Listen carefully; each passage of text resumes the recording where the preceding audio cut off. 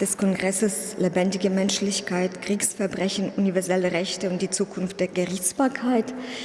Heute werden wir einen etwas längeren Tag haben als gestern und wir fangen mit dem Gespräch Persistenz, Ermittlungen russischer Kriegsverbrechen.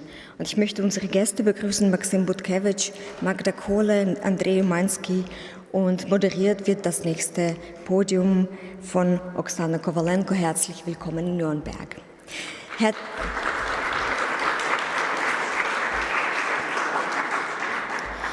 Herzlich willkommen möchte ich Sie heißen und vielen Dank, dass Sie früh hierher gefunden haben. Wer Englisch-Übersetzung braucht, ist es jetzt die höchste Zeit, Kopfhörer zu holen. Und wir werden heute You should now get a headset. und zu vielen Themen diskutieren. We shall have a somewhat longer day today, and we'll discuss with the public about data in a war, about deciphering violence. We shall have also human rights activists. We'll talk to them, and during the break we will also have refreshments for you. So we'd like to invite you to have a coffee. Der Tag wird lang und It's going to be a long day, and we'll end the day with the so-called epilogue held by Omri Böhm here in this room. I'd like to point out that there will be one talk in the Eckstein House just across the road. My colleagues will show the way, so if you have questions on mit unseren Expertinnen, Gästen und bedanke mich schon jetzt beim Team des Alten Rathauses bei der Stadt Nürnberg für die große Unterstützung, die wir hier erfahren haben, bei unseren Dolmetscherinnen, die heute auch einen langen, interessanten Arbeitstag I'd like to thank Ich bedanke mich bei allen Kooperationspartnern, die wir haben, and all of our cooperation ukrainischen Organisationen und Oberlandesgericht Nürnberg und natürlich And of course, I'm very grateful to our team. Sie können mein Team an den Namensschildern dann sehen und sie auch ansprechen. Sie sind sehr herzlich eingeladen. And please talk to them. You're invited to look at the brochures of the federal agency. Ja, nun wünsche ich Ihnen einen interessanten Thank you very Austausch und lade sehr herzlich unsere Gäste aufs Podium, auf die Bühne ein. Vielen Dank. Ja, das geht, wenn du in Englisch übersetzt. Ja, aber es geht aus. Von Okay, jetzt.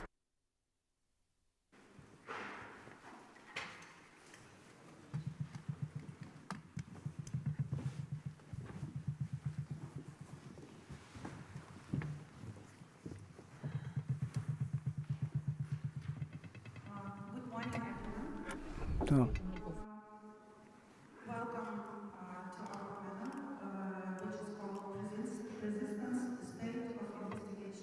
Geht auch nicht. Moment, ich muss weiter.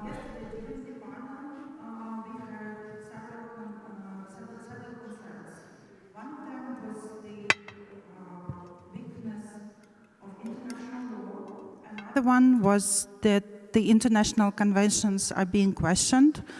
We also have another concern is so-called peace talks and the pressure Ukraine and Europe are experiencing from the United States right now. Despite all these challenges, the investigation and the prosecution of the atrocities committed by Russian perpetrators in Ukraine are being investigated, and they cannot stop, as well as civil society and lawyers are continuing to help and gather the evidence of these crimes. Here we have our distinguished guests who will talk about the investigation. Magda Kohle is Senior Advisor on adjudication of international crimes at the European Union Advisory Mission, which works in Ukraine. But today Magda is speaking on behalf of herself, not of the mission. And also she was investigating judge in Netherlands during the MH17 case. Andriy Umansky is a historian and lawyer working in Germany and seeking accountability for criminals through universal jurisdiction. And Maxim Butkevich is a human rights activist. Since the beginning of the full-scale invasion, he served in the army of Ukraine. And he was captured by Russians and experienced their treatment of prisoners of war. Maxim was released from captivity 4 months ago, October 18th, 2024. And I will start with the question to Maxim. You returned from captivity, and now you see your mission as informing the world about crimes against prisoners of war. What are the most common crimes committed by Russians against POWs? Thank you very much well, in the first place, I would like to thank the organizers of this event and organizers of this particular panel, and to all of you for coming and joining us here today. And yes, it's 4 months since my release from captivity. It's been yesterday. And of course, I'm grateful to everyone who were part of this process. Regarding your question, what are the most common crimes? I would find it difficult to name one or two. Basically, when we talk about specifically prisoners of war, we were told at some point in time on the second day of our captivity, still on our way to prison in the city of Luhansk, that when we reach our final destination, we'll be registered as POWs, and then Geneva Conventions will start to apply to us. In the meantime, we were told we are not prisoners of war, we are just people who disappeared in the battle zone, and if we do not follow the orders of our captors, we might never appear again. And actually, unfortunately, as far as I know now, it really happened to some of POWs, and you know the horrific scenes of prisoners of war being killed on spot by Russian troops. One of the most recent videos, they are documenting it themselves, was released about 3 to 4 weeks ago and depicting killing of 6 Ukrainian POWs by Russian soldiers. I would not say it's the most common, but probably the most horrific thing they are doing. And what we were told actually was a lie, because Geneva Conventions never started to apply to us. There was not a single clause in the convention, Geneva Convention 3, which would not be breached. When it comes to conditions of our imprisonment, they varied from one place to another and from one point in time to another. But hunger, heat, or in the wintertime cold, lack of clothes, absence of hygiene items, starting with toilet paper. Everything was a norm, especially in the first half a year. Then it started to change slowly, but this is very common, or this used to be very common. I can talk only about the time I was in captivity as a POW.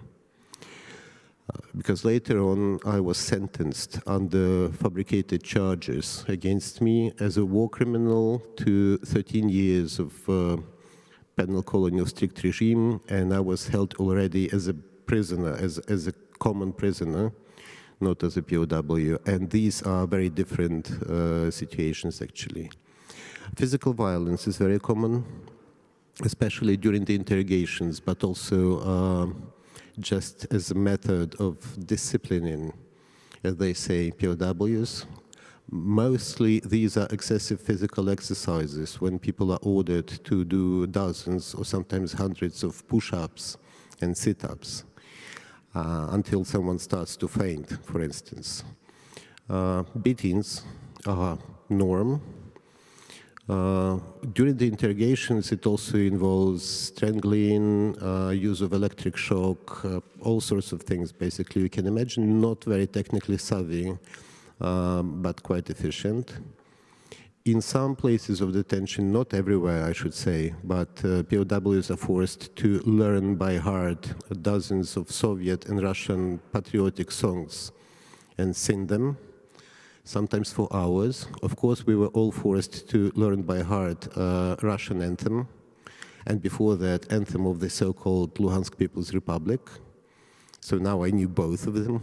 I know both of them. Actually, Luhansk People's Republic's anthem is more interesting, I should tell you, than the Russian one.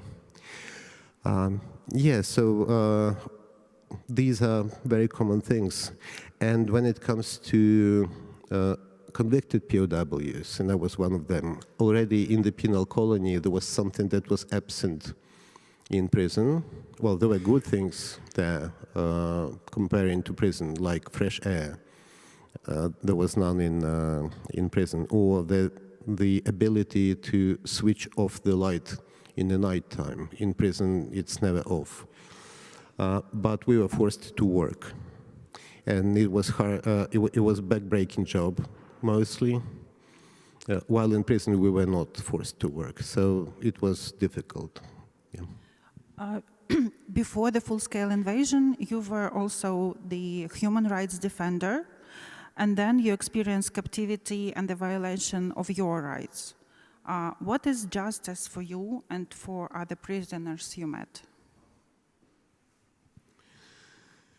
Yes, I sometimes say that I had 2 years and 4 months of field research when it comes to human rights in Russia, especially in Russian penitentiary system. And it was true, actually. I've got more information than I had ever before when it comes to human rights in Russia in general, and when it comes to Russian penitentiary in particular. So now I'm more interested in penitentiary system than ever before. But what is justice? Well, to me, there are 2 aspects of it. One is probably not exactly justice thing, but it is important. Some of those who guarded us or interrogated us treated it as their job, not more than that. They were not emotionally involved.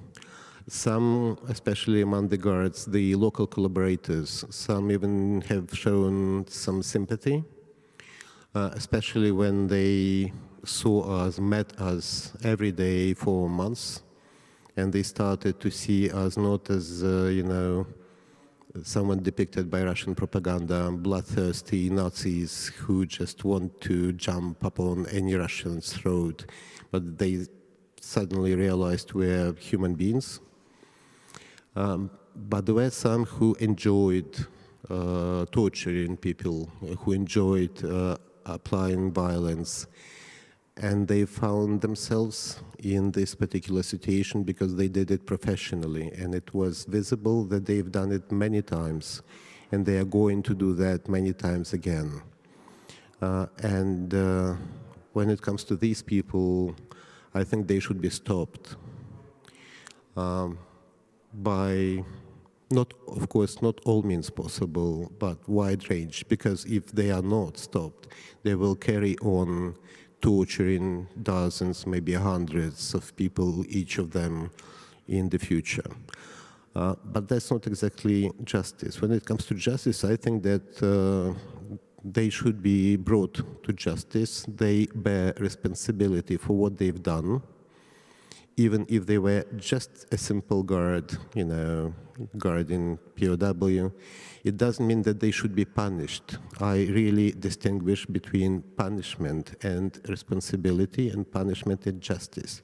If they have something to respond appropriately, why they were there and what was the reason of their actions, impartial instance should judge that. To me, it is important because there is a demand for justice among POWs and in wider Ukrainian society For instance, when I was transferred to the penal colony, we were not the first group of Ukrainian convicted POWs on that colony. There were 2 other groups before us. And one of Ukrainian prisoners of war actually straight away approached me. They knew I'm a human rights defender, our guys. And he approached me asking if I can tell him when he is released, can he actually testify to International Criminal Court? I was really surprised. He did not impress me as someone who is very much interested in legal matters, but he knew about ICC, and he really wanted to bring this case to international justice system. And he was very pleased with my response that I think so, that it is possible, and that if we are released, both of us, at the same time, I will help him to do that. So there is a demand. And it is also for me important because without it, we won't be able to prevent these things happening in the future. I truly believe it. If I may take 1 more minute for one example of it. When so-called criminal case was launched against me, the first interrogation where I was explained my options, what happens to me if I sign the confession, and what happens if I don't sign the confession. So it was a so-called forceful interrogation, basically, including physical violence and stress position and a lot of threats. After 4 hours of this interrogation, I came back to my cell, not being able to hold my head right due to the stress position I was in. And the first person I thought of was my great-granddad, whom I never knew, of course, because he was killed in 1938 during the Great Terror as the enemy of the people. He was judged by a so-called Troika and sentenced to death and executed in the basement of Poltava and KVD. I had access to his file, and I saw this protocol when the interrogator asks him when did he join this counter-revolutionary network which organized sabotage and terrorist acts and spied for foreign powers. And he said, I don't know what you're talking about.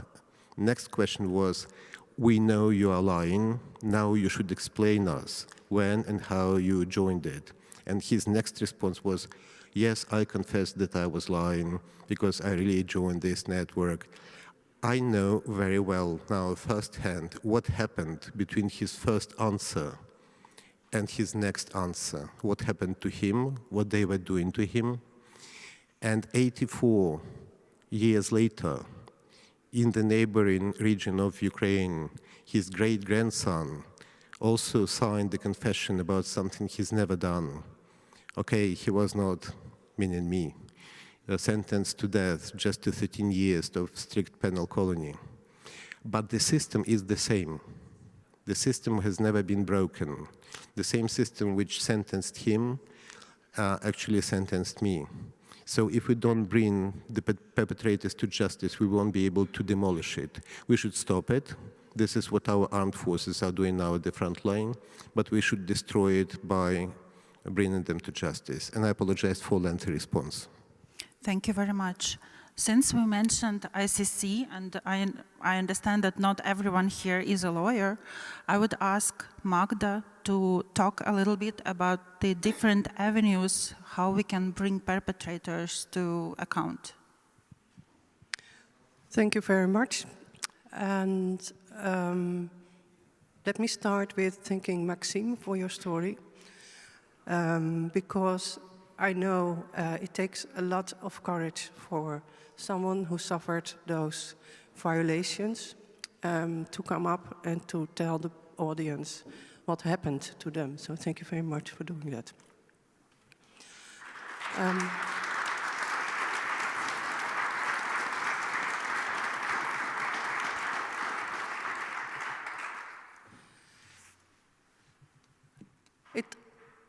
There are several ways to judge people and the crimes they committed.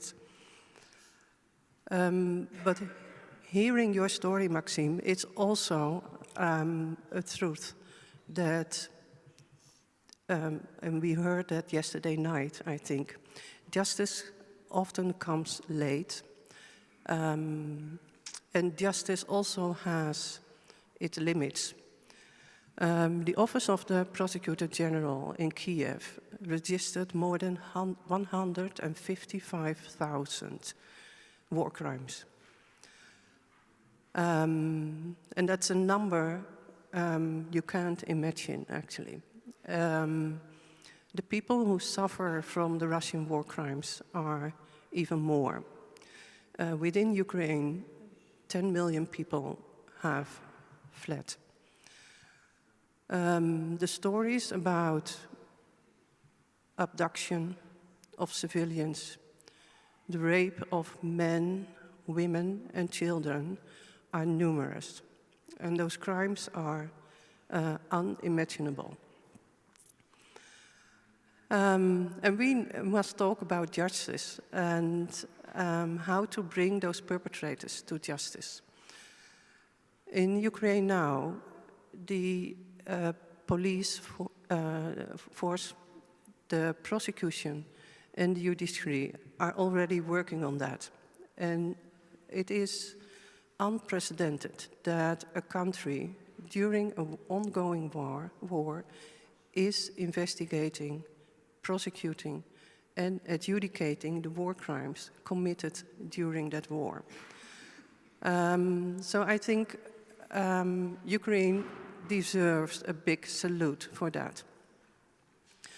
And that's the first way. The country itself, the state itself, investigates the crimes and brings perpetrators to justice.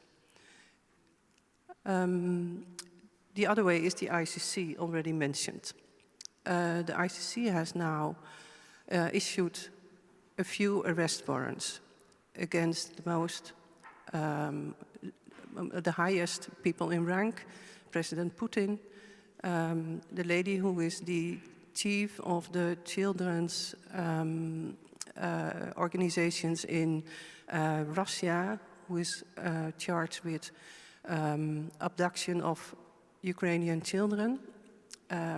Ukrainian government counted 19,000 children who are abducted from the eastern parts of Ukraine. And the second two arrest warrants are about the attacks on civilian infrastructure in Ukraine. Those are the high commanders in the army who are will be prosecuted by the ICC for that. If you can imagine the map of Ukraine in your head, and you want to know where those attacks took place, it's all over the country. And it's on the power plants all over the country.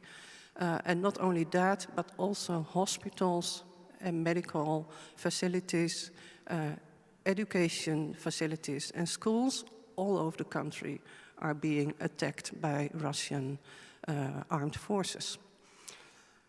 So that's one of the cases at the ICC.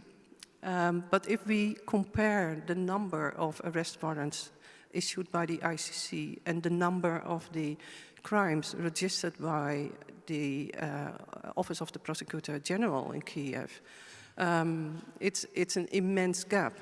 And that means that on the shoulders of the Ukrainian citizens lays the biggest burden to adjudicate those war crimes and to bring perpetrators to justice. We also talked a little about universal jurisdiction.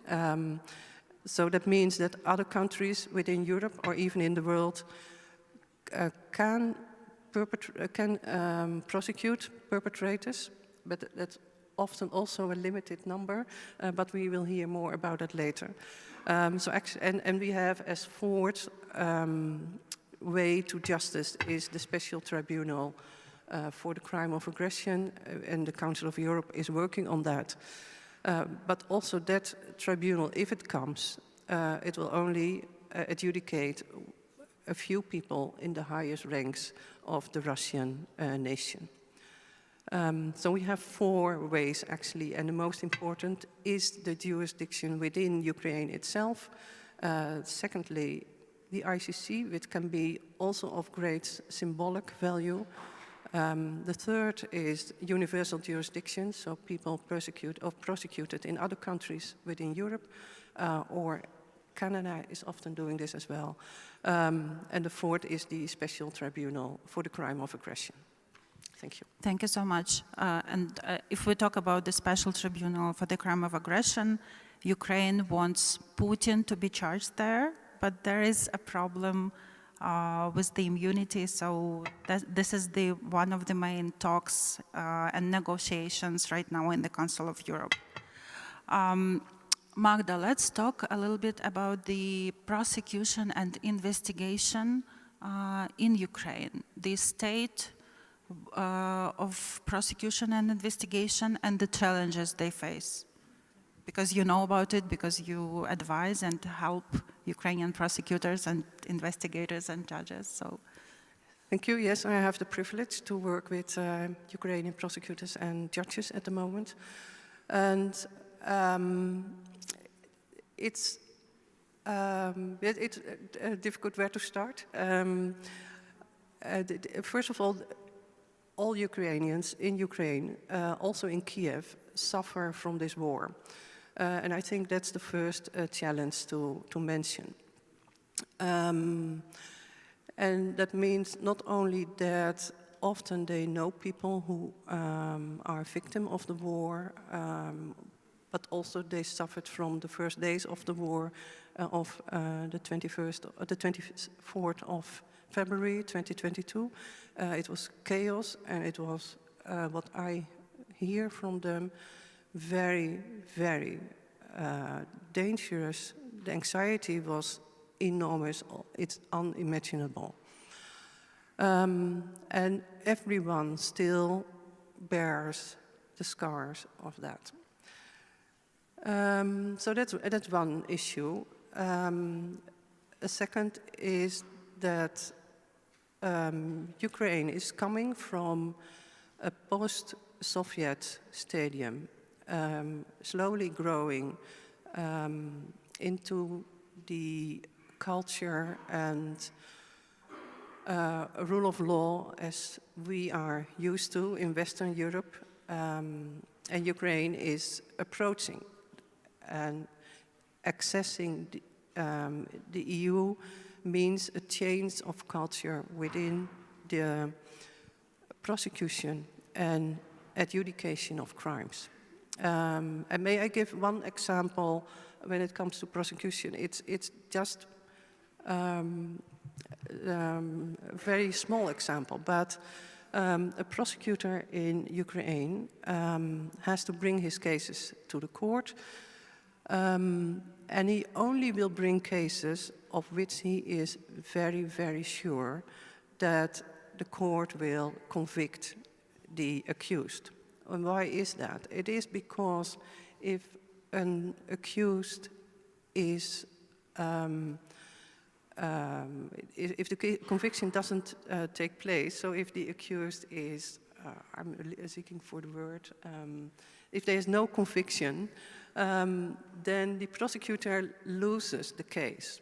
And then he may face procedural disciplinary measures or even criminal charges because he lost a case.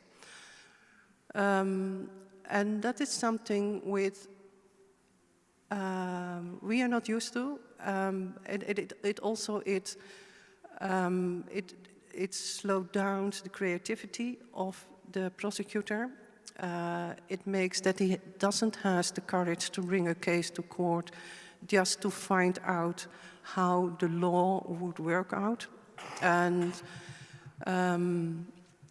it also means that he often brings cases to the court which are the smaller ones, easier to to handle with, to deal with, and so he is more sure that the accused in that case will be convicted. And when it comes to war crimes, those cases are often quite complicated. Not only because evidence of intent is difficult, but also because the law of the war crimes is complex. It is an international context within international humanitarian law has been developed. But the Ukrainian judges have to apply those international rules within the national context. And that takes an extra step. And that is not easy, it's complex, because you have to apply your national rules and your national code of procedural rules. And at the same time, you have international rules, which must be literally translated into your language. But also the language still then is different from what is in your code. So you have to think about what does this international rule mean into my own language. And that is difficult. It's not only difficult in Ukraine, but it's also difficult in the Netherlands, where I'm from, and I think it's also difficult in Germany. It takes something. So the cases are complex, and if a prosecutor finds only want to bring cases to the court of which he is sure the accused will be convicted, and then having this very complex law, that makes him a little bit hesitant to bring the cases to court, especially the cases when it comes to the higher ranked people who are not on the battlefield, the commanders. It's a challenge. And then when it comes to the adjudication of the crimes,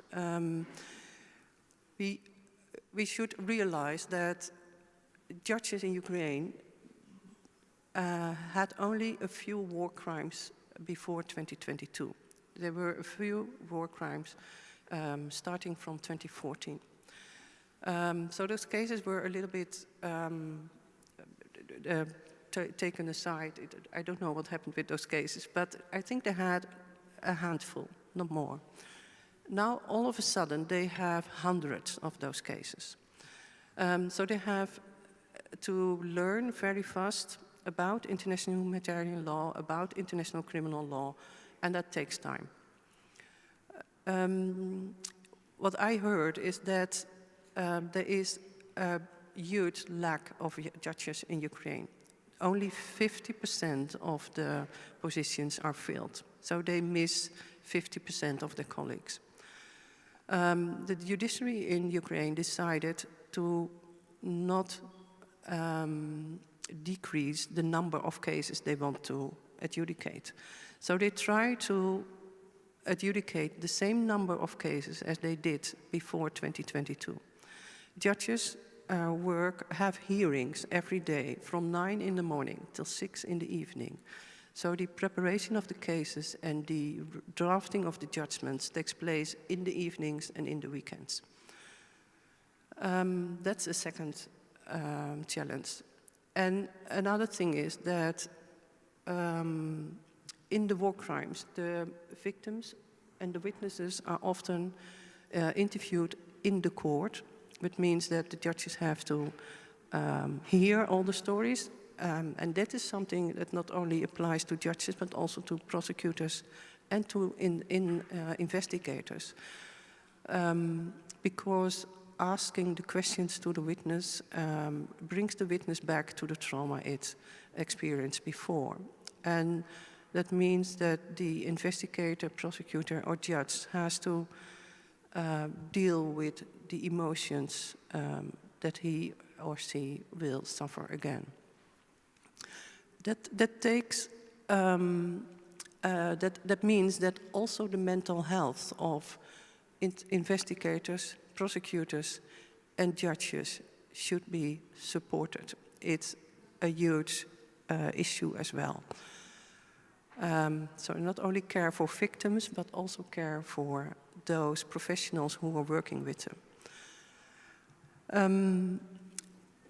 These are a few examples of the challenges, and I think last year I read a report. Last year, 41 cases were adjudicated in Ukraine, were verdicts in. One of them was an acquittal, and the other were convictions of the war crimes. So Ukraine is going forward. Hats off, would I say, for Ukraine, for the investigators, prosecutors, and judges. It's a long way to go. Thank you, Magda. German law enforcement authorities also help Ukrainian victims to get justice, but the trials won't start without the perpetrator sitting on the bench before the trial. Why is it important, and what challenges do you face representing victims in Germany, Andriy? Yeah, thank you. Thank you very much for being here on this panel with you. I would perhaps start, first of all, to explain why Germany is investigating it, because, of course, we know the term universal justice, but what does it mean concretely? Because usually a government, a state, is investigating crimes where it has its sovereignty. That means that there is a link to the crime, either through the victim, the perpetrator, or the place where it happened. And universal justice means that you investigate crimes that don't have an evident link to you. So it's a very bold message that Germany implemented in its law in '98 following the Statute of Rome. And since then, it developed a usage of it. So the Federal Prosecutor's Office started to work on it very slowly. It doesn't mean that since '98 we have a lot of crimes investigated worldwide. But very slowly they started to work on different cases like Rwanda, and then especially Syria, ISIS, and saw that they are able to investigate these crimes with the help of the federal police. And we saw that, for example, for the case of Syria and ISIS, we came to trials and we came to a lot of judgments regarding crimes against humanity or even genocide. But of course, there are challenges. The first challenge is, of course, how to investigate from Germany. You cannot send German police to Ukraine because they're still sovereign. It's a sovereign state, so Ukrainian policemen are working, but you cannot send German policemen there. So that means either you need to go through the very classic and slow system of interstate help.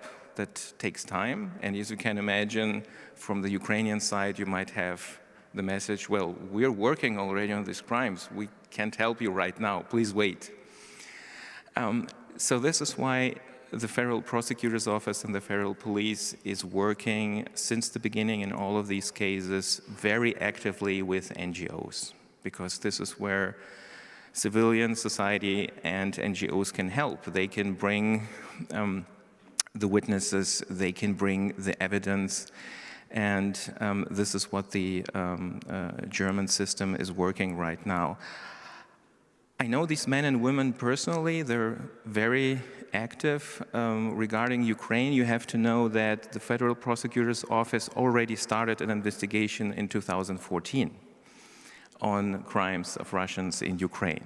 But as you can imagine, it was just one prosecutor, a handful of policemen, and they weren't advancing very quickly. But since 2022, there is a whole team with the federal police in Meckenheim near Bonn, young policemen and women who are very engaged, who are seeking to see as well where can they help. So they're not investigating blindly because, as you said, there are thousands of crimes, of cases. So they try to think, where can we help? Because there is a rule as well of complementarity. So if the ICC is working on different crimes, usually then the national states are supporting the ICC and not trying to do a double investigation.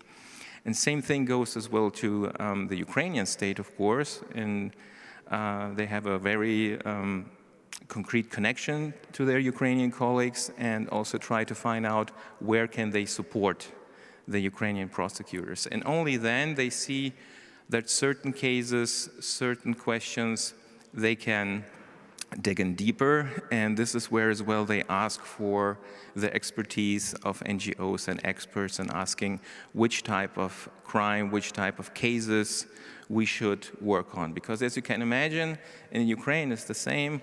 There are only a limited amount of people who can work on it. We just heard that they're already working on the maximum from morning to evening. It's the same with the German policemen and prosecutors. So first question is on what investigate. Then of course the second question, where to find the witnesses. For German authorities, it's very difficult to know, for example, where to find Ukrainians who are living right now in Germany who might be witness of crimes. They don't know about them. They don't, and this is a big difference to the case of the Syrians. When Syrian refugees came to Germany, usually they went through a process with the Ministry of Immigration, who also recorded all this information and gave it to the authorities, justice authorities. It didn't happen with Ukrainians for obvious reasons. It was not possible to gather all this information systematically. So this is why here as well, the authorities are working with NGOs to find these people. The German prosecutor's office have a method. They don't open individual cases from scratch, but what they do is what they call structural investigation. That means they investigate on all crimes committed against Ukrainians by Russians, and then try to build different cases. And then if they find, for example, a concrete perpetrator, they open an individual investigation.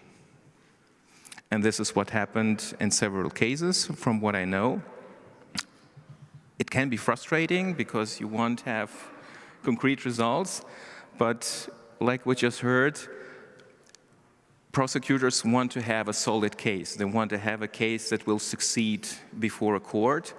And while in Germany there are no sanctions against prosecutors, you can imagine that political fallout you can have is if a court might acquit a Russian perpetrator, because of course then Russia can say, you see, we have a decision by a German judge who says that the accused is innocent. So there is a lot of pressure to have an ironclad case. I would say that for now what I see, the investigation works well. We have in Germany a small difference to Ukraine where we cannot try someone in absence, in absentia.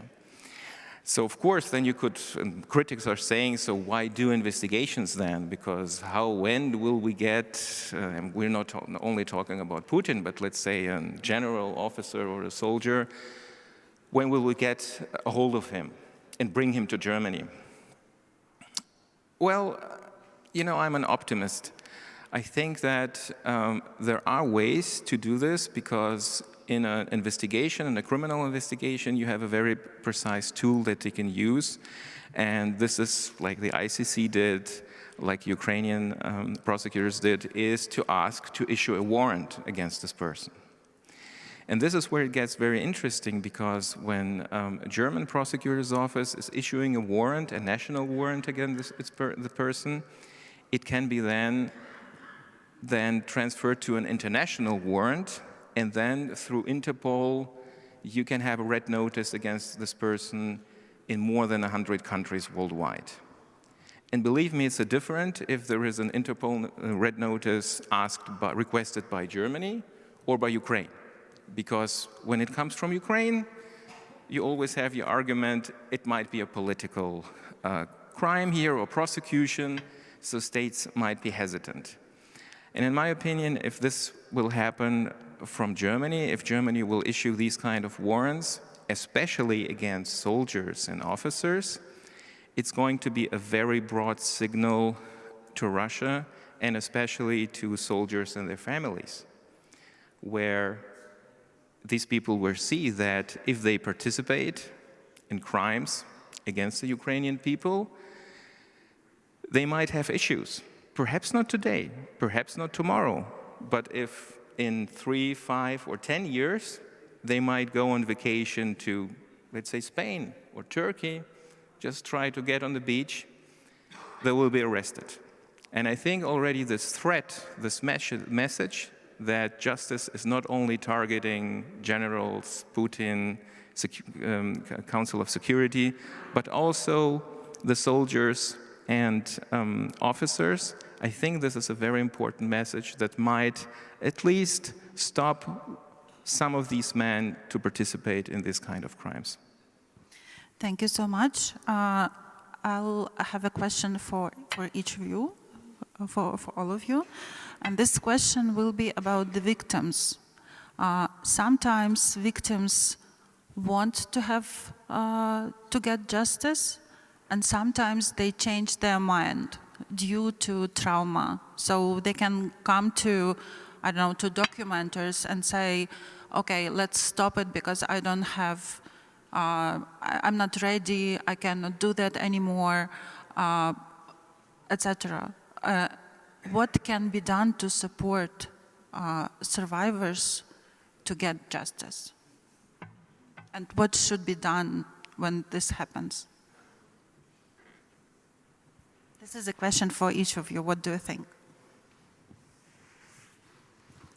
I can start. I have to say, yeah, I'm hearing that speak about what happened can be traumatizing from victims. We say this as lawyers, as prosecutors, as judges.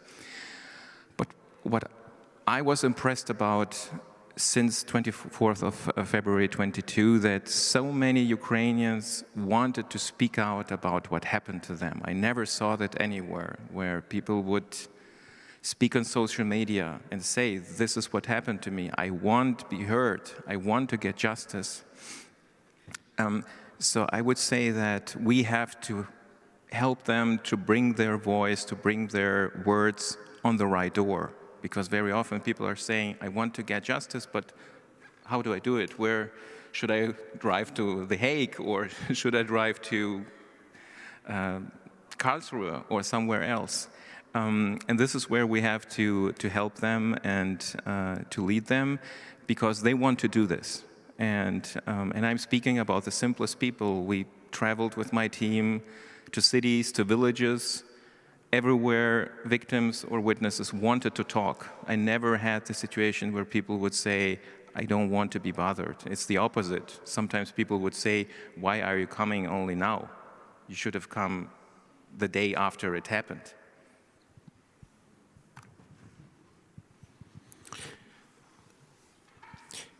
You know, I just fully agree with what Andrei just said. There are so many people who want justice to be done. And I experienced it firsthand when we took part in liberation of Kiev region, for instance. We were entering the villages, and local inhabitants, they greeted us so warmly as liberators, of course. And they started to talk straight away. They started to tell us what happened during that 1 month of the occupation, of Russian occupation. And then, when I was in captivity, also, I haven't met any single prisoner of war, Ukrainian one, who would not like to talk about what they went through. Of course, there is a big trauma there, but this talking helps to come to terms with it to an extent. But of course, people are different. So to me, if someone does not want to carry on taking part in investigation and prosecution, number one, I think that should be respected, because if an individual says, I will not come to the court hearings, for instance, of course you cannot make it obligatory for someone who was a victim of this crime.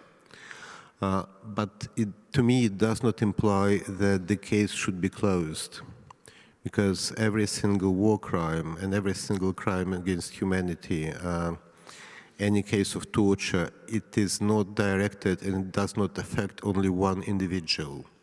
It affects the whole community, it affects many other people, and they deserve justice as well. What is more important to me, though, is that if someone says, I do not want, I cannot do it anymore, that means that this person needs support and should be accompanied in all the next proceedings, should be provided with, of course, psychological support, sometimes medical support, with legal one.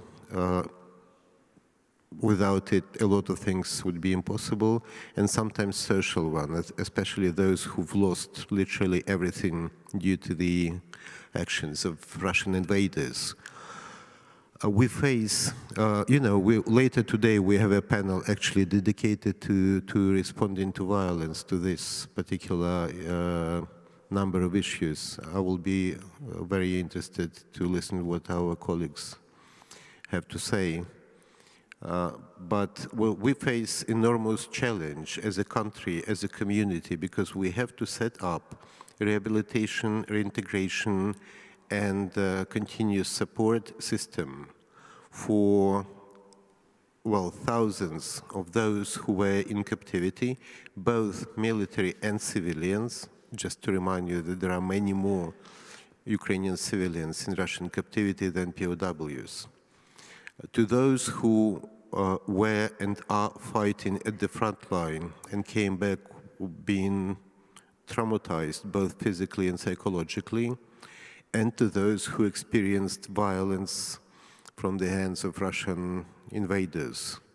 Basically, we are talking about hundreds of thousands of people, if not more than that, literally. It is an incredible, it is an enormous task. It is probably mission impossible, especially for Ukraine in its current state, but we should do it. We should try at least to do it. Otherwise, as a community, we will be torn apart by so many people traumatized by this experience. It cannot be done without the state, as much as my anarchist Buddha inside of me is very skeptical. But it cannot be done without the state because it should be nationwide mechanism. But we also understand that the state structures are fundamentally insensitive when it comes to individual cases by design. So what we witness now in Ukraine, that there are many grassroots initiatives who try to help here and there, providing different kinds of support. Someone provides legal support, someone psychological one. They overlap, but they also leave, the demand is much higher, incredibly higher than the provision of these, I would not call it services, but for simplicity, let's call it services. We should develop it, we should strengthen it, we should make it a network. And maybe this is the pre-design for creation of such a system, because it is vital. And probably if a victim knows that he or she is supported and will be supported through the whole procedure, both legally, psychologically, and socially, there will be less incentives for him or her to say, I cannot do it anymore. Because with support, most people actually can. Without support, many people are exhausted and should just want to just stop it. Thank you. Magda, would you like to add anything? Yeah, I'm thinking about a few issues, but it's difficult to make an ongoing story of it. But the points are, we experienced witnesses who withdraw because they were a victim and they couldn't bear it any longer to tell the story again and again. And that can be an issue. And support of witnesses, of victims, is very important. And Maxim, you explained that very well, I think. And I'm also thinking what happened within the Ukrainian court. The funding of the courts is not very well. They have a lack of money as well. And the court buildings, so they are sometimes a little bit deliberated, but also quite old. That means that they are not suitable for having lots of victims, witnesses going there.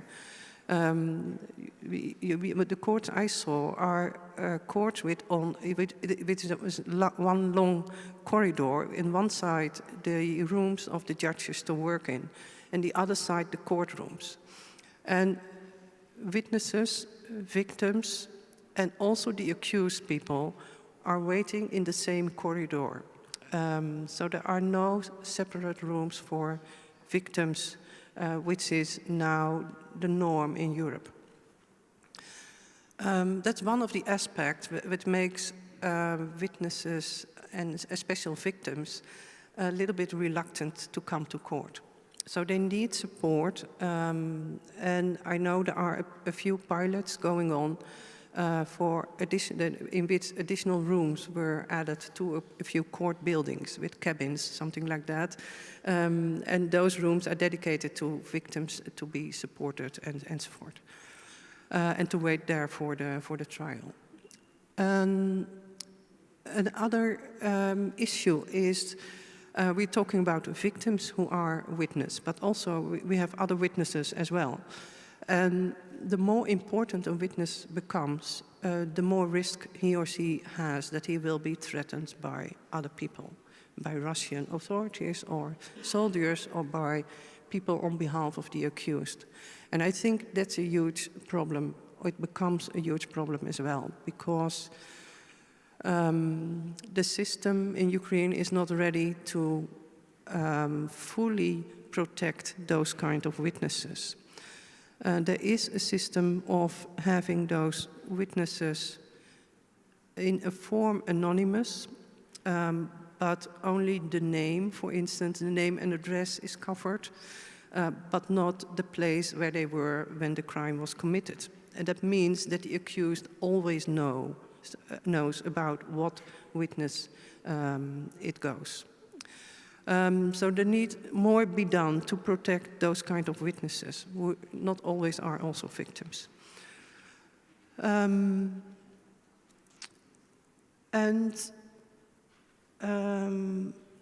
I think also time can make a victim reluctant, but I don't know, maybe you can know more about that as well. But to get justice requires a lot of energy and also a lot of time. And victims can become tired of it. And we didn't mention it before, but I'm thinking that given the number of cases and given the number of victims,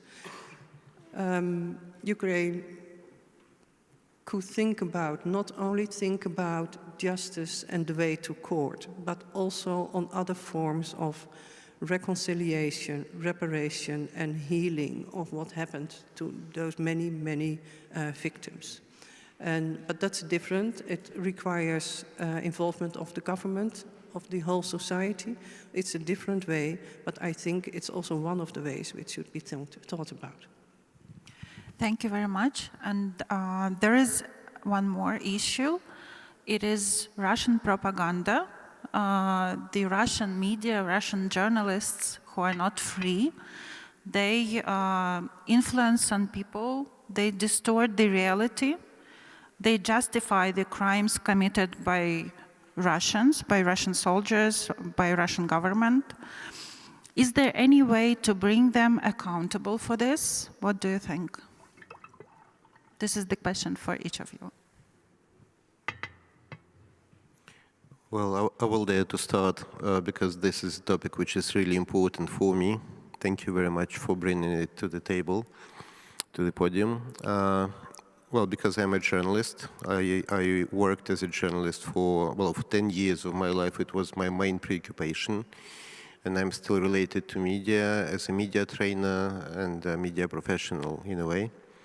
And when it comes to media trainings, I was really interested in issues of propaganda.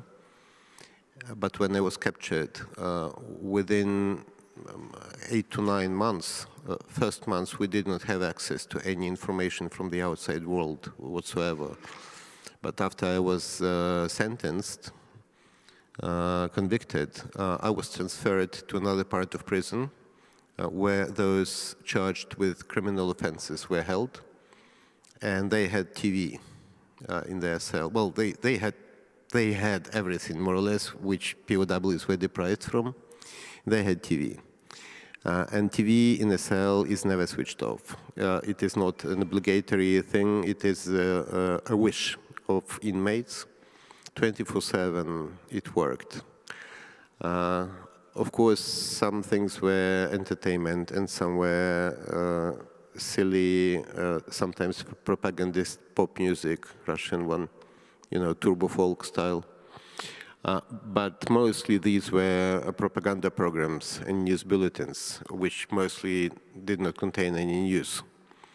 And I realized that I had to be more involved into issues of propaganda, to study them, to study it as a phenomena more closely.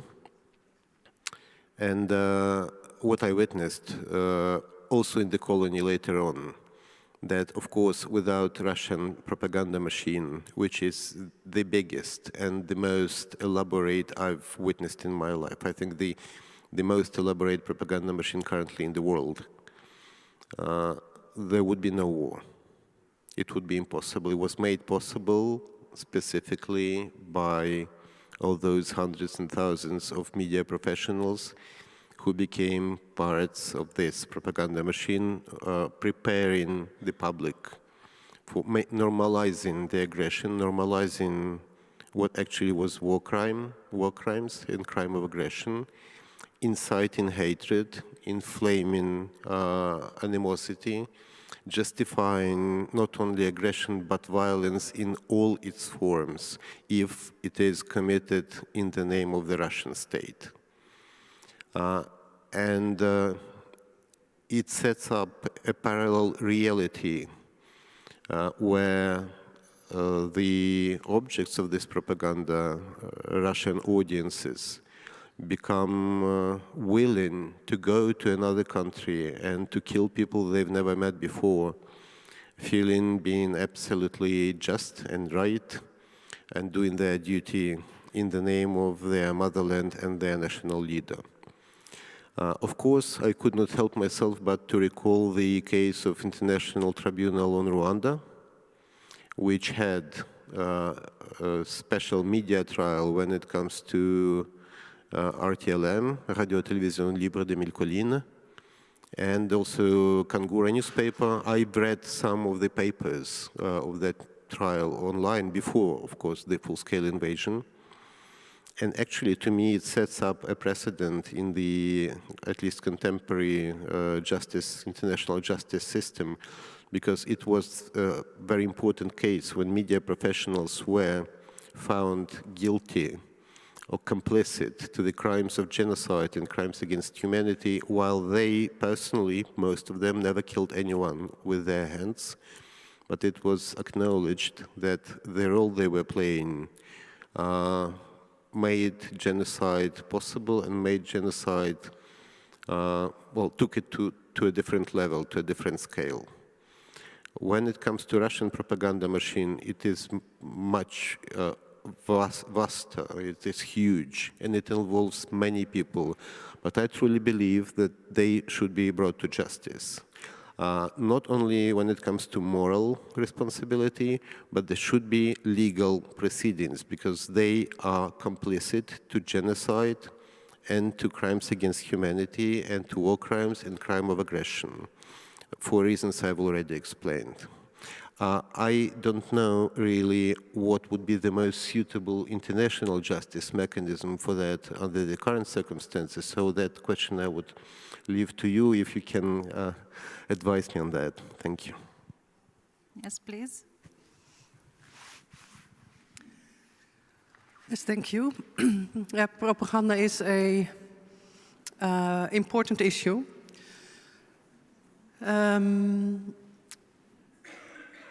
It is possible to commit the crime of inciting genocide. That is possible. Not all propaganda will be inciting genocide. I think there are a few legal issues as well. And the first I was thinking of, that the jurisdiction of Ukraine is limited to the territory of Ukraine and to Ukrainian citizens. That means that it would be very difficult for Ukrainian prosecutors and judges to prosecute and adjudicate crimes committed in Russia by Russian citizens. Those propagandists are often Russians acting in Russia. So beforehand, I would say it might be difficult for Ukraine to prosecute those crimes, if it are crimes. To bring those cases to an international court is maybe possible. I'm thinking of the ICC. The ICC has jurisdiction on the crimes in Ukraine. I'm not sure if they have jurisdiction on crimes committed by Russian citizens in Russia. I don't think so, because that's not the case yet. Russia is not a member of the ICC.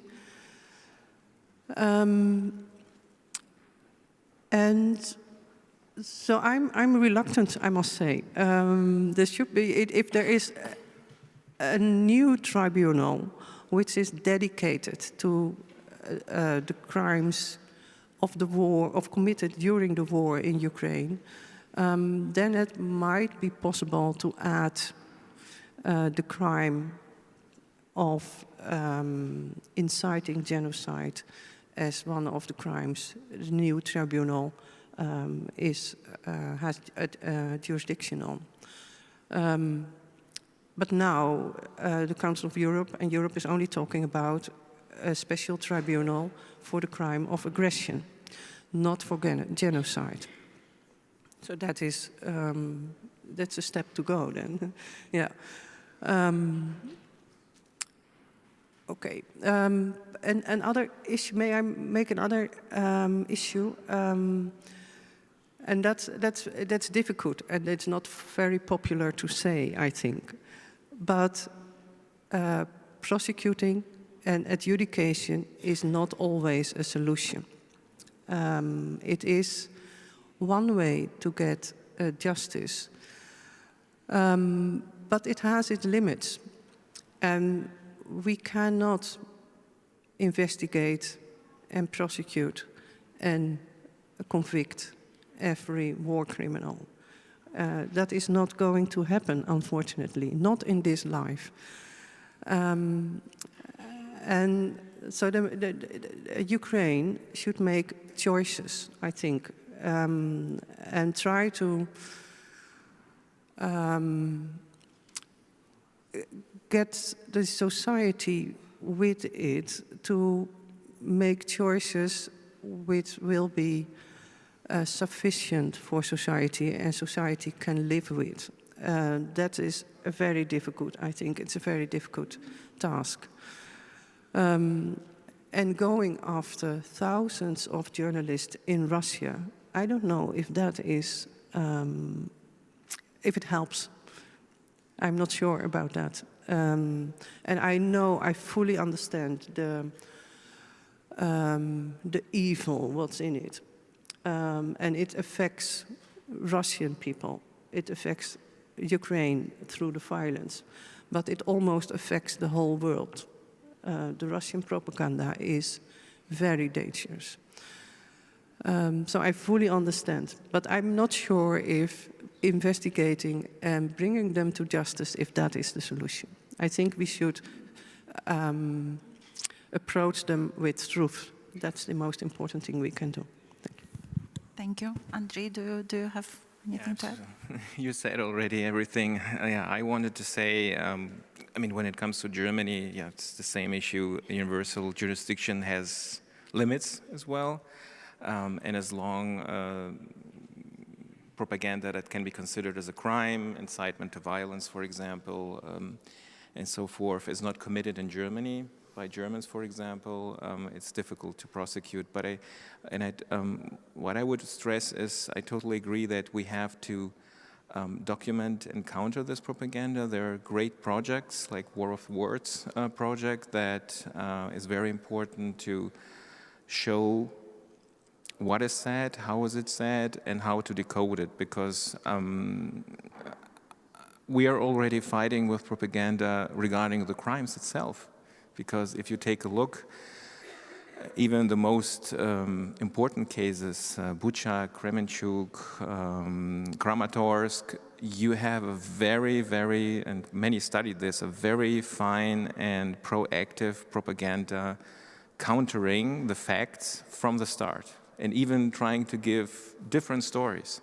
It never happened, or those people weren't civilians, or there were militaries besides. So, and I think it's important to document this, and also in the prosecutions, to give as well the tools to the prosecutors to be able to decipher it and to say, okay, this is a fact, and this is something that is Russian propaganda, or it is mixed information by Russians. Because I think that the propaganda is not only in the society, but also working on these legal proceedings, because it's unfortunately a rule. I saw this with many cases of genocide or the Holocaust.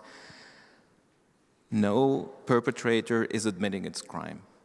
So the denial starts in the crime itself already.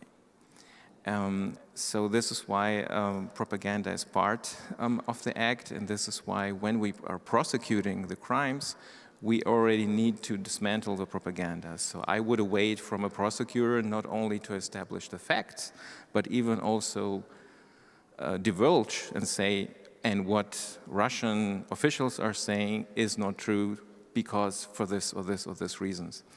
Because in my opinion, court decisions, warrants that are published are heard, they're listened to, they write history, but they can as well show that the Russian propaganda is not true to the world. Because I see that German decisions on genocide are read, and thanks to them, we know what happened to the Syrian people. We know what happened to Rwanda in Rwanda. We know what happened to the Yazidis, and I hope that very soon we will have same decisions by the ICC or national justice, telling the story of the Ukrainian people and countering the Russian propaganda. Yes. Just to add a few words, thank you very much. It was very important for me to hear, and it is a complex issue. Also, I mentioned the case of Rwanda, and we know other cases. But here we have much more difficult case, because in Rwanda, at least, there was a regime change, and it was possible to prosecute those who committed crimes on Rwandan territory, while until there is a regime change in Russia, or until there is a collapse of Russia, we could not be sure about that.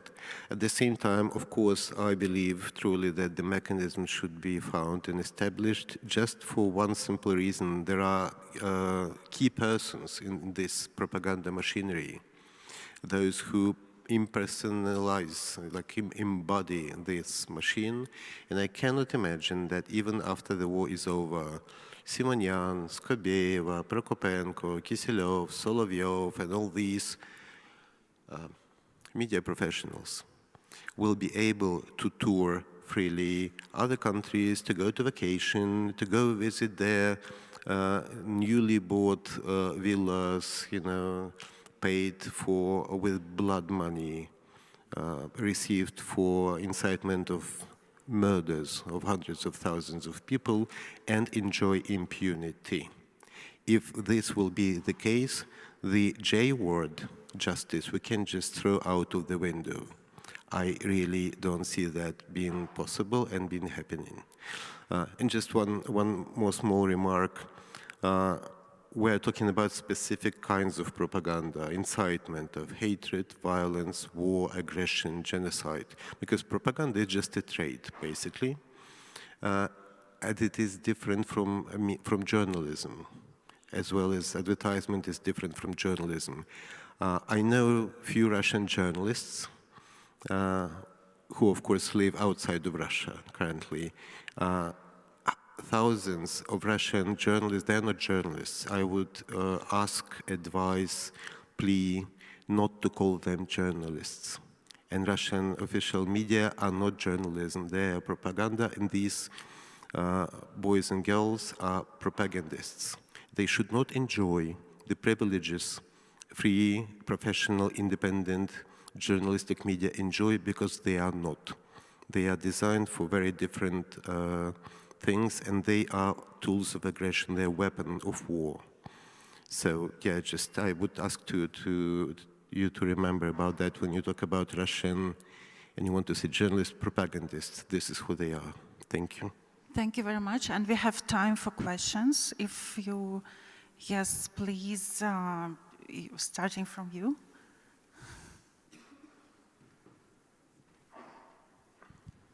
Thank you very much. I have such a question. We all know that Russia falsely claims Ukraine performed some war crimes. We all heard this nonsense. But did Russia at least once came to international court? Who can answer the question?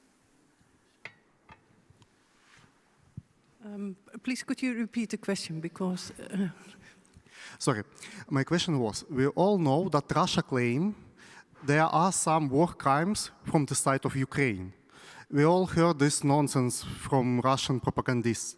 And my question is, was there any case when Russia came to international court against Ukraine?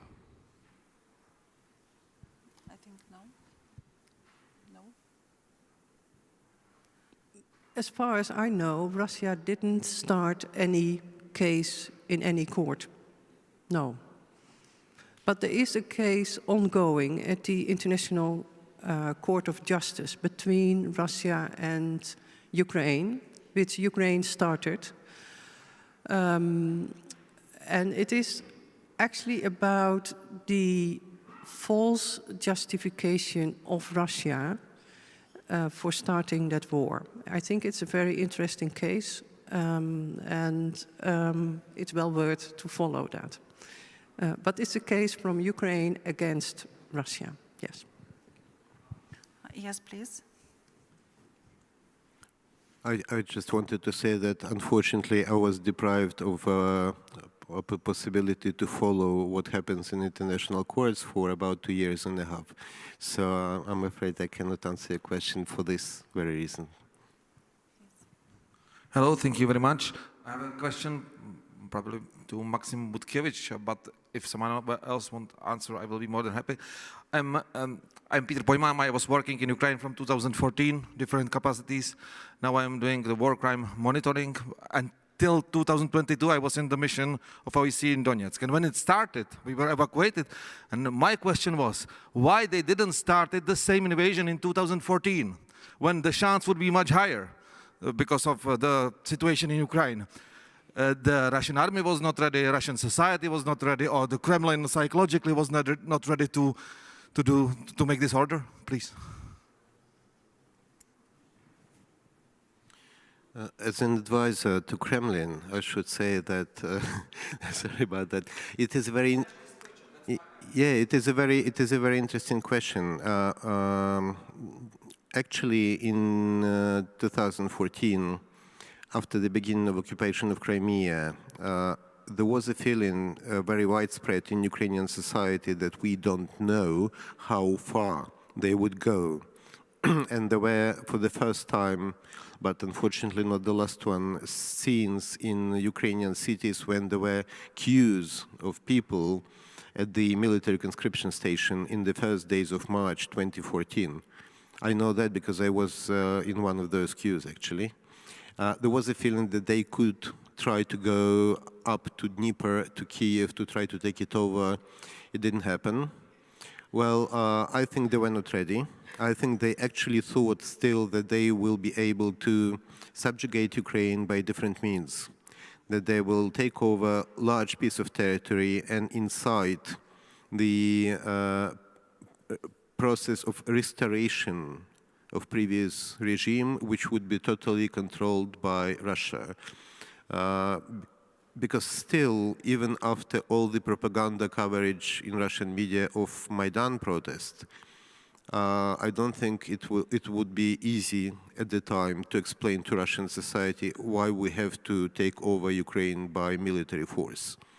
But to help, Russian insurgents in the east, it was also very interesting to follow how the language of Russian media changed very quickly in the first months of occupation of parts of the east of Ukraine. First, they talked about Russian support to those who demand federalization of Ukraine. They said that basically these are federalists. Then they started to talk about local Russian, meaning ethnic Russian militia. Then they started to talk about those who want independence of Ukraine. Then they continued to Novorossiya. Then they dropped Novorossiya project. So basically they kind of tried to understand what will be the best way to explain why they need to support their local proxies. Yes, I think that at the time it would be difficult to take over Ukraine by military force in terms of explaining it. And also, I think they underestimated the mobilization effect of Maidan upon Ukrainian society. They really, there is this thing when you repeat a construct and then spread certain image, worldview, or some propaganda image, at some point there is a risk you will start to believe it yourself. I think partly they started to believe that it's just a coup supported by a small number of fascists, and suddenly it was about the whole Ukrainian society which was able to mobilize. So I think there were a number of reasons. And yes, my sympathies towards your colleagues from OSCE, actually, because I know that one of the OSCE officers in Donetsk is now in Russian captivity, and two OSCE officers, acting officers, who were in Luhansk. I was in prison and then in the colony with them. So I know about their cases and about the case of OSCE officer from Donetsk. I really hope they will be released soon. We have time for one more short question, so please. Доброго дня. Мене звати Ельвіс Чулпух. Я очолюю ініціативну групу кримців, кримських татар у Німеччині. І я маю таке питання. Війна російською... I have a question.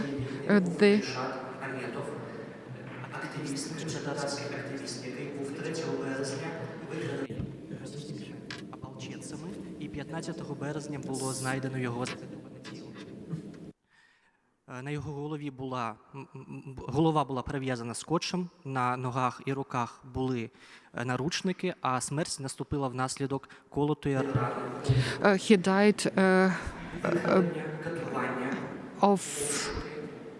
by knife.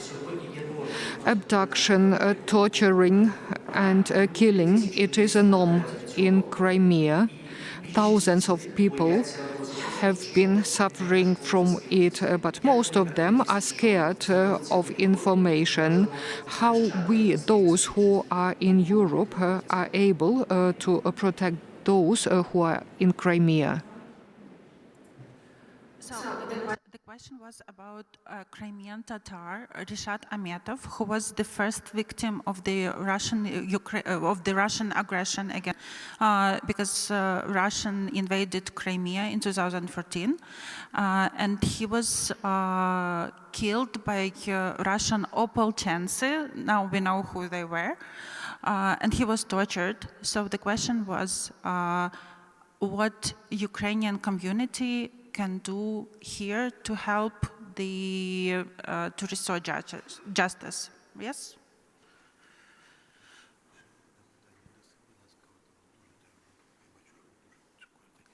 Well, I will respond in English if you don't mind, so that we don't spend time upon interpretation. It is a very difficult question to me because I try to follow closely the events in Crimea, and I have a lot of Crimean Tatar friends and colleagues. But there are a few things. First, I think there is an image sometimes that Crimea is a closed case, especially here in the Western Europe. That, okay, we talk about the boundaries and borders on the mainland, but Crimea probably will not be back to Ukraine, not in the foreseeable future. And what we can do, number one, is counteract this. It is not even a matter of principle of territorial integrity. It is a matter of regime of terror which is installed and imposed by Russian Federation there. Searches and arbitrary arrests and tortures, basically deportation to the mainland, part of everyday life of Crimean Tatar community in Crimea. Not only Crimean Tatar, but Crimean Tatar in the first place, and Muslim communities in Crimea as well. Unfortunately, every second, third day we receive information about another action of Russian enforcement bodies in Crimea. And this should be made known, because otherwise there is this image that all quiet in Crimea, Crimea is fine, actually. It is not. So spreading information about that and campaigning. There is one thing which is easier actually to do, one small thing which is easier to do with Crimea than, say, with occupied territories of Ukraine, other occupied territories of Ukraine. It's easier with postal correspondence with inmates in Crimea. The system is already in place. So there are a number of initiatives online and offline. It is a small thing, but it is important. Writing letters to prisoners. I always asked before to do that when we tried to protect, defend, support Oleg Sentsov, Alexander Kolchenko, Gena Afanasyev, and other prisoners. And then on the other side of the barbed wire, I can confirm it is very important to receive letters when you are a prisoner. It really supports a lot. And it's not that difficult to do. So that's another thing that can be done. Please write letters to the prisoners. Yes, we have one more question, and I think this will be the final because we are running out of time. Дякую. Я хочу привернути увагу до жінок, котрі зараз в Донецьку залишають. I would like to speak about women who are in prison in Donetsk. They are 7 years in prison, and they were sentenced to 10 to 12 years. A question to Andrei. Are there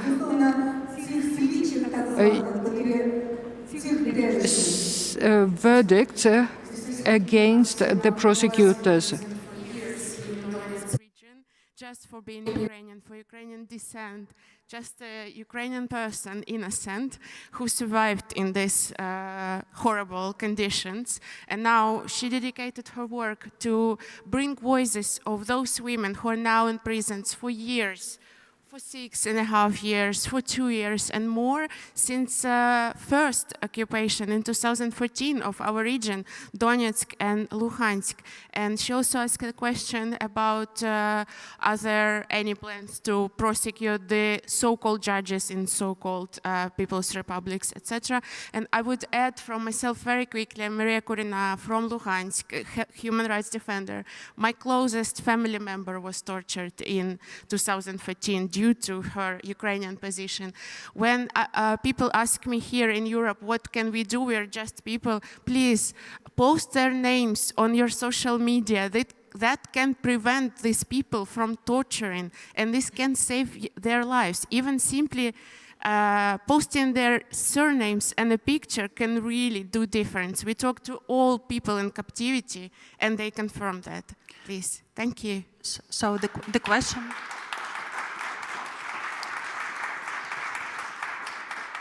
So the question: is it possible to prosecute judges,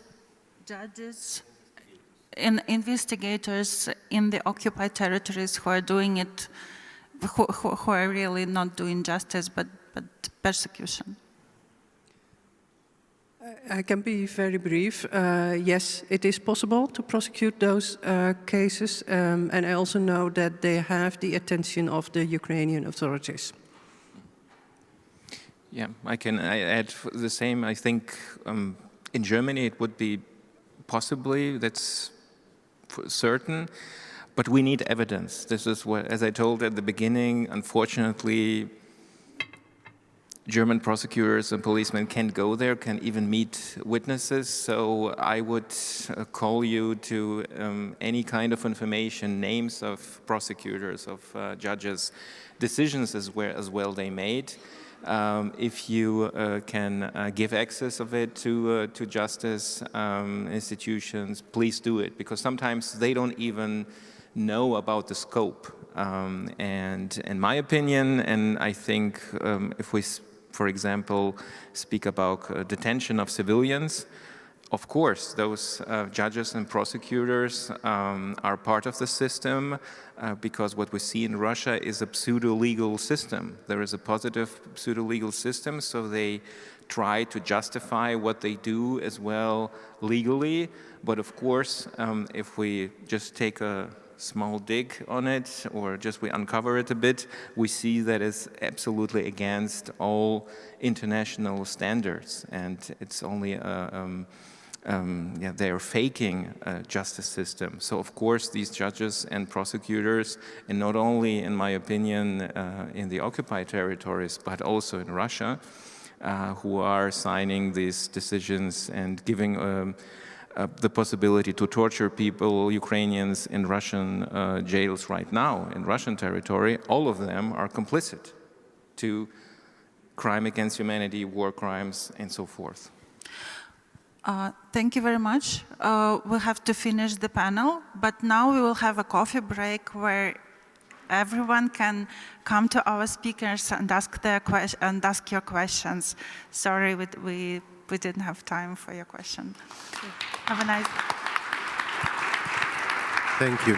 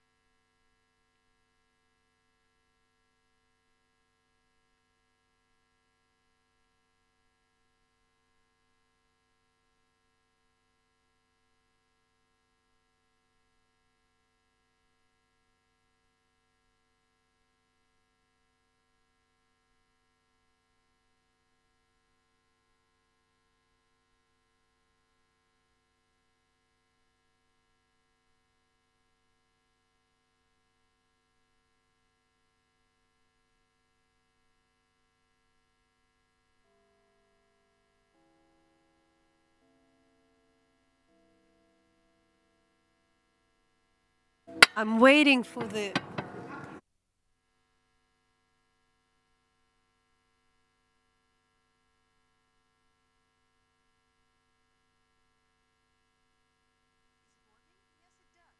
So please proceed, and we'll start. We'll have an hour and a half.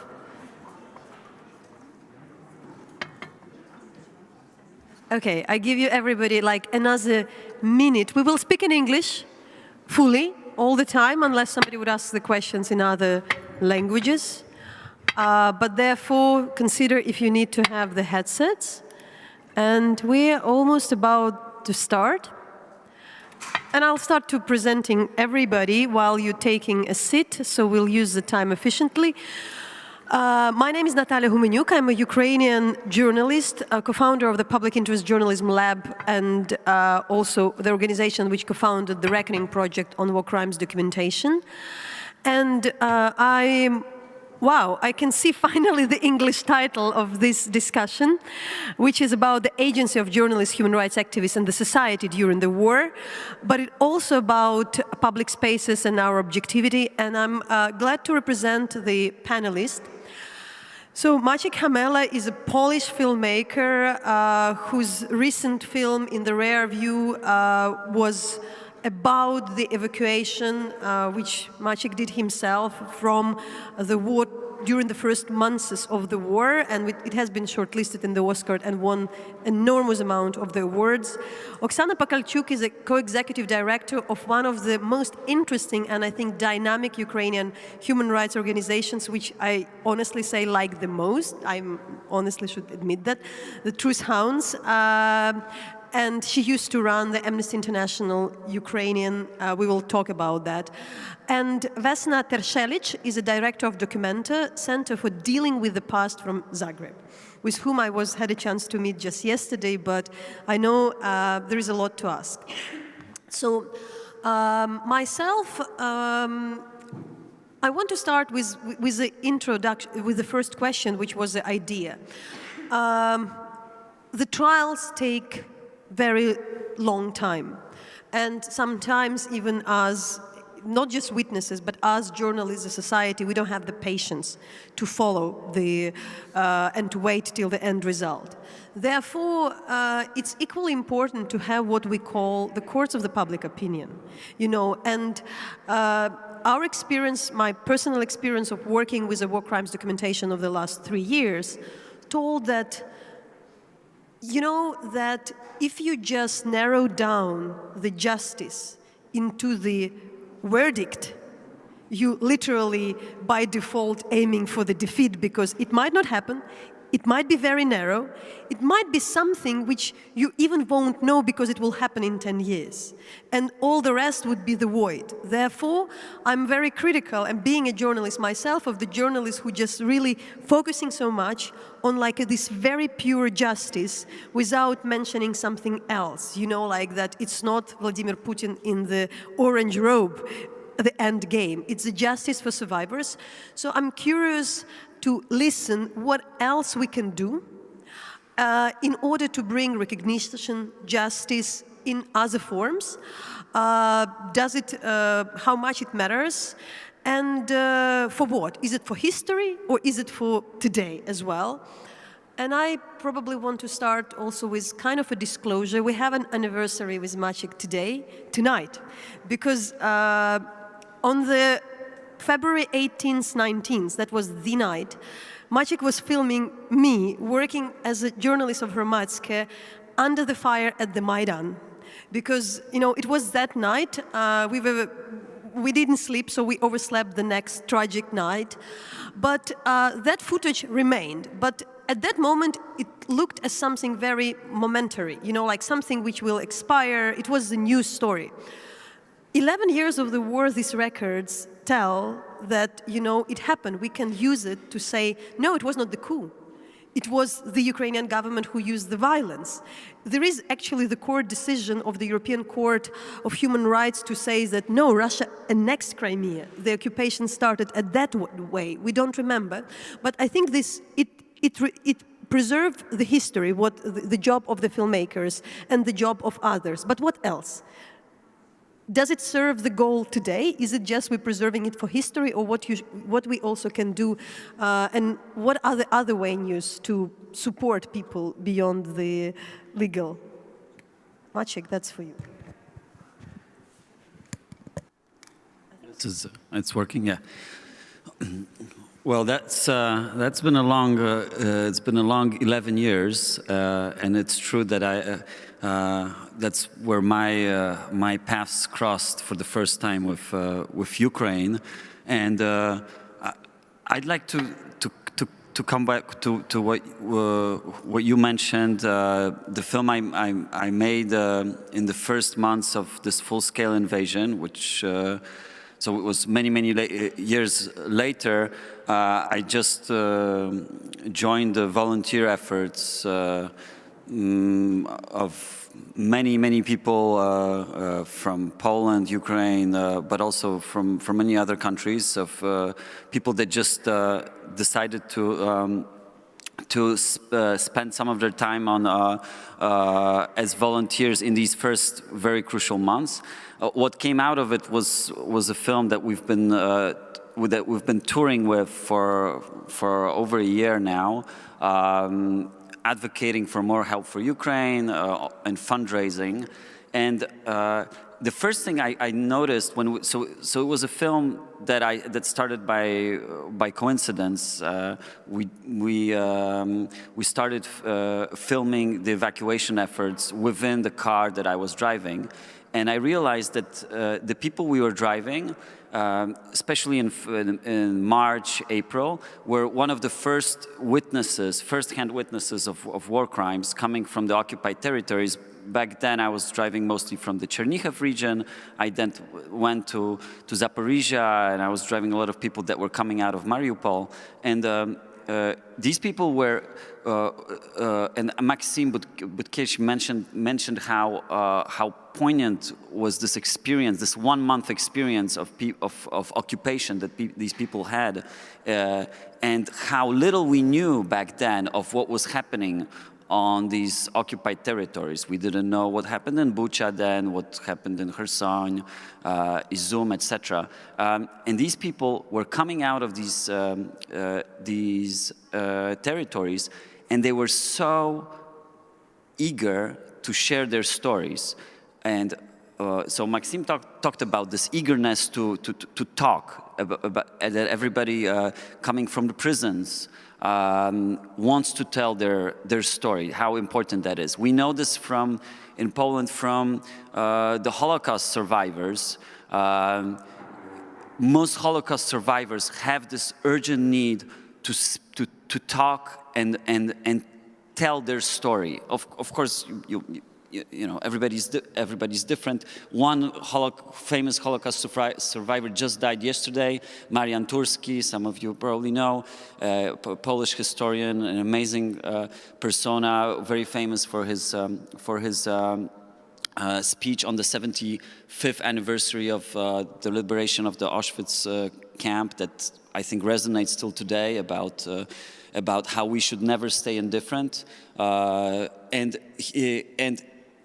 these people that came into my car, and I realized very quickly, for them, the camera that we introduced, and we were very afraid of introducing this camera because we were afraid that people won't talk, that will not be able to record their testimonies. What happened is that this camera was not an obstacle at all, and this was a revelation to us. This camera really was an incentive. These people were saying, okay, so you're filming this to show it to the world. Well, the world needs to know what happened in my village, that they took the mayor, that they abused this kid, that they were starving us to death for 40 days, and people would just go on and talk. And we would do very long drives to the Polish border. It would take about 8 hours sometimes, and there would not be sometimes a moment of silence. And the film is basically a short edited version of these roughly 600 hours of recordings that we made.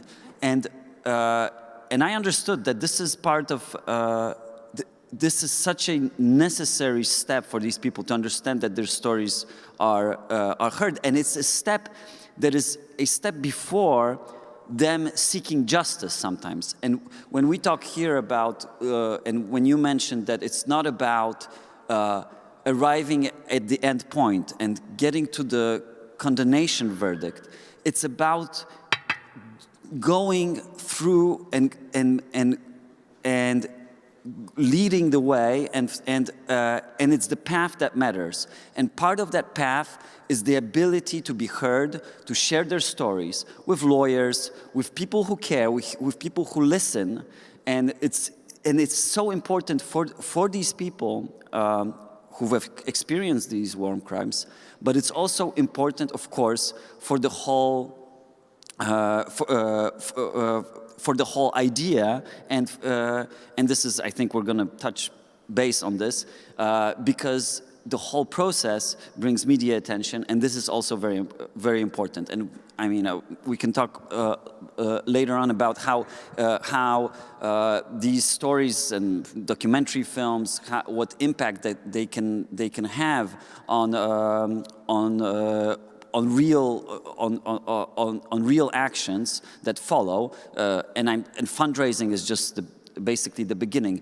But it's really, I come back very often to that moment where I realized that there is this very, very primary urge of people who have experienced trauma to share it, and the process of sharing it, and the process of trying to fight for justice. And I think it's maybe this is what it's important, is that the victims, when they are victims of war crimes, they have no chance of fighting back, because they're mostly for most part civilians. They have no chance. But the processes we're talking about here, the juridical processes, give them a chance to fight back on even terms. And this fighting, just being in the fight, is very important. And it's not maybe the outcome, but it's the process of being and having a chance. So it's kind of clear what filmmakers and journalists do, but I think it's a very professional audience, Oksana, and you know, me as a journalist cooperating today with the lawyers, I heard quite interesting things from prosecutors also, not just from the lawyers. It should work, I guess. It just worked by default. Yeah? No? And now? Yeah. Yes, it does. And I think that there is always a question like whether the human rights defenders and the others who collect testimonies are not re-traumatizing the survivors and the witnesses. I should also claim we are actually all trained in order not to do so. We are very cautious. We probably are all better than quite a few tabloid journalists. But I heard from some of the prosecutors saying like, okay, media, at least they're on the headlines, you know, people would know, but the human rights defenders, what do they do? Because, you know, we do the prosecution. What can the human rights defenders actually do?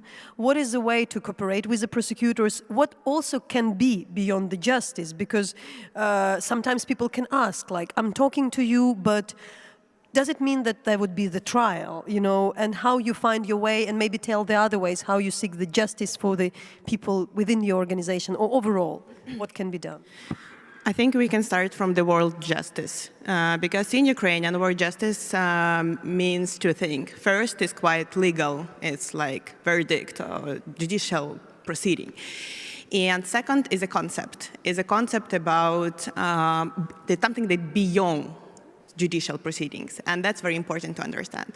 So while we have already a bit of understanding about the judicial part, I would rather go to the other part of understanding the word justice, which means the concept. And my feeling as a person who works with survivors, who in a close contact with these people every day, is that we don't have the one answer for all survivors or all victims or all witnesses, whatever. We have to look at the situation and the position of the person case by case based on the different situation that happened in different time with different people. There is no one and easy answer for this very complicated question. You talked just a bit about that people want to be heard. But my feeling that additional to what you said, people want to, that their trauma, that what happened to them, have to be recognized by others. Not only heard, but recognized. So other people have to believe, have to understand in the way that is appropriate to this group of survivors or that survivor. And that is very important. So what I mean. Some cases that, came into my mind is might be, for people might be just important to recognize that here was mass killing happened here, and we need to have a proper place where family members will be able to come and just to keep a moment of silence, to remember. So just a place that will be done in the way, not in the way that, somewhere, top officials, state authorities will decide that will be one form of recognition all around the country. No, but in the way how this group of people want to be recognized, want to be shown. In other cases, I would say that collecting of testimonies and being heard is enough. For some people, it's really enough. They are happy and they are satisfied with this on today. When it comes to survivors that are ready to go to justice, we talked about this on the previous session before, I think, but I want to stress it out now a bit, that the process of achieving justice is not like a one line, like person, called to human rights organization or to lawyer said, I'm ready to give testimonies, let's go to the court. No, it never worked this way. Because survivor is a human being, and the court proceeding or pre-trial or an investigation process is a long distance. And during the process, many things happening to this person. And usually, person might be, might change his or her mind, might be not be able to give testimonies at this period of life because something changed or something happened. And what the role of human rights organization is to be ready to these millions of dozens of small changes that, might put under the question the big word of justice. So our role is to keep the process going on, to support survivors in these many forms, to hear their voice, to collect what their needs are, to find their ways how their needs might be met by the local authorities or state authorities or, other communities, whatever. And that's the way how we believe you might achieve the justice at the end, because without this support, it would never be happen. Thank you, Vesna. We all here, Ukrainians, and I count Maciek as the one, caught in the current moment. But your center is called the Center for Dealing with the Past. So from the, let's say, from the position of today, what would you say on that? What actually is important beyond the trials? What really matters the most? You can really make can help us to assess. Do we hear each other? It's a big question. I would say for survivors with whom we are in contact, justice is the first. But in all its meanings and in all its layers, and as Oksana said, some will be ready to venture on a long path of pursuing justice through judicial mechanisms. Because for them, it is very important to speak up, and to speak up in a formal context, to speak to police, to the state attorney or prosecutor, and to speak in the court of law. For others, maybe that mattered at a certain stage, because in Ukraine I already have a long war. It's 11th year. So I would hope to see some trials maybe first for crimes committed in 2014 or 2015, because it is a long investigation procedure.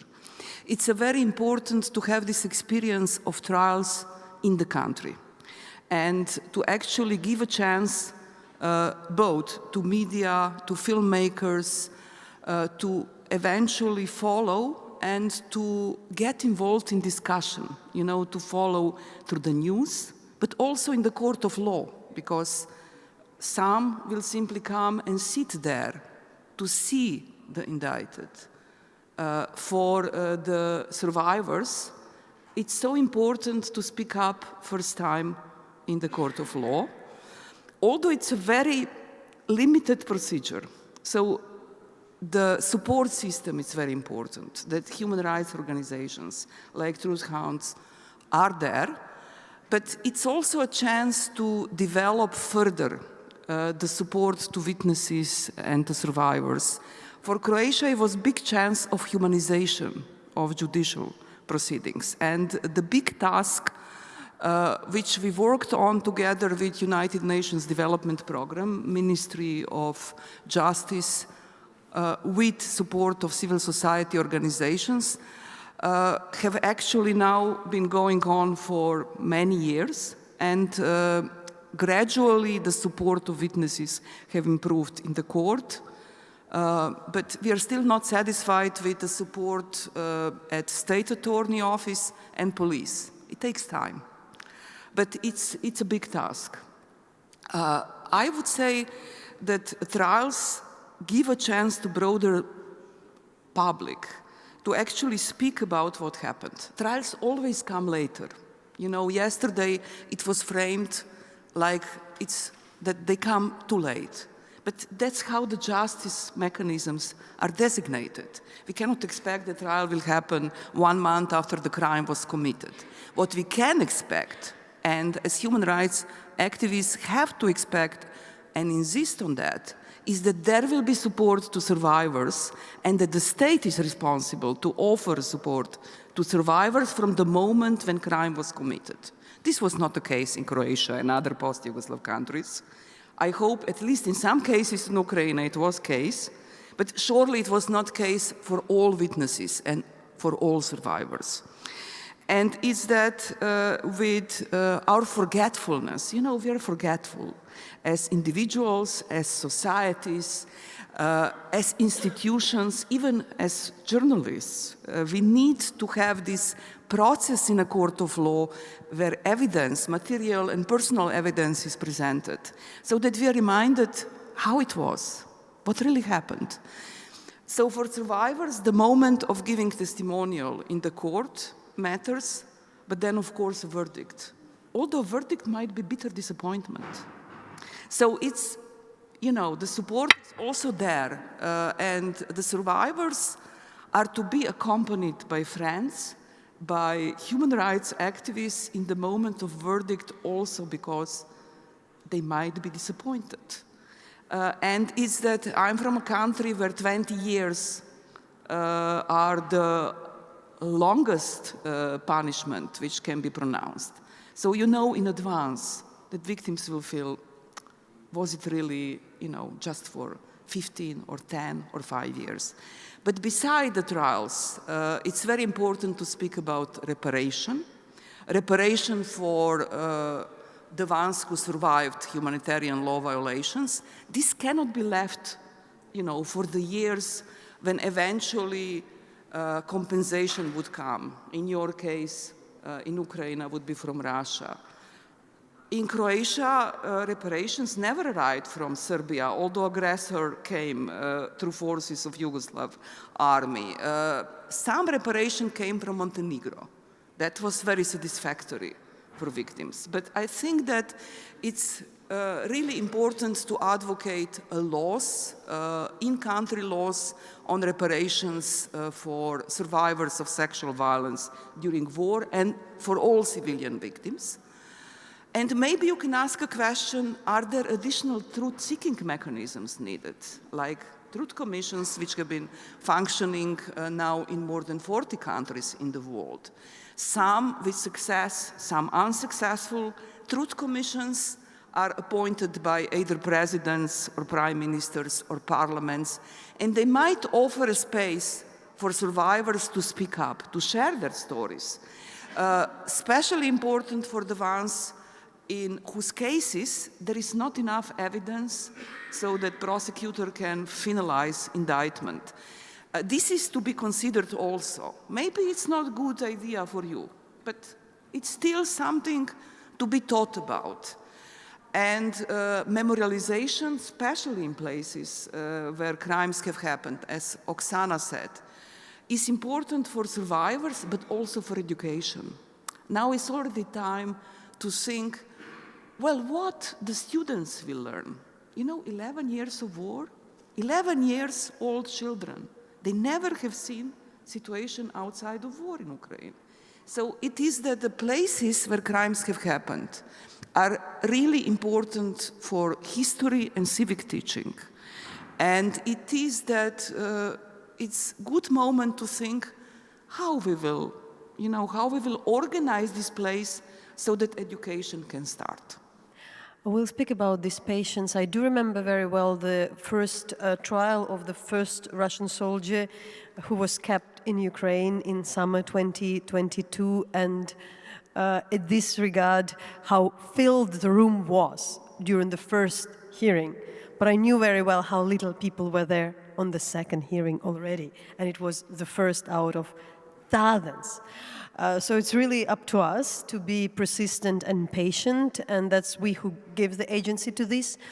But on the second question, the lack of my German helped me to shape and totally come up with a different one. Because when I was asked how to translate some things from German, I was told it's about the objectivity, not about the agency of journalists, human rights activists, and the society. But it's a great question to ask to all of you, and I think also in this room, because when we have agency, people can challenge whether we are objective. Because if you have the agency, if you are doing this thing, maybe you're just not really documenting everything you want. So I'll also have a very particular questions to everybody. Maciek, in your film, it's film about the people who are being evacuated from the most dangerous places all over Ukraine by you personally, because for over, half a year or more, you were the director driving a van and risking as well, bringing hundreds of people from various places. It's just part which is on camera. And of course, you screened this film globally, and the obvious question was always that, you are not the filmmaker, you are a participant of that story. How do you answer, and what is the line, for you, how you define this role of the filmmaker, what is objective, what is not? You literally say nothing in that film anyways, but still, you do actually the thing. And also, could you really, I'm sorry, I still would ask, I remember I called you when you were doing this job, and you said it was before the film was even in the idea. So you're saying no, I can't film today. I just I need to be a volunteer, something else. So it's then when the film was developed. Well, these are the two biggest questions in documentary filmmaking. One is the objectivity, which doesn't really exist.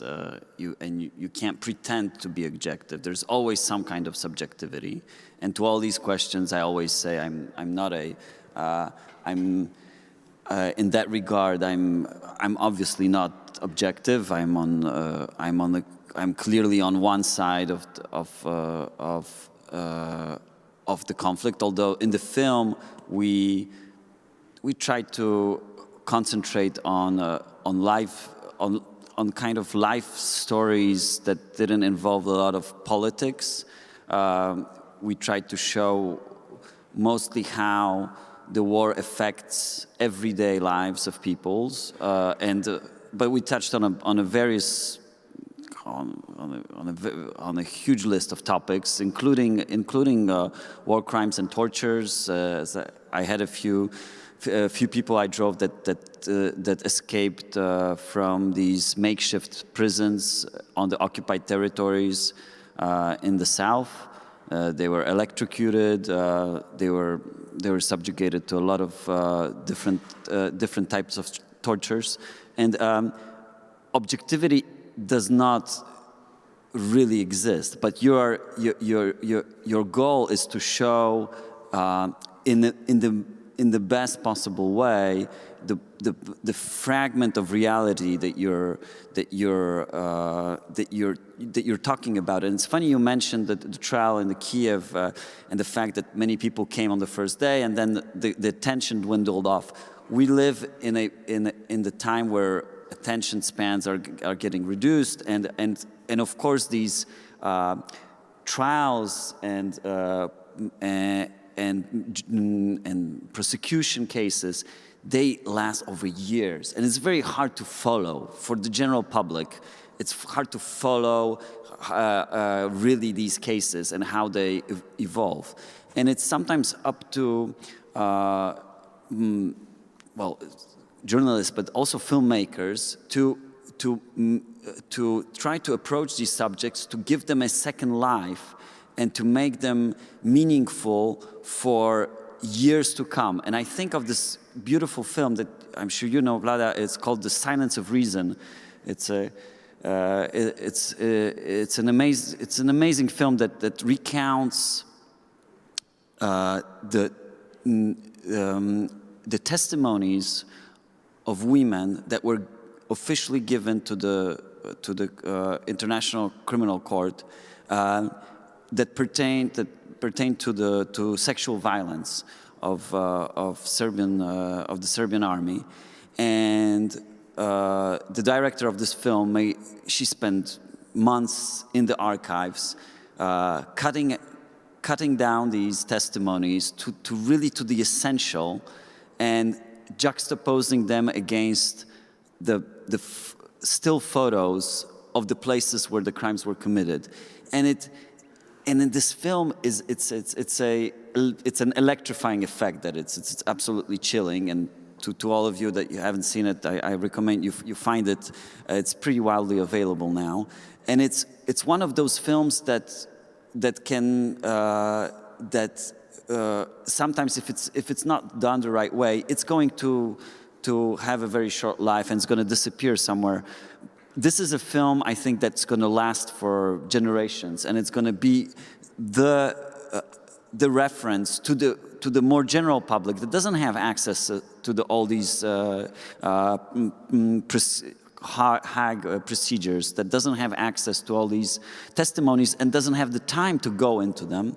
So I would say the subjectivity always is because we're making choices in the editing room, in the way we film, but it's our position that we have to defend, and in the position we have to try to make the just choices, and it all depends on context, and it's the responsibility of the filmmaker, but we can never say that we are absolutely objective. So when people ask me if I'm objective, I always say I'm not. I cannot be. I usually say that it's really more about being truthful, or including to yourself, and that's matter most.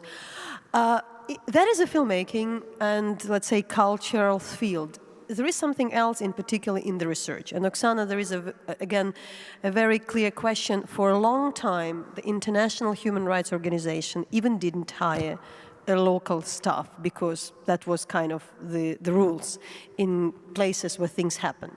I really believe that we live in a good time, because we are now privileged that anywhere in Syria, in Ukraine, in Mexico, or wherever there are local researchers, there are people who know their terrain, who know their language, who know their people, that it's like South Koreans are researching what's happening in North Korea, Syrians what's happening in Syria. That's absolutely critical, and it's a privilege for us that we have now more organization capable.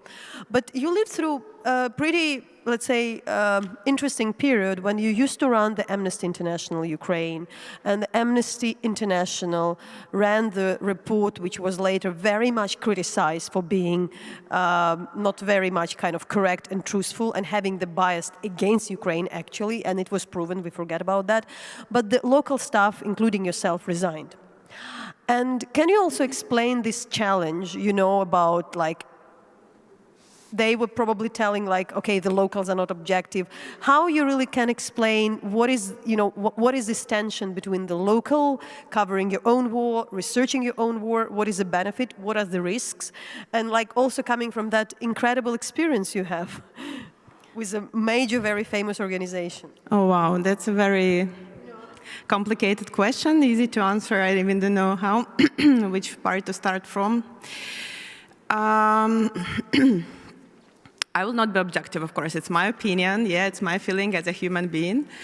I would say that there are many reasons why we have this legacy that some experts have to come and look at the situation and, you know, assess if it's real or not real, who is right, who is wrong, and, you know, be objective.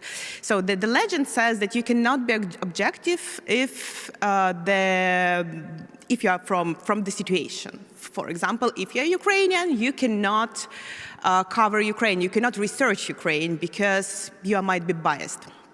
And partly, there's a very good reason behind that. So in many, we know that there are so-called Gongo organizations. It's organizations that are like developed by the government, that they pretend to be non-governmental. But I mean, in human rights life and human rights world, everyone knows who is Gongo and who is not. So it's like this game is I mean, it's a long story here, and it's not something that, you know, you can really cover and pretend to be human rights organization and being really Gongo. So coming back to the research, my feeling that the story came from here. So the human rights movement and human rights expertise really grew up in institutions like universities, in old organizations that established this work, and they, based on their experience, they had been, you know, making it better and better, working on methodology, and, you know, like, at the end, not at the end, at some point, the experts on some issues were on the so-called, I would say, global Western countries. And they were the idea that in so-called other world, there are no experts because they have education proper, they have experience, they have knowledge, they have etc. So they can come wherever in any country and assess what is going on there. But reality is different, because when you come with all your great knowledges to any country, what you can assess really? You don't speak local language, you don't understand the really, you know, small political society issues. You don't feel if person who speaks to you is telling truth or no. You really, without support of local people who you can trust and count on, your expertise is quite useless, I would say. So it's a first thing. Second is that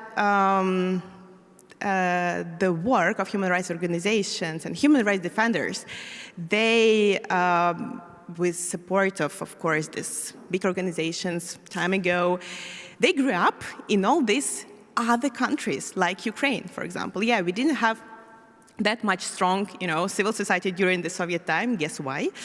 And of course, after the collapse of Soviet Union, more and more people become, you know, really like engaged in this work.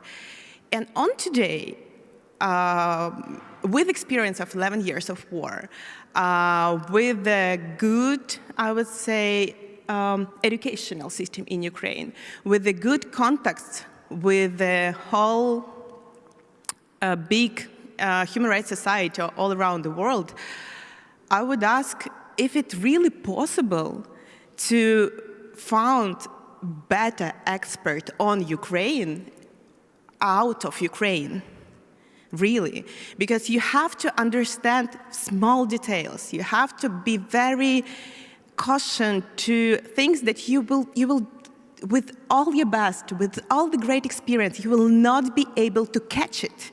Just because you are not from this society. Like with all my great experience, I cannot come to, I don't know, Afghanistan and work without any support of local human rights defenders on things that I'm, with my many years of experience, I can give some expertise. I can give some support. I can maybe somehow influence on details or think about legal angle, you know, how we can assess this or this in particular small things.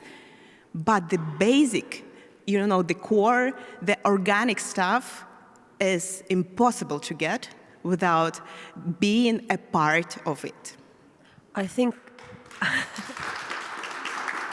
with this answer, I'll advise everybody who doubt the idea of the objectivity to probably Monday morning open New York Times, France 24, and BBC to learn about the German elections, because probably they know better, you know. Vesna, I think you struggled with it a lot. It's my guess. You know, you were sometimes named a Croatian when you were speaking about what happened in your country. That was something which defined you. Was it the case, and how you deal with that, and how also your thinking was developing? Where you know, also rethought that the work you were doing, you know, let's say in the 90s, should be done in a different way with a better helicopter view, let's say, with bigger distance? Well, my opinion is that you need both.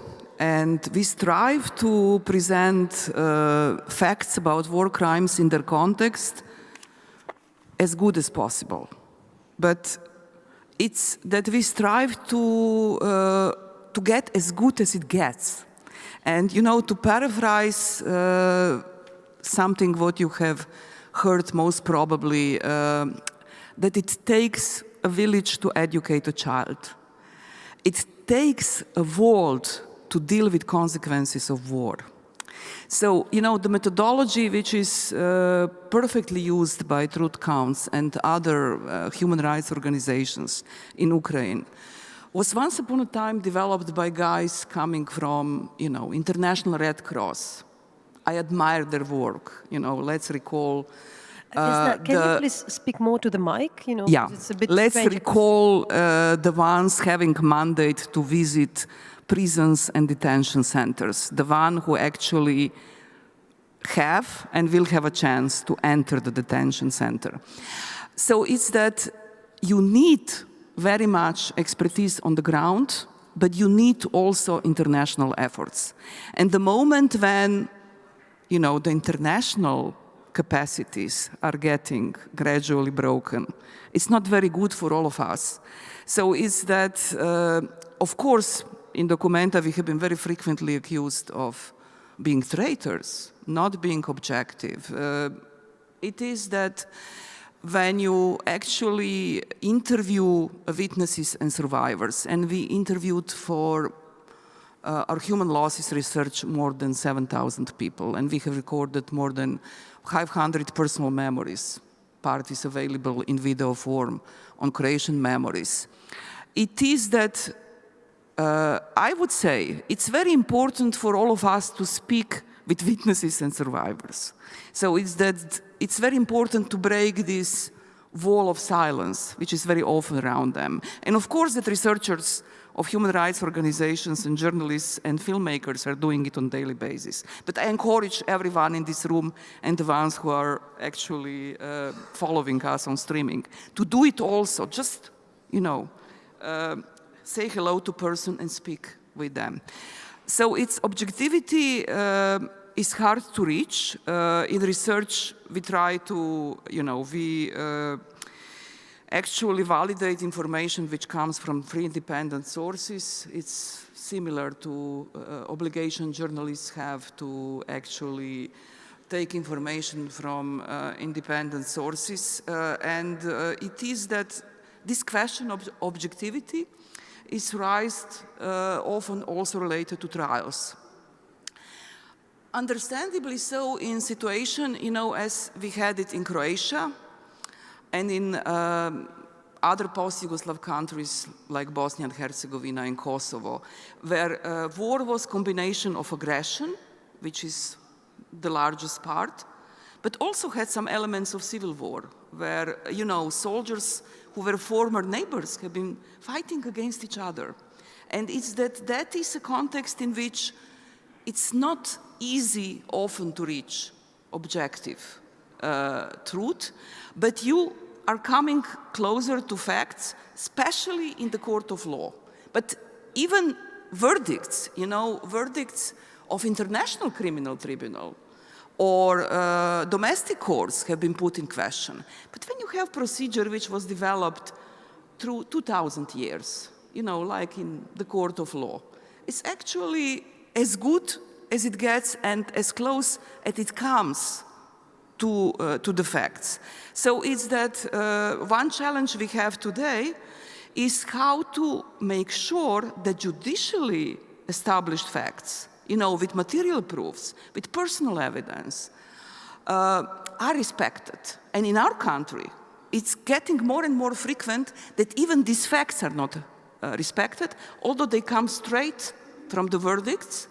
So it's that in this era of doubting, even that comes under question. And for us, in Documenta, it's very important to struggle to respect these facts. We can speak about everything, but we shouldn't waste our time to discuss facts which have been proven beyond reasonable doubts. Now, I'm not speaking about sentences. We might quarrel about, for this perpetrator, was 15 years good enough? Or 30 years, was it good enough?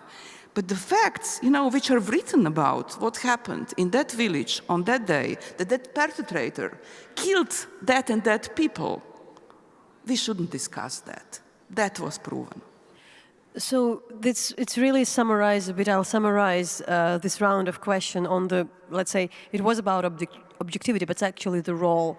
That's why we can't really challenge the role is of journalists, of human rights defenders, because everybody has something to do. And I was also appalled, one example, I was reading a book of Linda Kinsler, which is a brilliant American Latvian journalist who were researching the latest Nazi trials.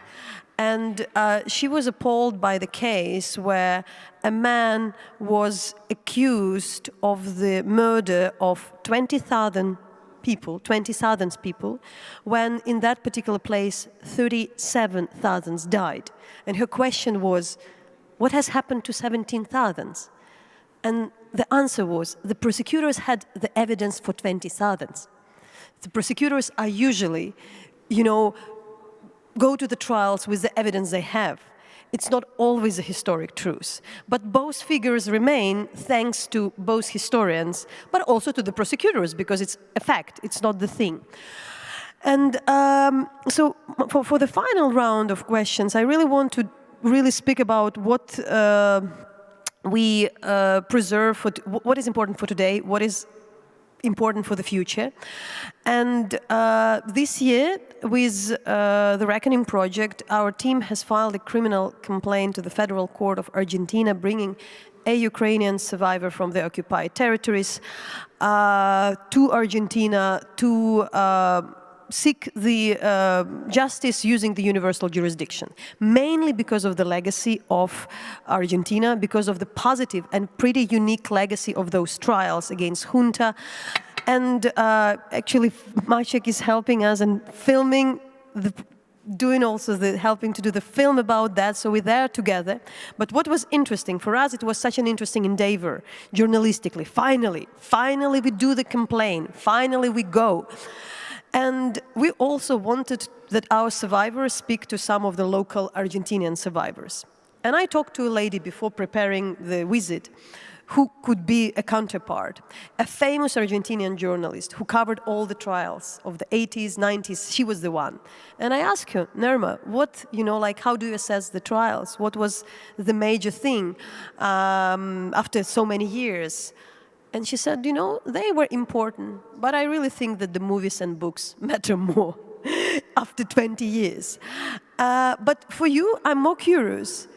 Why are you interested in that? Why are you interested in the justice, in the lawyers? I understand why we want to lawyers do their job, but why you think their job is interesting and why you want to do the boring story about these trials which we don't know, will it start or will it end?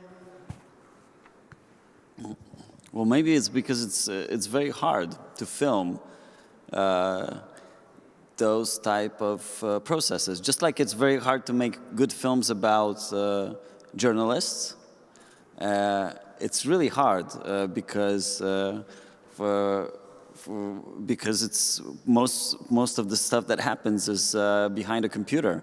The same is for trials. It's all in the documents, and but there are exceptions. And if you look at if you find a Romanian film called The Collective, which is an amazing documentary about journalistic work in Romania.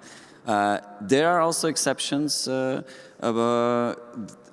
about these in filmmaking about trials, and you know I can name many. There's a very interesting film that came out last year called The Theater of Violence.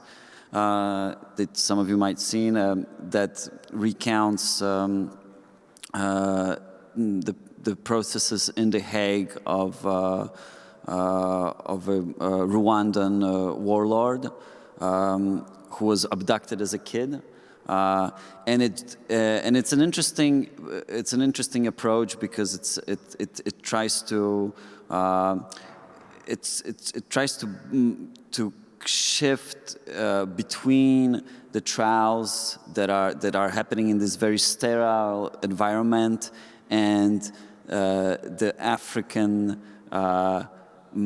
magical backdrop of an imaginarium of what it could have been for this guy who was abducted as a kid and became a warlord, but he was also a victim himself. I'm not going to go into the details, but what I think it's after my experience in Ukraine and what you said, Vesna, is at the very beginning is for war victims. Number one is justice.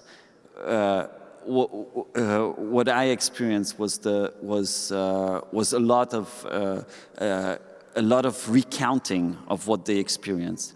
But at the end, it is the justice that we should be seeking. And it is the justice that we should be talking about. And of course, this justice has completely disappeared now from the political discourse, especially in the last couple days and a week. We're not talking anymore about justice. We're talking about some kind of different deals and swaps and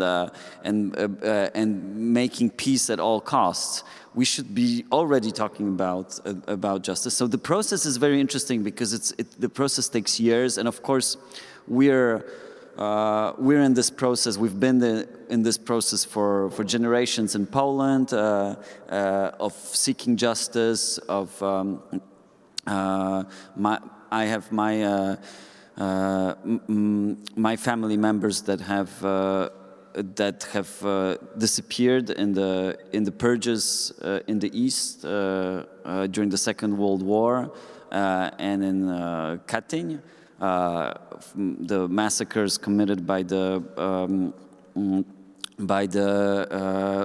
Russians in the beginning of the Second World War on Polish officers, and it's been something that's lingered on for generations. We couldn't talk about it in Poland, and we couldn't seek justice. To the extent that it was for 50 years we couldn't even talk about this subject.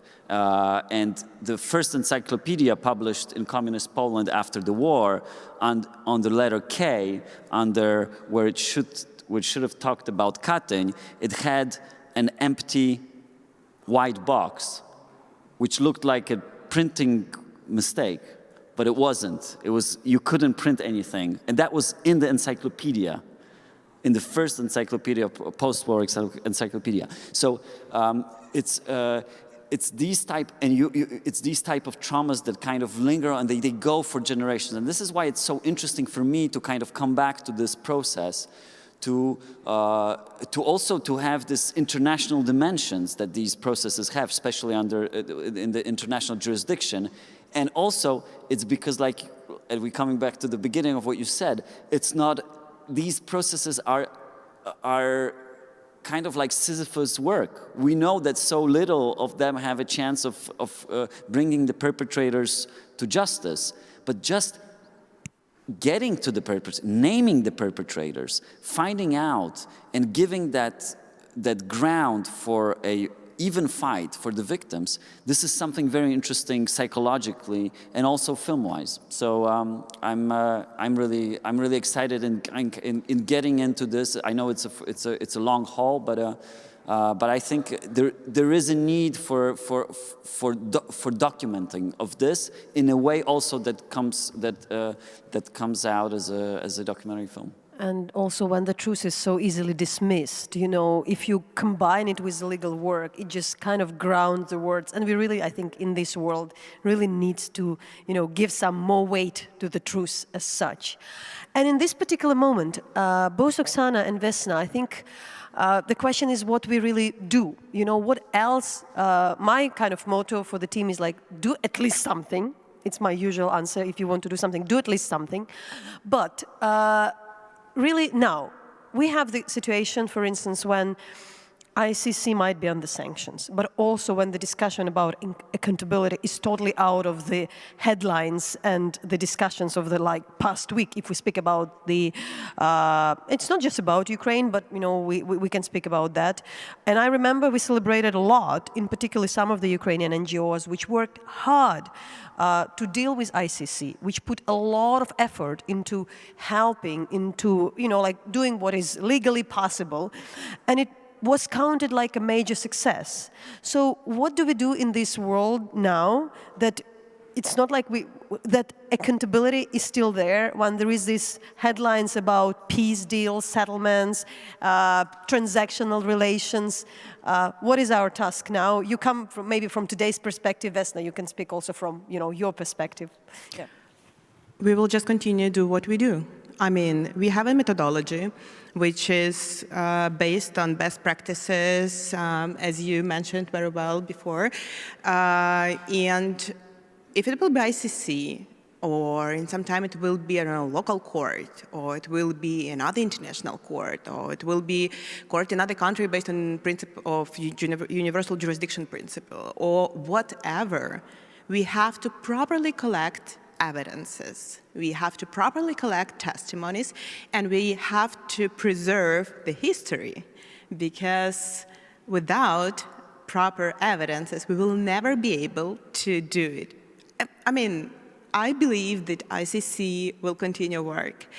It's a great achievement of human rights all around the world, that we have it.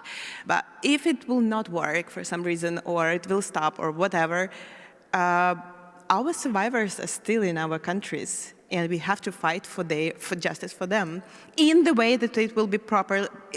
I don't know, in the way that will the best satisfy their needs at the time. So we'll see. I mean, the great times when we had a privilege to plan our life for 5 years, for 10 years ahead, are passed away. So what we do now, we plan on today, on the upcoming future. On today, ICC exists, we do it. If something happened to the ICC, we will look at the plan B, what we do with these evidences, what we do with these cases on the legal-based level now. Because we understand all risks, not only Truth Hound, but most of organizations in Ukraine who work on a legal-based level. We do understand, so we have plan A, plan B, plan C.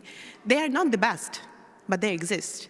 And our motto is continue doing what we are doing, using best methodology, best experts, and with the survivor-centric justice approach. Vesna?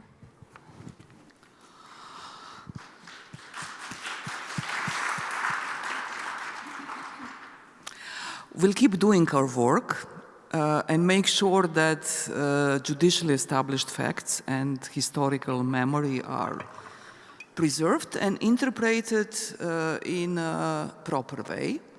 Sometimes media will report about what human rights organizations do. Sometimes for years there'll be no one word.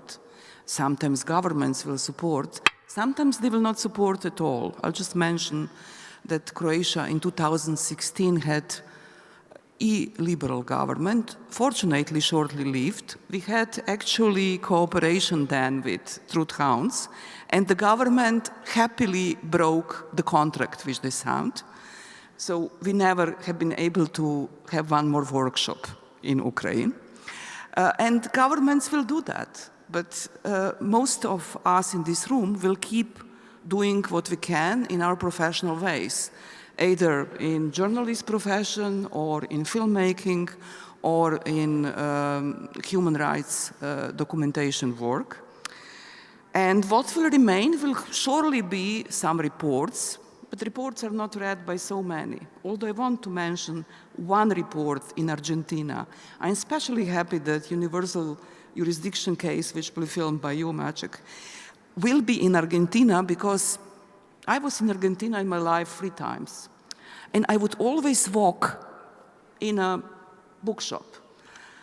Nunca Más report of Truth Commission speaking about dirty war in Argentina was never out of print. You just walk in a shop and ask, give me Nunca Más report in Spanish. The story of what happened was not a white place, as in Katyn in that years, as you mentioned. Report is there on the shelf. It's in every school. It's in bookshops all over Argentina. It's shortened. You have a long version. You have shorter version. You have version in comics. Do we have our reports? Do we have verdicts which have been already delivered by the courts in Argentina in these forms, which would be accessible also for younger generations? We don't have it in Croatia. It's high time to ask, as we ask in Croatia, our government that they should publish the indictments and verdicts with names of perpetrators in the accessible form. They're not doing it. They are not doing it. We are a member of European Union. It's not transparent. Sometimes they publish, but it's never linked with indictment. If you don't see indictment and verdict, you don't understand what happened. So it's that we all the time need to ask these questions and try to come as close as possible to some kind of justice. It will be always some kind of justice, and so much more can be done. So let's continue that. So justice is often used as something, which about the past. It's accountability for the past. I'm honestly thinking it's a lot about the prevention, and I had a chance and later to talk to the Argentinian journalist who said, no, yes, our case is considered to be a success, but of course we didn't put in jail all the people who should be there. It was not perfect, because the Nunca Más is about, that's what we Argentinian society don't want to have in future, since now it's really about non-repetition. But it's even I think a bit of cliche for me to really speak about non-repetition. There were so many repetitions, the crimes are happening, committing genocide, committing after any kind of never again thing. But on a practical level, what really can we do? Because I'm also, as a Ukrainian journalist, say I think we're working with the prevention. As one of our survivors said, I'm a religious person. I think it's just God. The justice will come, in heaven. But I talk to you because I believe that those who killed my husband should be stopped and don't kill somebody else, destroy somebody else's life. What we can momentary, to do to stop something beyond, I don't know, marches, publishing leaflets. What is a new way to mobilize, the governments, whatsoever societies, so some things are not happening? What is your, policy, Oksana?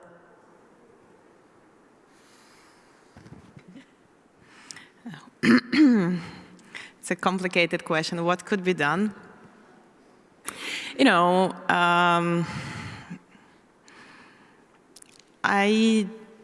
you mean your question is what could be done where? In any current ongoing conflict, let's say, with the role of the filmmakers, journalists, human rights activists? I think what could be done? I think we have to rethink about humanity, maybe. So it's a bit pathetic, I know, but I will frame it in a shorter way, so it may sound pathetic. But my feeling that the current culture, I mean the broader culture, is a bit dehumanizing, I would say, soldiers. You know, we dehumanize a bit other countries that are not, you know, in our poll. Maybe it's a part of the culture. Maybe it's a part of the globe, of how, you know, our brain just work. You know, we try to simplify everything and make it just simple. You know, we exist and others exist, and I don't care about others. But my feeling that maybe what could be done on a broader level, and we have to think about how to, you know, frame it on the different levels, is maybe to rethink about how we can again humanize all human beings, whatever they live, you know, to make their life important to those who are taking decisions, to make life of people important in these countries for other countries. So I believe there is something in this way, but how to make it better, it's something that we have to think more. Vesna, you were doing the notes, and I urge you to prepare the questions. It is that I believe it's very important to humanize our relationship as individuals and our society's relationship to our dead, but also to the dead on other sides of war, and humanize our relationship to living. And it's a life task. And it is that lately the world is not doing very well in that respect. But that doesn't mean that we should despair and stop doing it, especially in this hall, which looks to me like a secular temple or church or mosque or synagogue. You know, it's like a space for citizens to reflect and contemplate what we can do to be better human beings and coming closer to justice, but also contemplating what we can do to improve our relationships. And it is that we'll always think first about our dead. This is human and normal. But time comes, and in Croatia, more years have passed from the beginning of the last war, from '91. But we still feel the consequences of Second World War. We still feel consequences of political violence during Yugoslav socialism. And we are coping with cultural trauma on all that levels. But this is a task for all of us. So I think it's very important that we support each other in doing what we can so that perpetrators are brought to justice, but that we actually do everything what we can to humanize and get rid of a burden. We'll never, you know, the burden of a past is too heavy, but we might get rid of some parts, and we might liberate ourselves from the heaviest emotions, like hatred, so that we can actually continue our lives. And yesterday we had a workshop, and I encouraged all of people working on dealing with the past, as journalists, as filmmakers, as human rights activists, every day, also to look on beauty, like the beauty of this hall, and look at the sky and get some inspiration for it, because path is going to be very long. I had a chance to talk to the British historian Timothy Garton Ash and ask him like a year ago a simple question. Timothy, why the students in Oxford are protesting against what the British government does? Why there are the protests regarding Gaza, but we didn't ever have seen any mobilization, like the real mobilization of the students in case of the Russian aggression. His answer was absolutely logical. The students usually protest against the deeds of their government, so why they should protest against, go to the campus and ask for something if the government does something in support of Ukraine.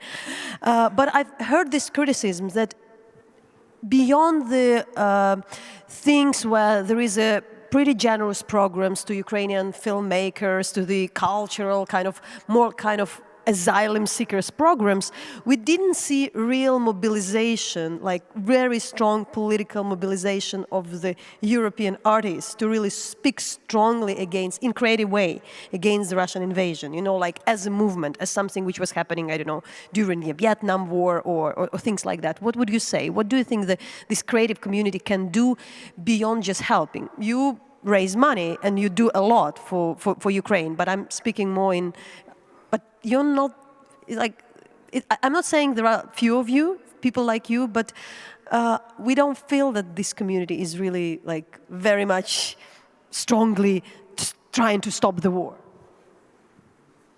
Well, I think what Timothy told you can be applied also to artists. Artists like to be, many of them are, or I could talk about ourselves also, but they're, for a big part, also very narcissistic. They like to be in the forefront of protests. And so if you have governments that say, we stand with Ukraine, and although those words mean nothing, now we know that very often there's not much that goes after these words, it's hard to protest against your government. Well, because they're basically saying that they are standing with Ukraine. It's much harder to go out. It's easier to protest a decision, but it's much harder to protest and say you're not doing enough, or you should be doing more, because that question comes back as a rebound, and you can ask, and they can ask you, are you doing enough? And this is something that I think is a kind of a block. And of course, I can't talk for all these for everybody, and there's so many circles, and I can talk about the stuff that was very media-sized, which brought a lot of these communities opposing views on the same agora, and it concerned blocking Russian films from festivals like the festival in Cannes. This was a big event, and I still think that in the author's cinema we still did not do enough to really make it clear why we need to be supporting Ukrainian filmmakers, and there is some support. There was a program in the Polish Film Institute that had a budget of 1.2 million euros only for Ukraine-themed films, but that was short-lived. That was only once, and it was not continued. We have a European fund for supporting filmmakers. It's so little money that almost no fiction films can be made out of that. It cannot go to support Ukrainian actors or sound engineers. It's mostly made for small budget documentaries, maybe for some development of films. So there is some support, but like in most cases, and when we're talking films, arms, everything else, it's not enough. And this is a question why it's not enough.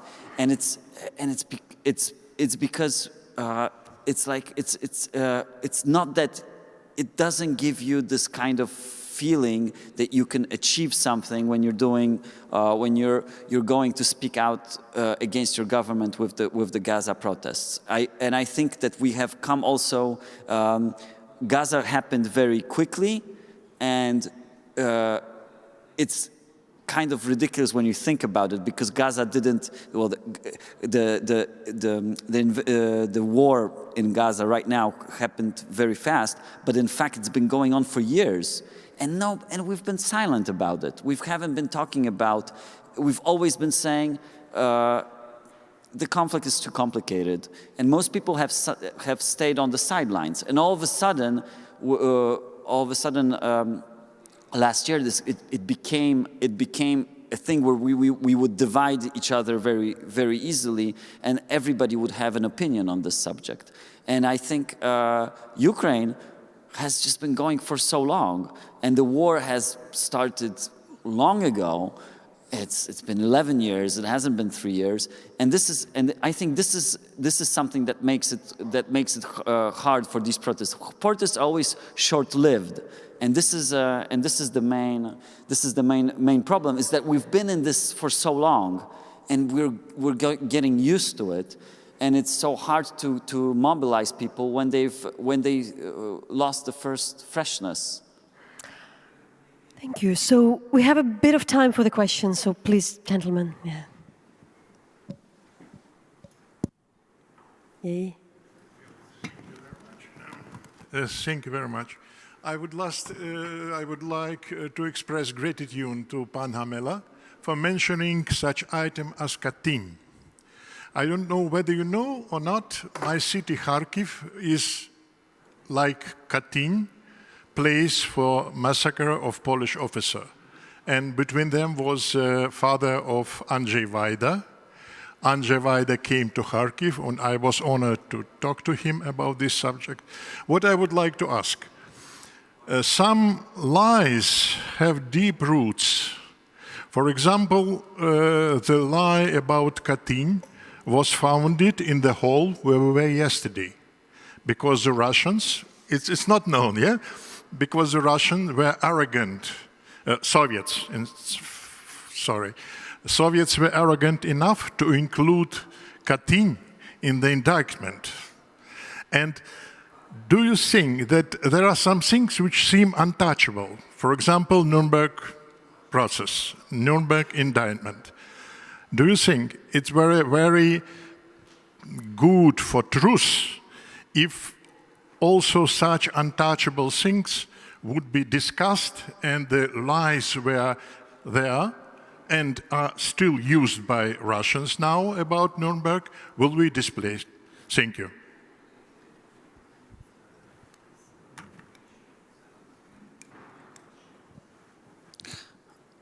I think it's obviously it's very important to search for truth, no matter how far in the past it's anchored. But the problem is you have to take everything in context, and there's so much to be done for the generations of victims that are still alive, that are still suffering, that I think it may be not a priority right now, to go back and recount the Nuremberg trials. Although we've seen work of Loznitsa, film work of Loznitsa done in the recent years on this archive material. I think that we're surrounded by so much disinformation, so much lies, so much things taken out of context, that if we were to go now and try to reach these this very, very distant past, we can maybe lose focus, and things can be taken out of context very easily. I think we have so much disinformation to fight for right now, stuff that if you go to Russia, people still believe that the invasion happened because Ukrainians crucified a young boy in 2014. A completely fabricated lie that has been spread that we're not really aware of in in Europe in general, but in Russia it was a common lie that was spread everywhere. And it's anchored still today.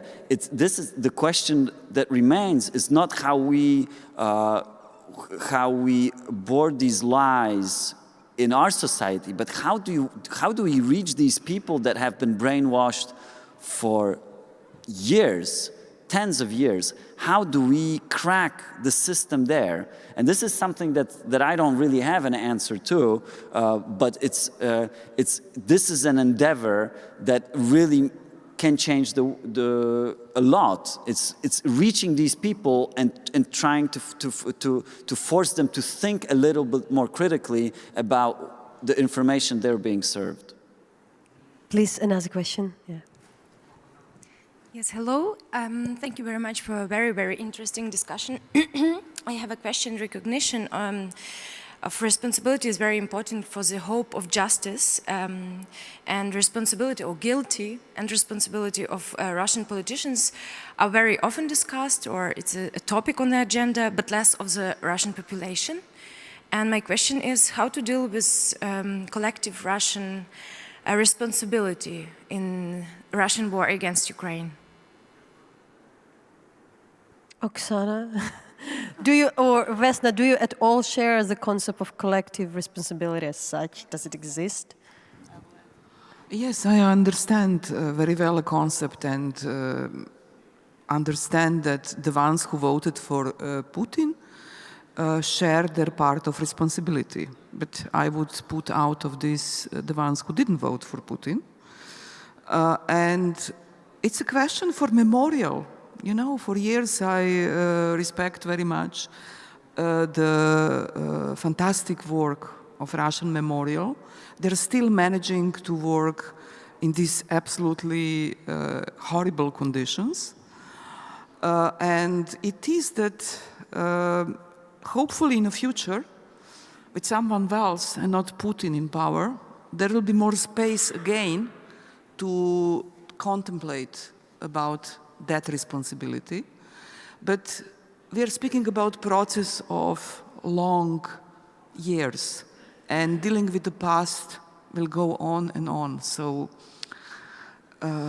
in the moment, we cannot expect much, but maybe in 10 years, 20 years, I know it's not good enough answer.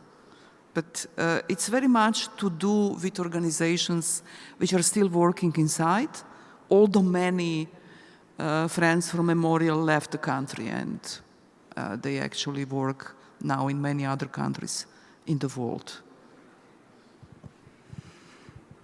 Show me if there is any other question, but I think we are rounding up. And Oksana, you can answer? Yeah, I think that would be the best. I would rather agree with what Vesna has just said. The question of responsibility of a group of people have to be first, grew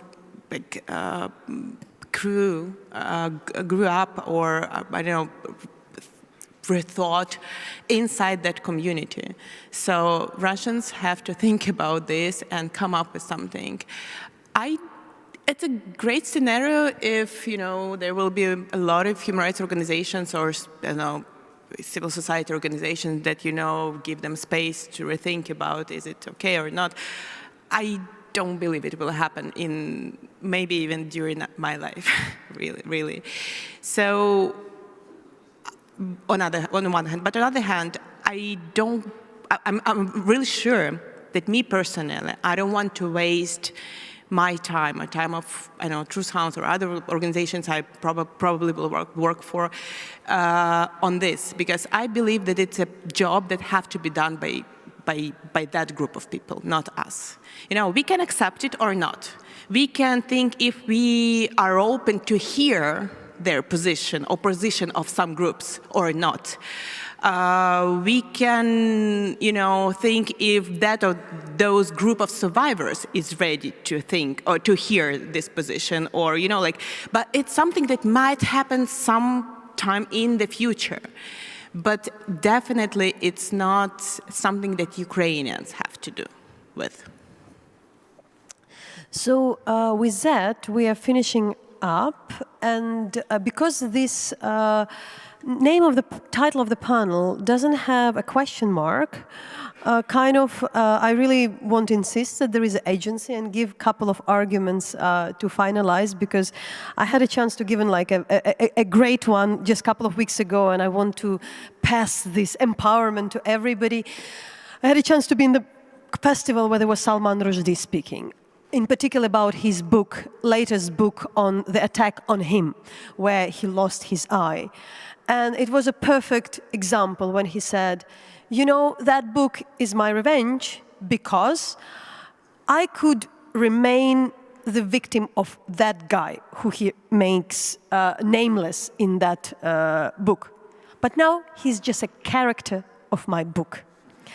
And, this thing lived through me and I think it's really working when we're really thinking about what we do with the survivors and what we filmmakers and journalists can do.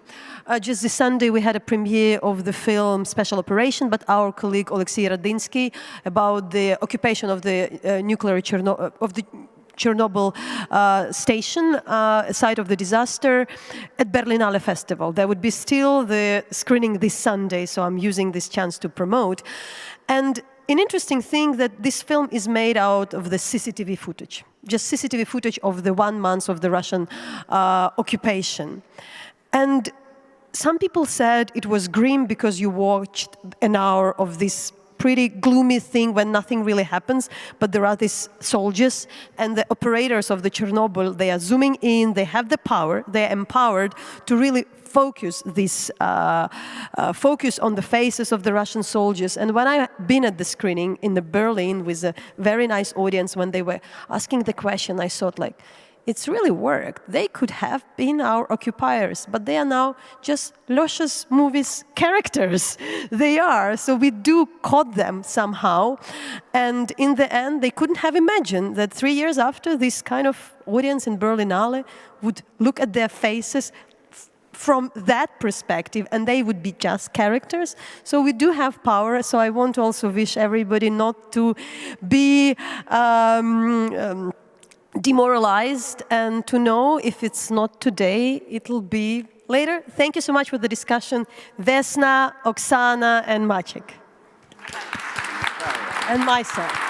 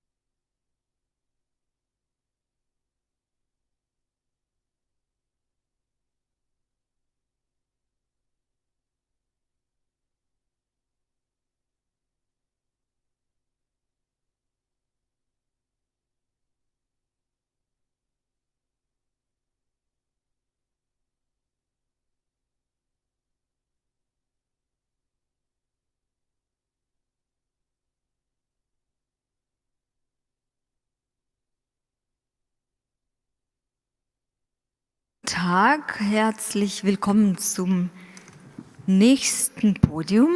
Bevor wir starten, möchte ich Folgendes noch erwähnen. Wir haben noch ein Parallelpodium im Ecksteinhaus. Wenn Sie dieses Gebäude verlassen und quer rechts 3,5 Meter gehen, dann sind Sie im Ecksteinhaus. Dort findet die Podiumsdiskussion zum Thema Data und Krieg.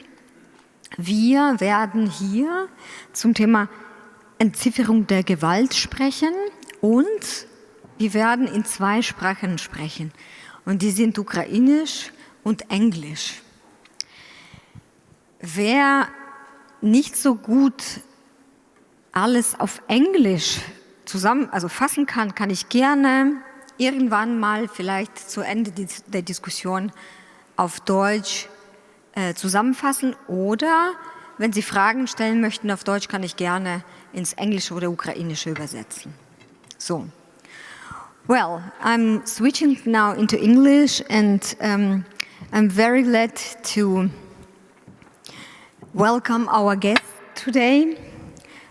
From my right side, Stanislav Aseyev, Olena Apchel, Alexander Maximenko, and Kamit Klachalamish. Warmly welcome to our discussion about the decoding of the violence.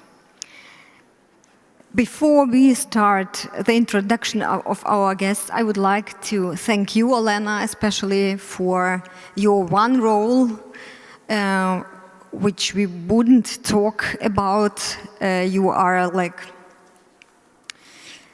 You entered the Ukrainian army last year, and like many brothers and sisters of you, you fight for the time, and I would like to quote Timothy Snyder, you fight for a time as Ukrainian, for the Europeans, you fight for the time of Europe, that we can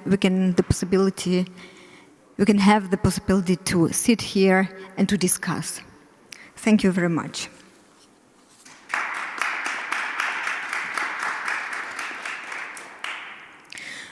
Well, let me start with a short introduction of our guests. To my right, Karmit Klachalamish. She's a manager of the research department at the Association of Rape Crisis Centers in Israel. She is in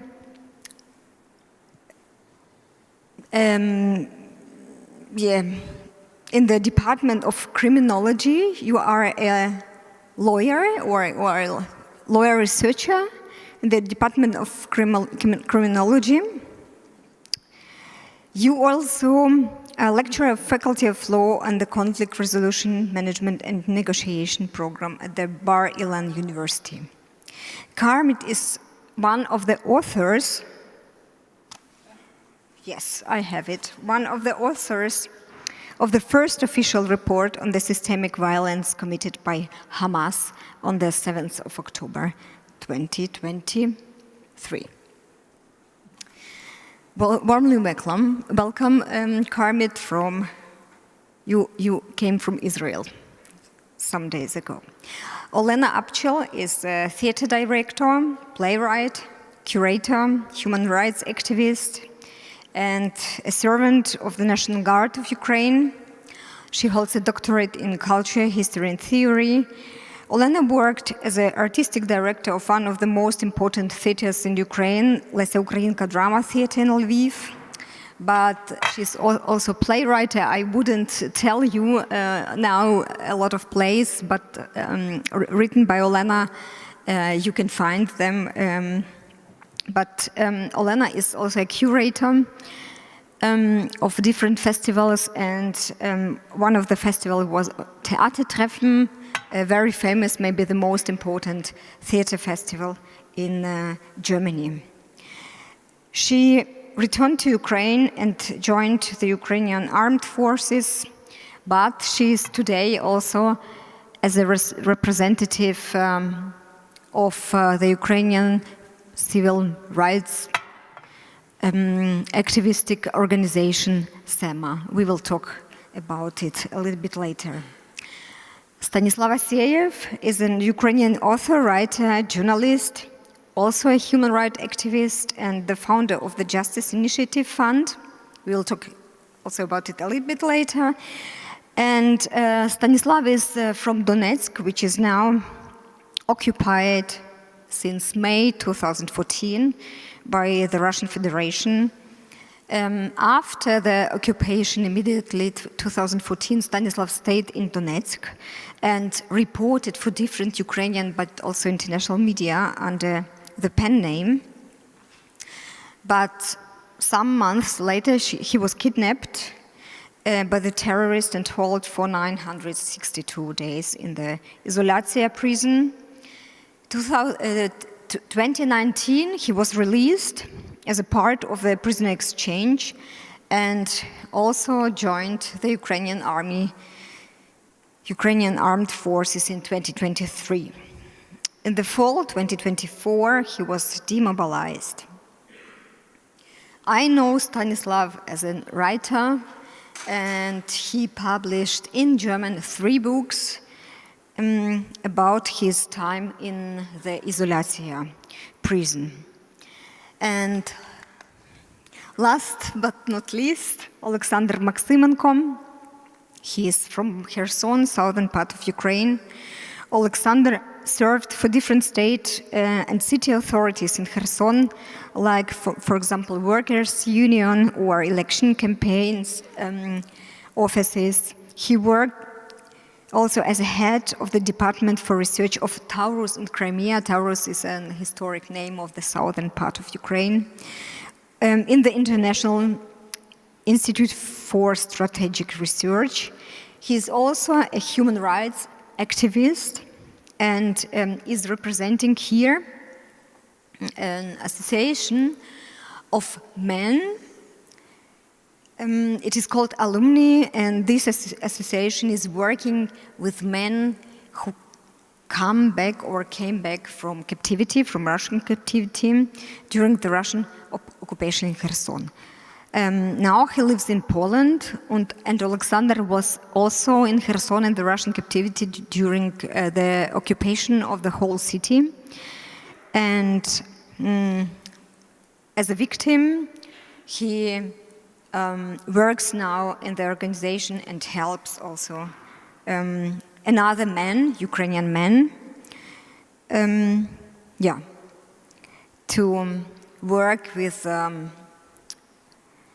the results of the occupation. Well, yesterday and today we spoke about the legislation of the war crimes, and I would like to add one detail. It seems very important to me. In this context, especially in the context of the Russian war of aggression against Ukraine, that tortures and violence are not spiral, are not accidental, or it is not an individual perversity. It is an instrument of a genocidal war ordered by the top statesmen of the Russian Federation. The United Nations accused Russia already 2022 in systematic torture. And according to the UN sources, there are about 8,000 military prisoners and about 22,000 civilians in captivity from Ukraine. Well, I'm not sure that these are the real amount of the prisoners, civilians and military prisoners in the Russian Federation, but the amount is really high. And today, we don't speak about, we would speak about reclaiming agency of the objected people, and all our speakers fight in very different ways, in different contexts, for giving voices and reclaiming justice for the victims. Well, and I would like to start with Karbit, and would like to ask you, Karbit, to tell us more about your research and more about the results of this first official research. And as I know, you've prepared a small presentation. Yeah, you have. Can you hear me? Okay, so thank you very much for inviting me. I have to say that I'm a granddaughter of Holocaust survivors, so it's very excited for me to be here. I don't know if excited is the right word, but I'm very happy to be here with you. And I want to talk about October 7th in Israel, and I will focus on the sexual offenses that happened, but I need my presentation to be on. Yes, and I apologize. Sorry, we can't show this presentation online, but we will talk about it. So I'm working for the Association of Rape Crisis Centers in Israel. It's an NGO. It's not funded by the government. And we have 9 rape crisis centers in Israel, local rape crisis centers. They have hotline. We accompany victim survivors to the hospital, to the criminal justice system. We do a lot of workshops to educate mainly teenagers, but also workplaces. And the association is the head organization of all the rape crisis centers. In regular time, we promote legislation, we work with policymakers, we do researches, and this is a slide.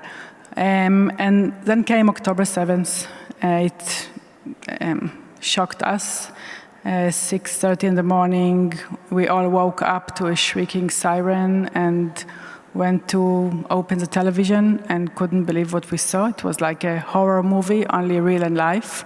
I want to show you a short movie. It's going to be a hard movie, but it's short, about the Nova Festival party. It's a music festival near Gaza with more than 4,000 participants. So breathe. We can't hear. What about the sound?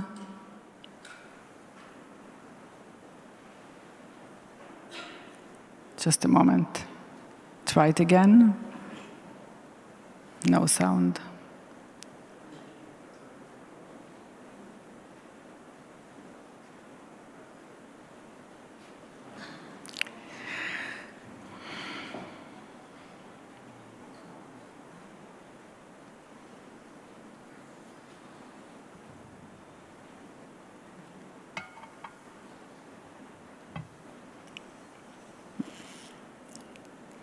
It worked before, I can assure you.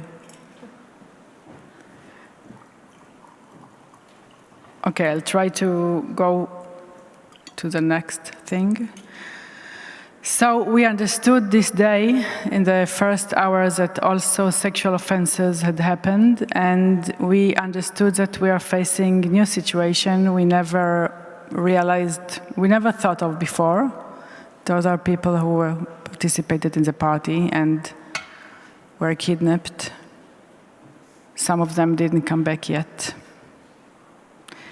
And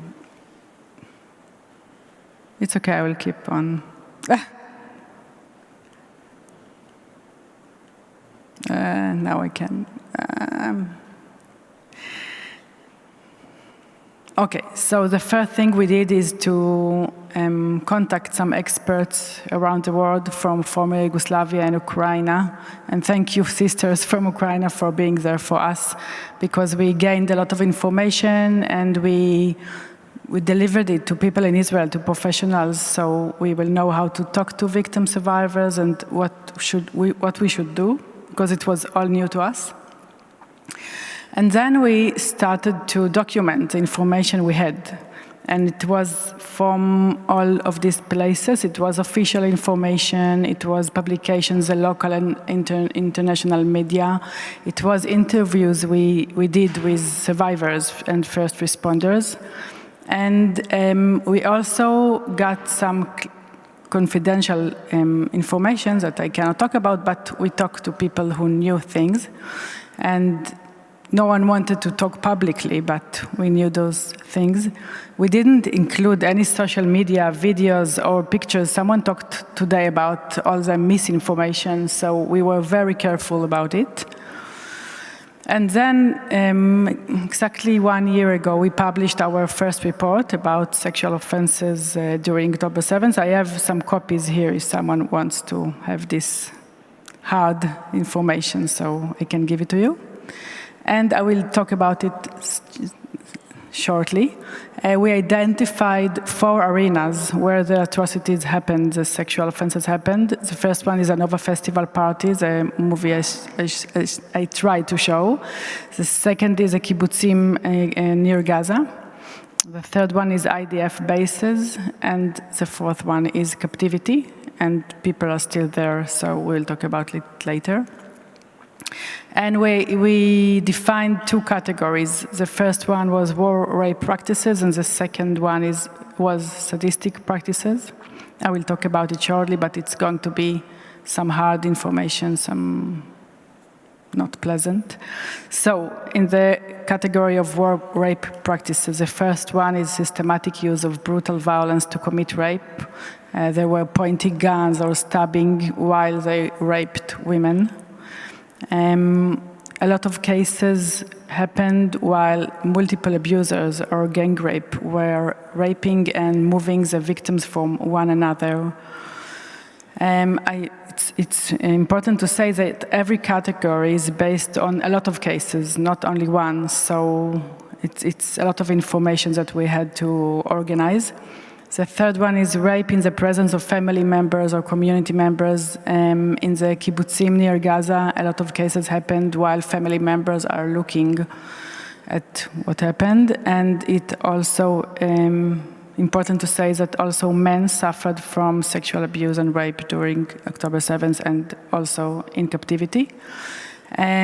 Most of the victims were executed during the rape or after. But we have some survivors in Israel, and some of them already talked, and I guess that some will talk in time whenever it will be good for them. The second category is sadistic practices, binding and tying. A lot of bodies were found when they were tied to each other or to some furnitures. There were mutilation and destruction of genital organs. Women, men, also insertion of weapons into intimate areas like nails and knives. And the last one, it's always hard for me to talk about it. Also, I did it 1,000 times. The last time is destruction and mutilation of the body. A lot of bodies were found totally ruined, and it took a lot of time to identify them. So it's important for me to say, as you said before, Katya, that sexual abuse wasn't a sporadic or isolated incident. It seems like a operational strategy, systematically thing. And after we published the report, it got a lot of attention worldwide, and we presented it in a lot of places. So, these days we are dealing with trying to understand what's going on, what happened and what's still going on in captivity. You can see our soldiers that came home just a few weeks ago, and on the right side, the men who came home. The upper image is from before the war, and down you can see how they came home. But we want to hug them and help them heal. This is an important movie. It's a short movie of Amit Sosana. She is the first one. She was a hostage, and she told the world what happened to her. She's been sexually abused by one of the terrorists. So she's talking about it, but we can't hear it. So you can find it out online if you want. She's talking about it. I will say that last September we conducted research we asked the Israeli population how did the sexual abuse during October 7th affected you. And we saw, as you can see, that 88% of women reported that it was affected them mentally, and we asked them if how they changed their behavior. So we can see that also in private spaces and also in public spaces, they change the way they behave due to the sexual offense. And when we are thinking about what next, we are looking forward to the future, so we are still gathering information about what's going on during captivity from people who came back, and we are dealing with issues of memory. How should we deal with it? We know we have to do something, but we are still looking for our way. And regarding recovery, we see sexual violence during war as a collective trauma in Israel. So we're trying to find ways to promote healing and to help our society recovery. And justice, what is justice? We are looking for answers about justice in the perspectives of victim survivors, family members, professionals who helped them during the first days, soldiers who saw what happened, and us as a society. So I hear everyone, and we are dealing same things, I think, and looking for justice, looking for ways to achieve justice. So thank you for listening. Yeah, thank you, Karmit. I think the pictures, unfortunately, are very known for Ukrainians. And it's evident, Maxim talked also about using torture as an instrument of dehumanizing societies, not only individuals, but also societies. May I ask you a small question, Karmit, to report how did you work with the victims? Was it easy to convince them to report? How does this work with these witnesses look like? It's a good question, because we believe that a victim of sexual violence should have his time to heal and to talk. And the first principle in working with victims is to enable them to gain control. So we didn't chase after victims. We just do what we regularly do. We were there to talk to them. And it's still a question, because we still don't know a lot. And we are not asking. We are just waiting for the victims to come to us. But maybe we should do something else. So I would like to ask my friends if they have any idea, because we are not asking victims to talk. We have investigation by the Israeli police. It's another thing. But we are an NGO. We work with victims for almost 50 years, so this is what we know how to do, and we know that we should wait for them. Yeah, thank you very much. I would like to ask Olena. Olena is dealing with many of topics of violence in the organization SEMA. Olena, could you tell us a little bit more? What is it? What are your tasks in SEMA? What do you do?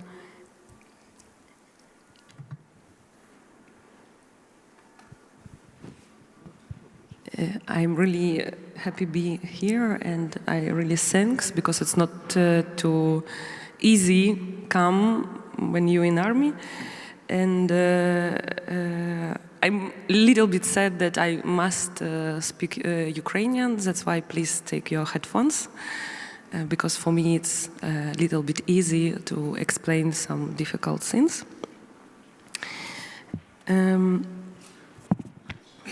Yeah, I can wait and try maybe beginning. Yeah, we have time. And during your moving, I try maybe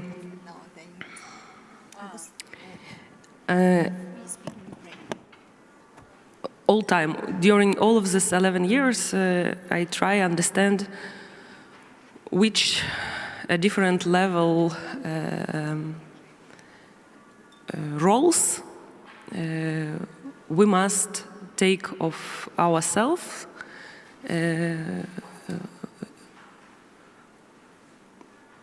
in this moment. And for example, now I understand one role more, like we have, unfortunately, but we have huge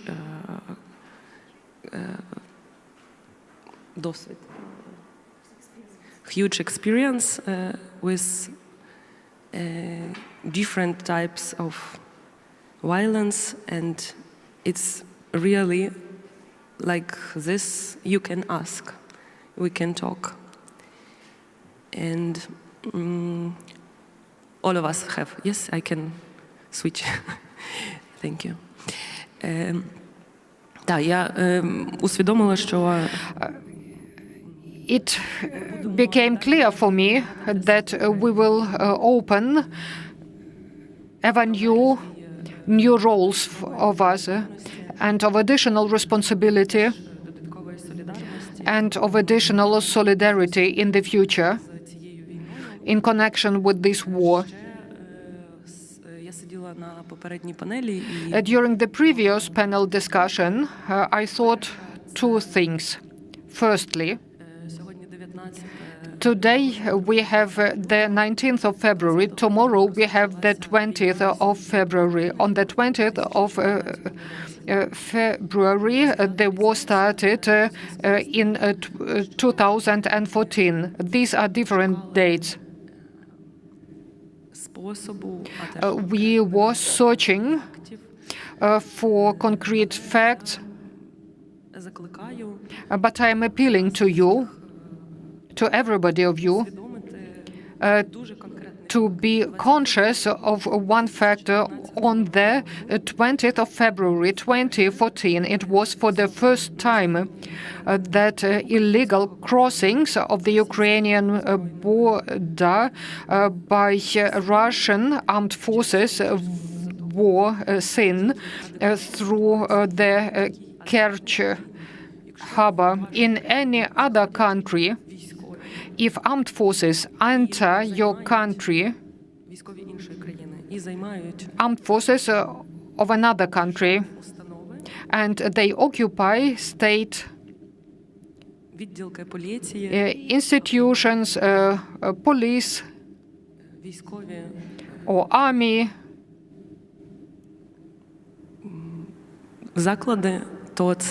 institutions, then the only qualification for it is armed aggression, which must be qualified later on as a war. Unfortunately, I'm talking now to the nations of Europe. During the first 8 years of war, because of our fear, because of misunderstanding, and because it was a violation of previous agreements and traditions, we did not call it a conflict. There are some people who go on to call it like that. But if they had entered from Belarus, we have called it like that. It was a war of Russia against Ukraine. I know that those who are present here today, and I've heard it in previous panel discussions,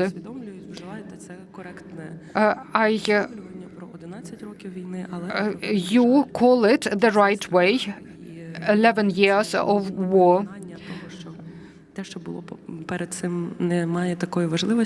And still there is this fear that those events which were before that, that they are not so important. It speaks about the level of re-traumatization. It's interesting. It affects me in a more damaging way than some questions of journalists about my captivity and torture. Talks about the 3 years of war. They continue to re-traumatize me because this war is 11 years old. And now a few words about SEMA. After our meeting yesterday, we had a workshop we discussed a transgenerational experience of trauma and about the multi-generational responsibility and influence. And now I would like to deliberate. My generation and the generation who is older or younger than me, they are all participants to this 11-year-old war. But at the same time, my generation, we are grandchildren of those who survived the Second World War. And unfortunately, my generation, they are witness of the war in Afghanistan, in Sakartvelo, Ichkeria, in Burkina Faso. And I am addressing myself. We did not react in a proper way. My grandma and great-grandma, they left a transgenerational trauma of collectivization, of 3 famines which were triggered by the Soviet power and affected Ukraine. As our grain was delivered to Germany, to Austria, and my grandmother, it is that generation which transferred the trauma of sexual violence to me on the part of German soldiers, which was not pronounced, and after that, the violence of Russian soldiers. My parents and grandparents, it is the generation which transferred the trauma of Stalin's camps. And the generation of my mother, it is the silent generation, who thought of the trauma in silence, without a right to speak about it, without a right to justice.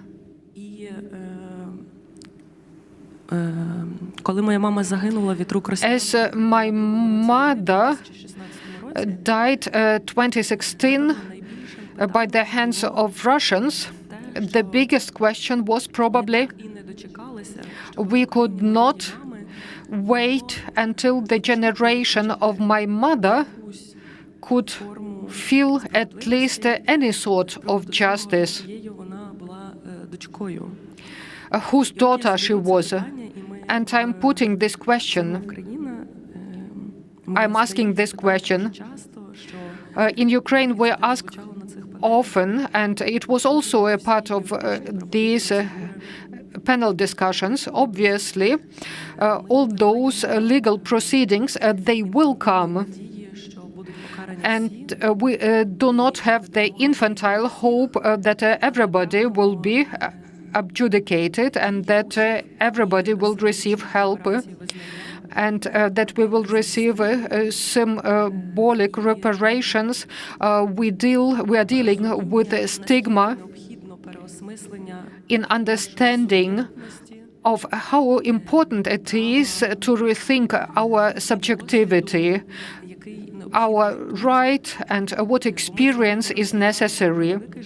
Unfortunately, we know the Russians. There's nobody who would know them better.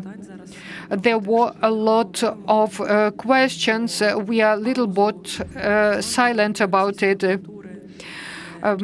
Currently, the so-called big Russian culture, which used to exist, and probably it will remain a tool of imperialistic recasting. And I was curious, how could it be possible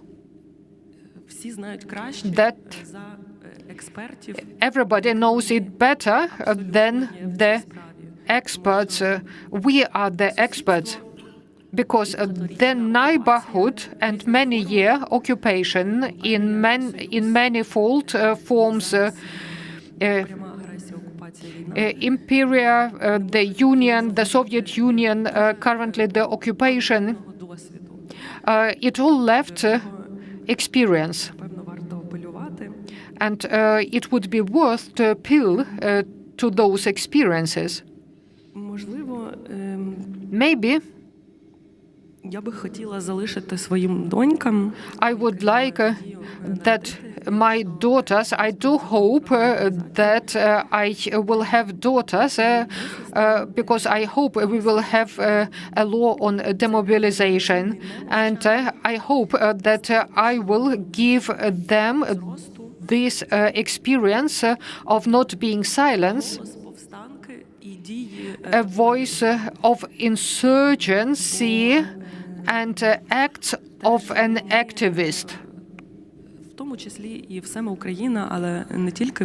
In Ukraine, in SEMA, and in other organizations, now we are in the beginning of understanding how important this energy of greeting is important, especially now as we see that big boys are taking over America. We do need this resilience, and it's very important that we transfer this experience to other people, to women, men, transgender individuals, to everybody who has experienced some sort of violence. And I'm appealing to everybody of us to celebrate this hospitality and to celebrate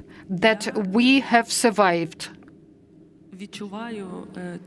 I feel this privilege because now, at this moment,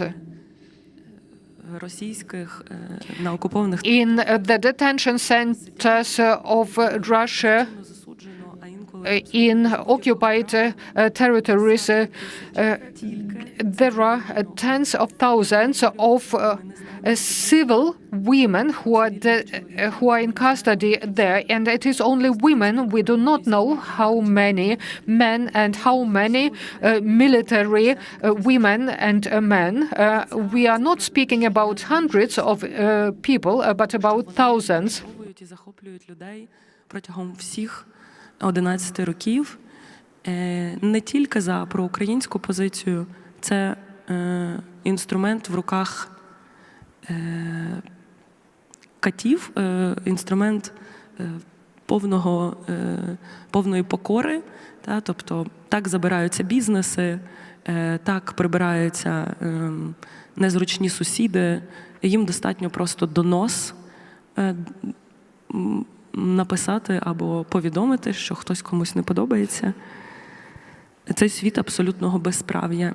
І кожна людина, якій вдалося з тих чи різних причин, через міжнародні домовленості, або, і це дуже часто теж буває, що це можуть бути і незаконні способи виходу з полону, через якісь схеми оплати, але всі родини вибирають різні способи, щоб забрати своїх людей. Це окрема тема, складна. Але якби дуже важливо не забувати, давати собі цей простір резильєнтності і радості, права, я не знаю, можливості бути вцілілим. І таких вцілілих жінок я перейшла до СЕМи коротенько, об'єднує громадська організація «СЕМа Україна». Ця організація складається виключно з жінок, що мають досвід тортур, сексуального насильства і полону.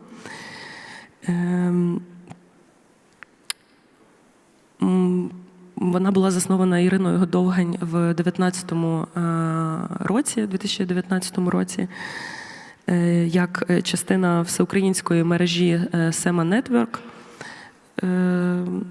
заснованою і підтриманою міжнародною організацією фонд доктора Деніса Муквеге. Що ми робимо в цій організації?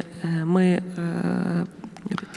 We support women in this organization. We support women who are connected to the war of Russia against Ukraine throughout these 11 years. And by the end of the 14th year, unfortunately, the number of these women is growing. On the one hand, yes, it's a large number of women because only 200 women filed claims. And we heard that people are ready to talk on the one hand, but on the other hand, there are so many people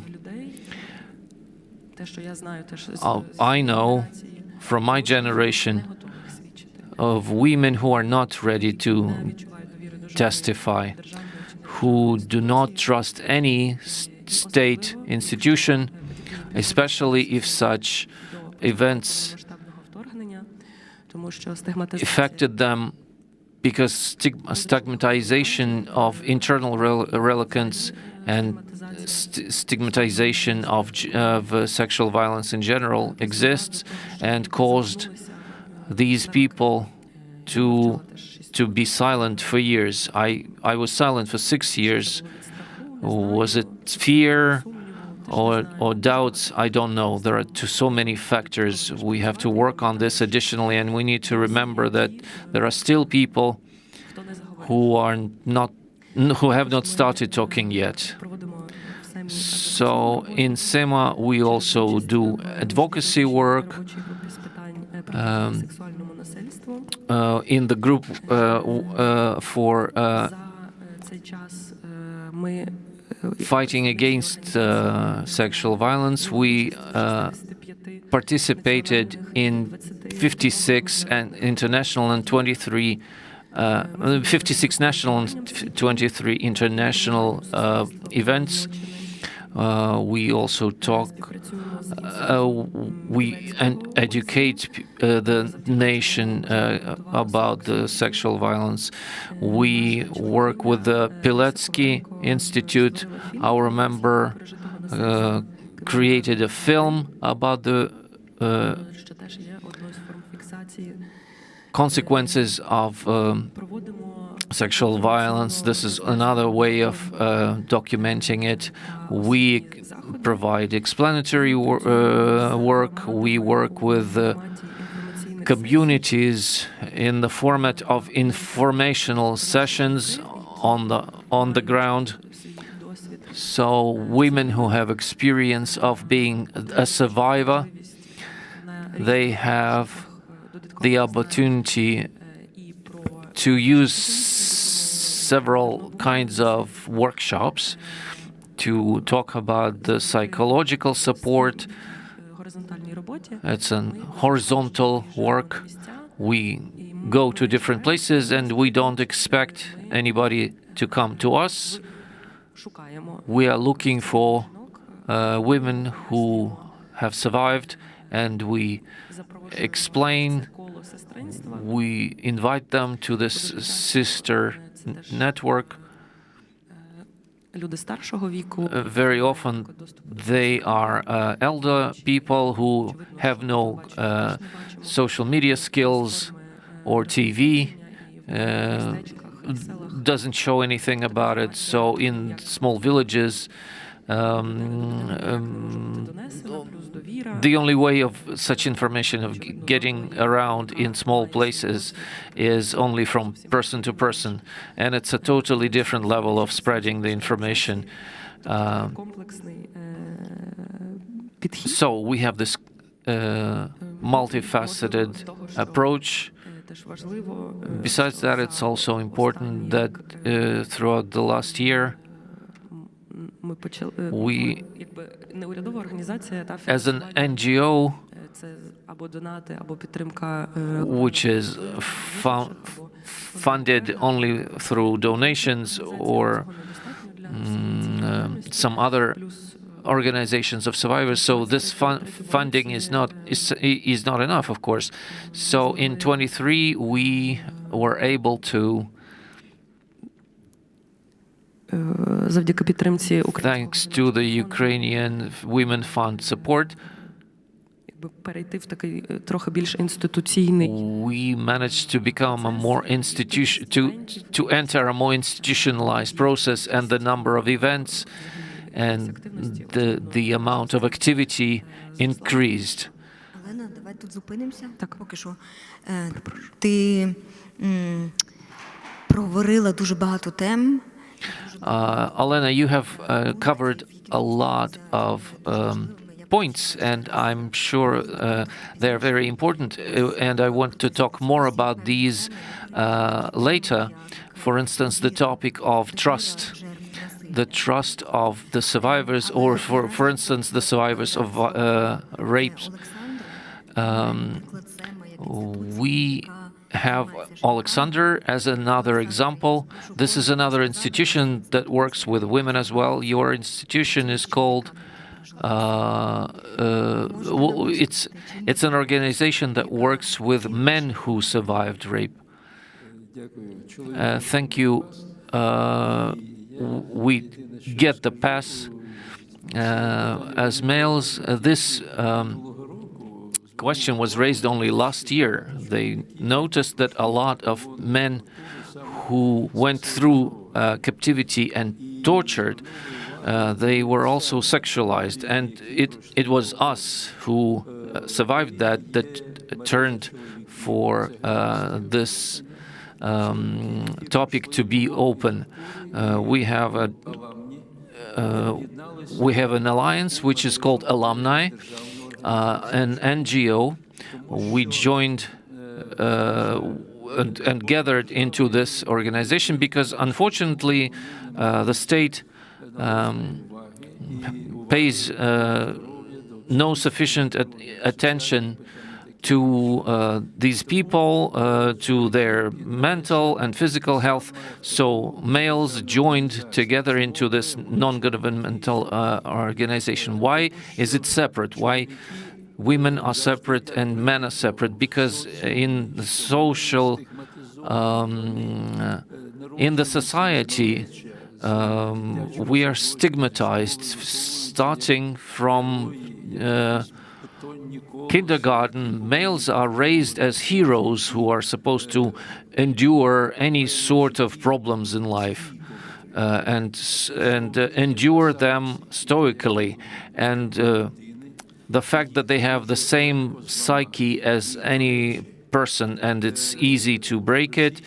And by the way, the Russian military machine very efficiently uses specifically this area to break the spirit, to break the will, to make a man a slave without one's own will, to make them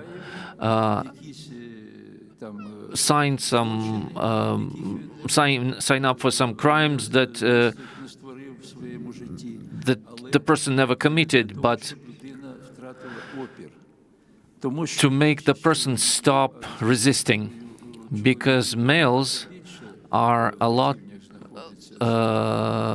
more often met in the torture cells, and not only in our city, in other cities, they're more often the ones who protest against political or physical events, or very often go underground. Civil people, by the way.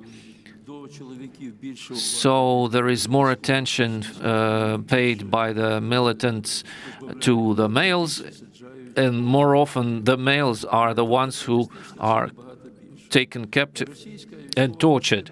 The Russian military machine has understood it a long time ago, and is using it for years, has been using it. So they know how to break a male's mind and will, so that it doesn't make any more trouble or dangers for Russia. So they understood that it's easiest to use tortures in a sexualized way. So raping, direct or indirect, and even actions related to the sexual rape, and including the electric current. I want to point one detail out for you. In order to torture with electric currents, they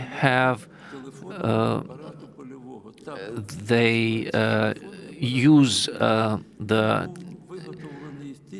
telephone which is used in the field.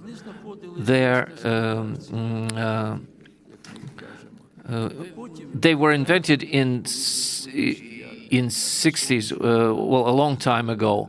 So this military field telephone is powered by this specific dynamo machine. So these dynamo machines were lying in store, waiting for the torturers to join the wires from this dynamo machine. They were wired to this dynamo machine to the genitalia of a male to make his will break.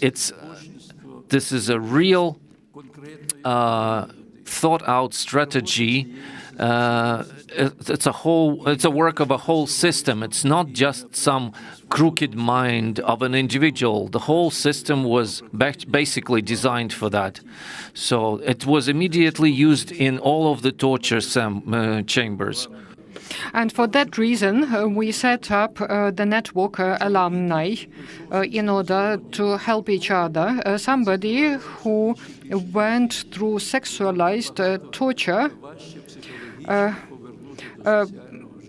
retreats. It's difficult to revive this individual for social life. We find such people. We find other people who were captives together with us. We help them to come back to the society. We work together with investigators. We teach them how to deal with the victims of sexualized tortures, whose psyche was distorted. And it works effectively in Ukraine. And I work also with this program. We educate investigators, police, in order that they know how to work with people with damaged psyche. I could tell you even more about it, but I told you the main things. You have just to understand that it is a system behind it, and we all have to get up and to say no to this system in the 21st century. Thank you, Alexander. Now I'm speaking to Stanislav. You spent 2.5 years in the isolation prison. In my imagination, I thought it was a cultural center, and it really used to be a cultural center before the war. How could you transform your traumatic experience of isolation? Good afternoon. Thank you for this invitation.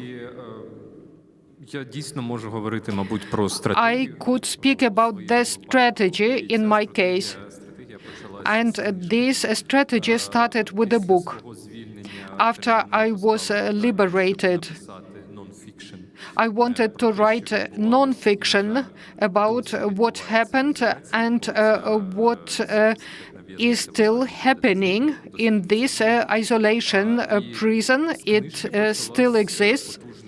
And this book was a start of a powerful informational campaign which became international thanks numerous translations into more than 10 different languages, including German.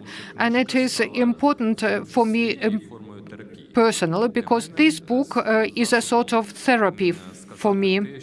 It is a means to say something which I could never explain to psychologists because after I came free from their captivity, the sort of questions from the people who were trying to help those who came from captivity, it was irritating rather than supportive. And that was the reason why this book was written. It was my own therapy. The second question was isolation in Minsk, as the Minsk format still existed. I spoke to my government and we touched upon this issue of isolation, and we confronted the representatives of the DNR. Without any result, they avoided this word in the same way as the Russians are doing now, but on the international level, this word was pronounced. And the third part of my strategy was to set up our foundation, Justice Initiative Foundation, and it is the final stage of what I can do currently. We are searching for Russian military offenders. We are ready to pay for high-quality facts about people who are officially suspected either by the Ukrainian state or by international institutions like Gilkin or MH17. It is the International Criminal Court. It is the final element of the transformation of this traumatic experience. If you go to our website, you see a lot of suspects. And inter alia, you see also isolation, and you see the data about persons whom I've got to know personally, who tortured me. And it is experience now. It is no longer a trauma. If it was still a trauma, I would not be able to work. You could get crazy. The only way to escape it is to transform it into experience.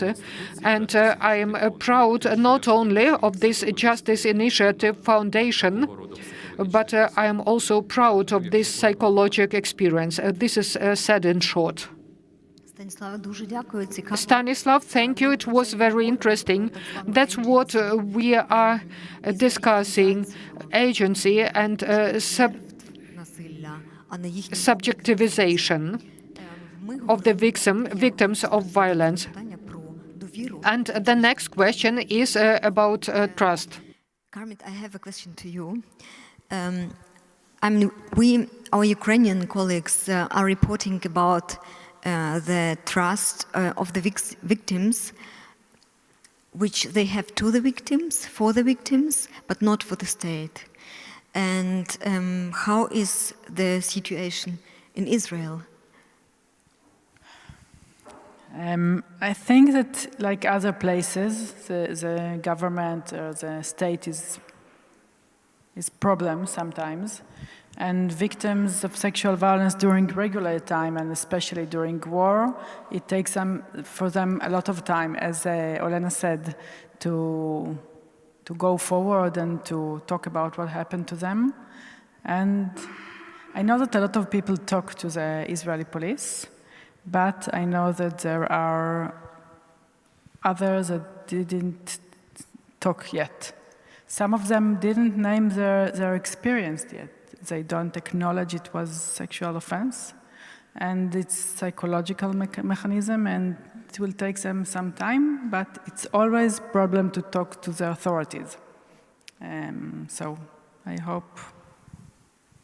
Okay, maybe the second one. Whom do the victims trust? Is it a civil society? Sometimes they don't trust no one after they came from captivity and faced the evil of humanity.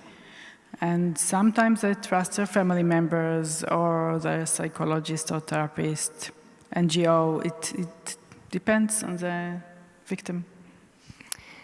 Thank you. Stanislav talked about the strategies of the dealing with trauma, and we see as examples these also two organizations, SEMA and Alumni. And I have a question to you, Elena, and to you, Alexander, maybe to you also, how to respond. How can how do societies respond to this experience? I mean, we have a lot of examples of self-organization of the victims, but do you have some influence on the Ukrainian society?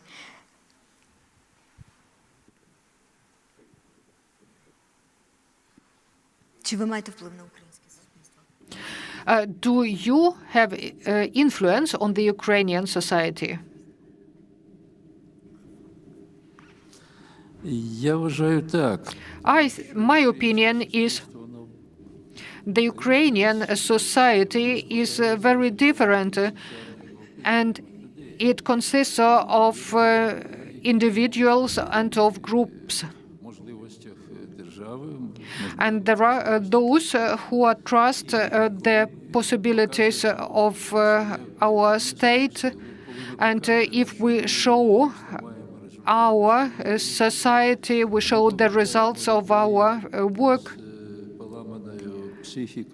And people with damaged psyche, with damaged health, that we are able to bring those people back into the society, and they take on an active role. Yes, I think it's possible. I think it is about fragmentation. I do agree we do have an influence, but we are a big country with numerous different groups. People who surround the survivors, the members of the family, on the level of a usual education. If you receive information about a trauma-oriented approach, about the change of vocabulary, not to speak about victims, but about survivals, a transformation within the society is taking place. But there are other groups for whom nothing is changing. SEMA, Ukraine and other organizations have experience of communication. You have spoken to human rights organizations, with police, with military and so on. It's very important because this zone of distrust not only meaning that there is no belief that those cases will end up somewhere. But it is also that the people have to understand what it means to be a survival of tortures, what consequences it could have. It could be about very simple things. It is not only about just a rape, but being made to take off the clothes. Such simple things have to be explained to, and on this level, there is an influence, at least on a part of society. There are some periods, and we are experiencing such a period now. Важливою і такою, яку вони можуть використати для популяризації. For the government, it could be a topic which is important and which could be used for their popularization. I'm speaking very cautiously about it. Політики. Politicians, governmental institutions, we do understand that they use it for their own PR, but at the same time they use it for education for those who listen to them. So in terms of that, there is a certain influence. I would like to add a huge influence of such organizations on the legislation process. Our state was not ready for the processes which took off because of the war, and the notion of civil captive, we did not have such a had it in our legislation. And as those people came up, the state did not know how to categorize those people. Within our society, alumni, we work with legislation institutions, and this process has taken ground, and the executive institutions and the draft laws, they do have a notion of civil captives. It is a civil person against whom an offense was committed by another state. But we take care also about our rights. And thanks to our work, the situation is being changed currently. If we talk about Justice Initiative Fund, we don't have such a huge impact on the society because we have a very specific kind of activity. I wouldn't say we can directly call it humanitarian. But if we talk about private cases, I know that the Ukrainian military in a small area, they use my book as a manual in the lectures on how to behave in captivity. So partially there is some impact, of course. So there are results of your activity. Could you tell us shortly about it? Our fund started when Polish, the so-called Polish, was as the main criminal in this case, was captured was arrested in Kiev. And that's how our activity started, and that's how I started looking for ways of getting to other perpetrators of military crimes. And now, in the United States, the government simply has enough money to offer rewards for their capture or information about them. And that's what was used for finding Nazi criminals. I don't know if this is a thing that an NGO usually doesn't do. In the USA, they would ask me, why would intelligence not do this work instead of you? But the Ukrainian special services can't afford and can't openly offer the money on the heads of the people who are being searched for. So legally, it's not even possible. So we, as a civil organization, we can afford that, and we are able to do that because we can get donations from any legal or individual person. But things that we are not authorized to do are delegated to the authorities who have the authority to do that. So we cooperate. We have not yet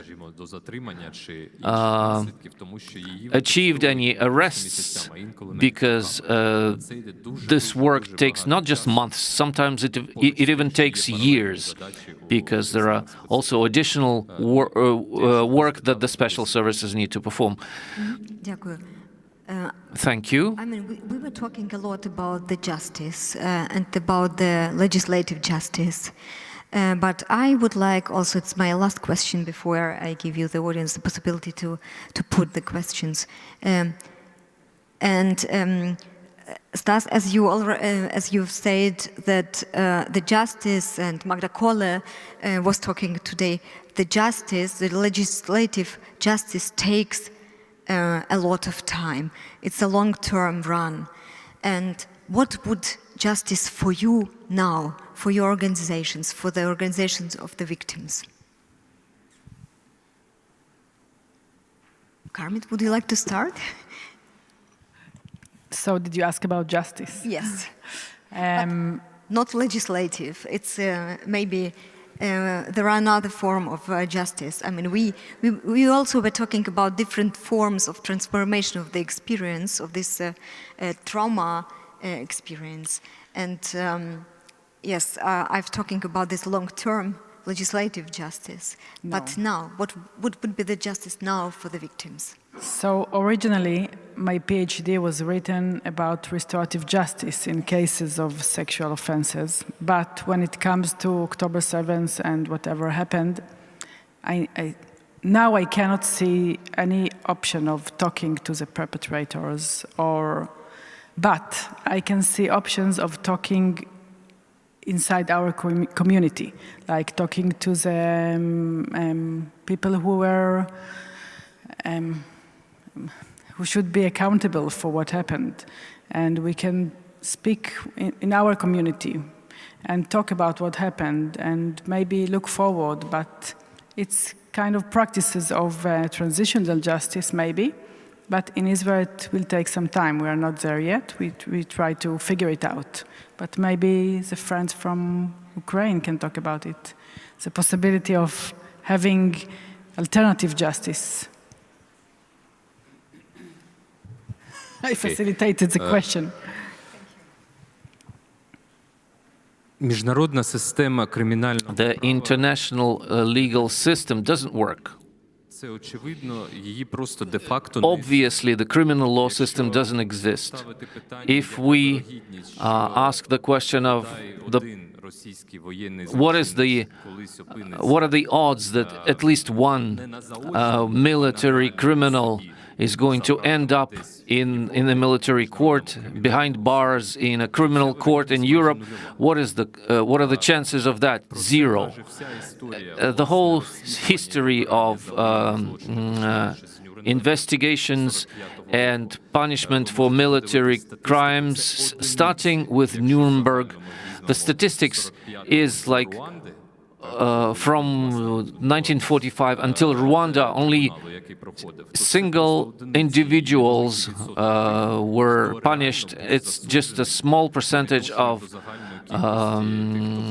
the persons who were actually judged compared to the number of real criminals. And this is what's happening now in the United States and in Europe. The situation gives us this kind of response. punishment for the perpetrators is the job for the country that actually suffered. And if we only rely on international mechanisms, we'll get nothing. This is the reality we have now, unfortunately. That's why, if we go back to the question of justice, even the case with the warden of this izolacja who was arrested in Kiev, it's just an odd event. The fact that it came to Kiev, he came to Kiev, and the fact that we were able to warn the authorities and be able to arrest him, it's just a freaky accident. Basically, it's possible that no one who committed criminal violations, military violations, are going to be judged in court internationally. So there is no hope for that. I rely on the Ukrainian legal system, but even for them to bring anybody to Ukraine for a court is very unlikely, because there is a whole operation that needs to be performed by a great number of people, risking their lives. It's basically impossible. I'd say the fact that these people might die on the front is also a kind of justice. I'm not going to add anything to this, because we do a lot of work. We travel to all over Europe and the whole world. We familiarize the communities with what happens in Ukraine, but there is practice. And I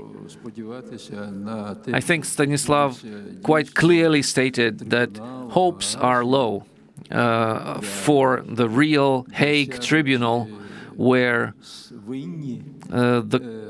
the perpetrators are going to sit on the bench, and we are going to be some sort of witnesses and victims. Would be very happy to come and tell everything that happened, but it still looks like science fiction right now.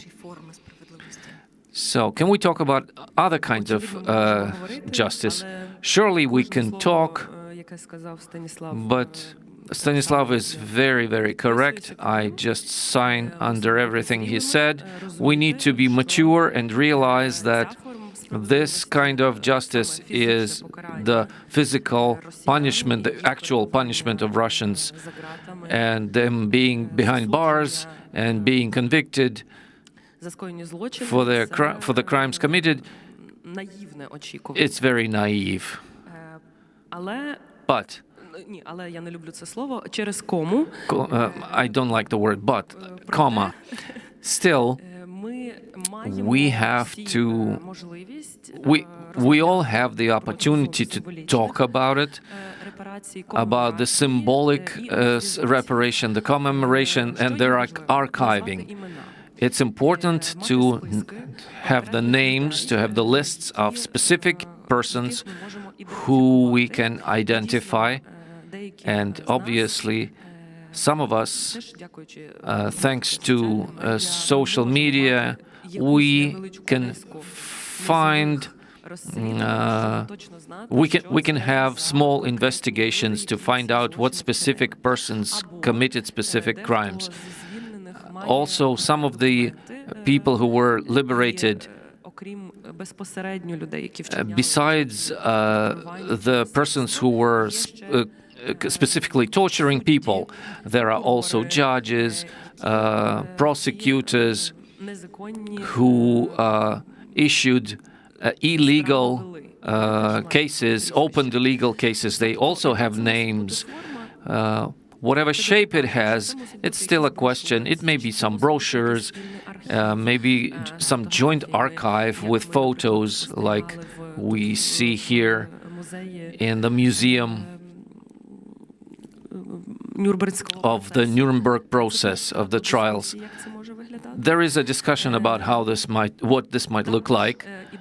Still, also, it goes about rethinking the collective responsibility, because in my opinion, the wives, the children of the Russian military, not only military servicemen, but also just hired persons, they are responsible for what happens because they use our property, they live in our dwellings. I know that in my father's apartment there is a family of military men.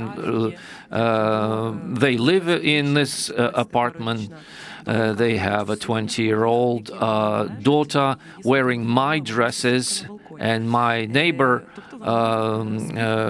took a picture of her. So they bear collective responsibility, and these names need to be named as well.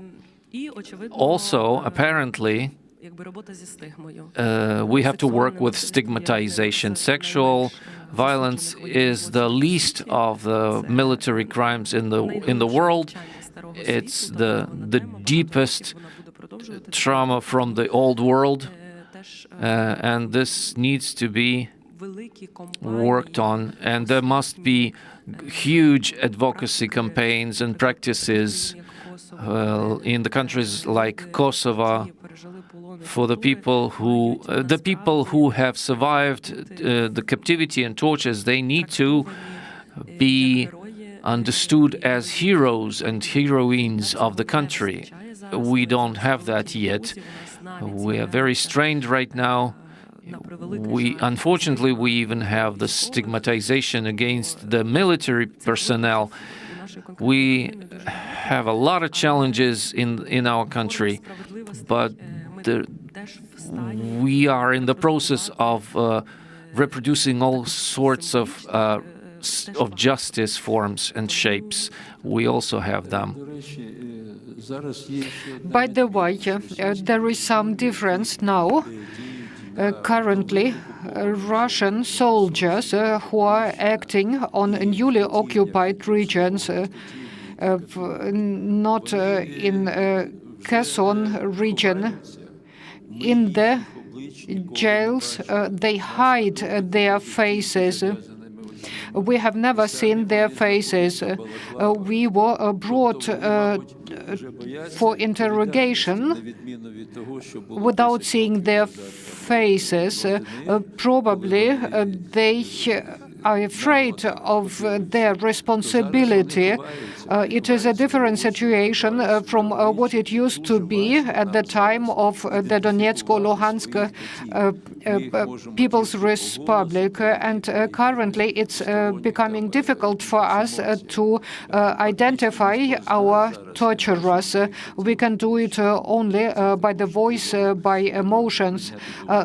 Almost nobody could see the torturer in the face. Thank you for this important addition. Questions, please raise your hands. Yes, it's on. Thank you very much. Thank you very much for very, very, I would say interesting, but very inspirative and very difficult presentations you have. And I have two questions, as I have some but very limited experience from Donetsk. First, once I also experienced not torture but I was threatened to be raped during my patrol when I was in OEC. So I understood that this sexual violence, it's very important for these guys. So my question is, why it's like this? For us, it's not very understandable. And the second question is, as I had the opportunity to drive several times on this street, Světlovo Puti, near Izolacia Zavod. If I would not have this information from you, actually, from your book, I would not know that this is the the place where this is happening. If there is some special reason why this place was chosen, because from outside it doesn't look like a prison, there is just like a factory. So why even this place was chosen, if you have some idea? Thank you very much. Дякую за питання. Thank you for the question. The second question is more simple. I don't think it was a result of a choice. Коли це місце було захоплено в 14-му році. This place was occupied 2014. Back then, a lot of places were occupied in the industrial zone, and Izolatia, it is one of those factories. It has a huge territory, and it was used not only as a prison, but also as a military basis. It's very convenient because war machines and munition are stored there.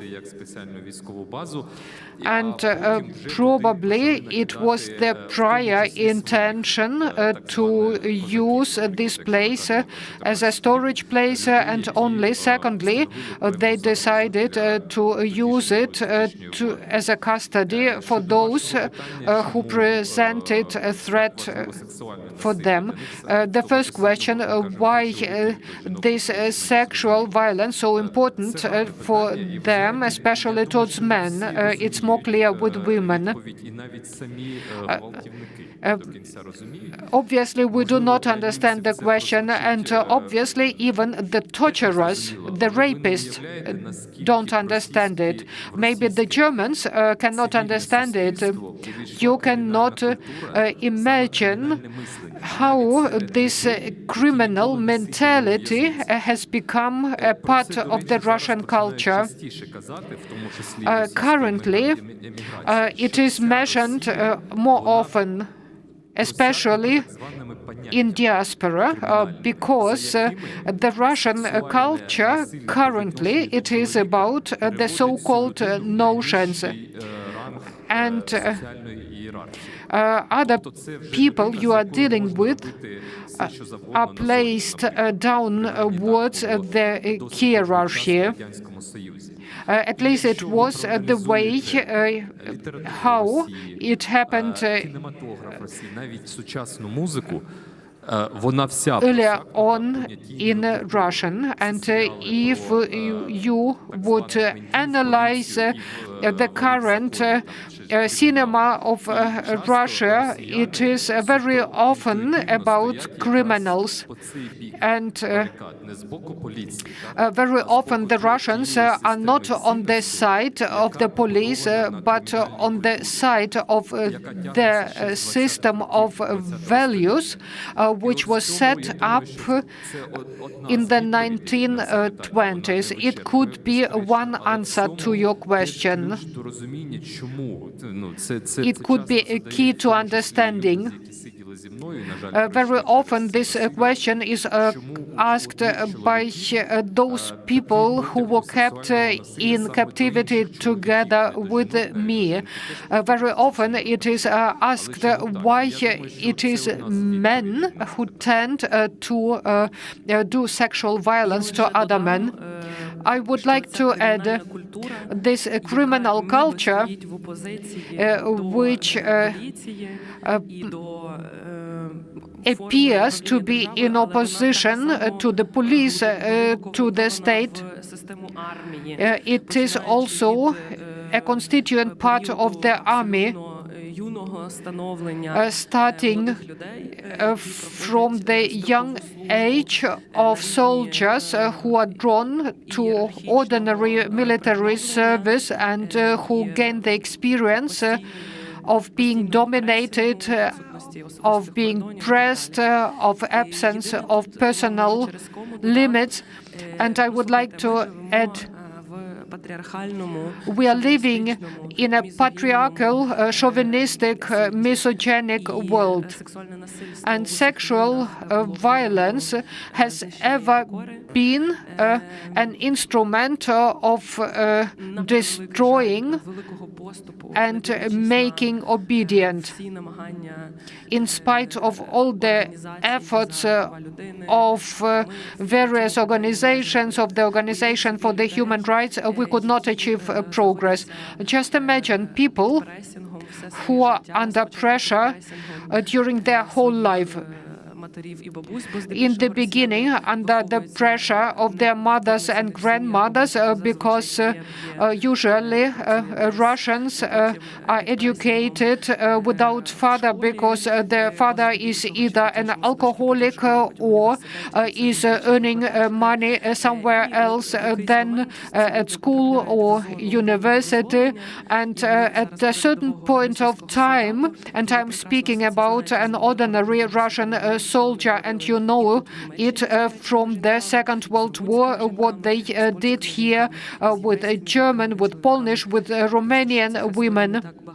The issue is only that those stories were not documented enough, and these people come into a space with no breaks, with no limits. I do not want to pronounce a diagnosis. In our organization, it is mostly elderly people. It's difficult to understand. In our organization, we are dealing mostly with elderly people. It's even difficult to explain how erection was possible. And nobody is ashamed, and this information is transformed, is given from one group to another, from one generation to another generation to the next generation, and then we have the result. And I would like to go back to what Alexander said. This culture has become more active currently, and it is overwhelming currently, and it is multiplied by religion in the name of the God, and keeping in their pockets icons or crucifix with autograms by Putin, they can commit a rape at the same time. This pathology is very special, and we discussed it yesterday during our workshop. It's necessary to make scientific research about the Russian society, about the origins, how they use nations which they enslaved. Currently, we have that we have achieved the pinnacle, but maybe not yet. From different wars, that sexual violence is maybe the most simple and cheap weapon of war, and as a combination of physical and psychological violence in order to dehumanize the people. Yeah. Do you have some more questions? The last one. Maybe. If we don't have questions, a very important conclusion is then, do we have some questions? They can think so far, and I will say one sentence. Okay. One last sentence. I have the same conclusion because, you know, when I was studying in St. Petersburg in 2009, my professor, Yakovlevich Galinsky, was saying to me that Putin is a fascist regime, St. Petersburg, Russia, 2009. And he was saying me, not only to me, but on the conference, that he see and he's observing that the Kremlin is preparing something, some aggression, because he is cultivating exactly this way of behavior, deviant subcultures, criminals, and they will use them in fight against Orange Revolution in some outside aggression. What is actually happening exactly now? Thank you very much. Thank you, Olena Apchil, Stanislav Aseyev, Alexander Maximenko, Kamit Klachalamish, for your reports, for sharing your experience with us. And, well, I wish you all the best in your work. Thank you very much.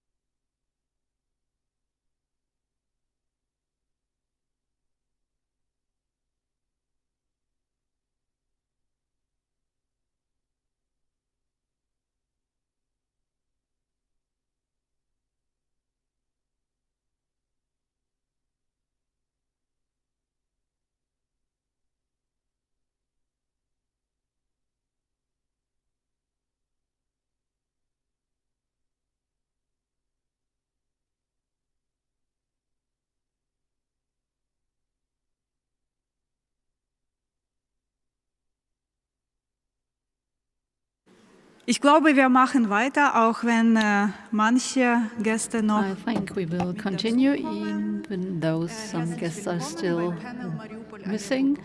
Welcome to the panel Mariupol, Aleppo, Grozny, Russian attacks on maternity hospitals as a war strategy. My name is Katarina Mishenko. I am responsible for Ukraine at the Federal Agency for Civic Education, and I'm going to host this session. I'll just make a few introductory remarks and then we'll watch a film. And then we'll have a discussion. There is a technical hint that I should like to give you. This film is not going to be streamed on the internet, and therefore no video recordings are allowed during the film while the film is being screened. So this is a very serious request. Please do not record the film because it's still under production. It's going to be prepared for a festival. We will watch an excerpt of a documentary film from Angelina Karyanika, a film director who has joined us online from Kiev, and the excerpt that you're going to see is a prehistory or an introduction to the matter that we're going to discuss later on after the screening of the film. So I will give these introductory remarks in German, and later on we will switch between the languages. We will talk English with Angelina, with Meinert Kurbanova, a writer and educator from Vienna. We are going to speak German. Angelina understands German, and you can decide whether you need interpretation or not. And I will introduce our further panelists later on. So let's just watch the film now.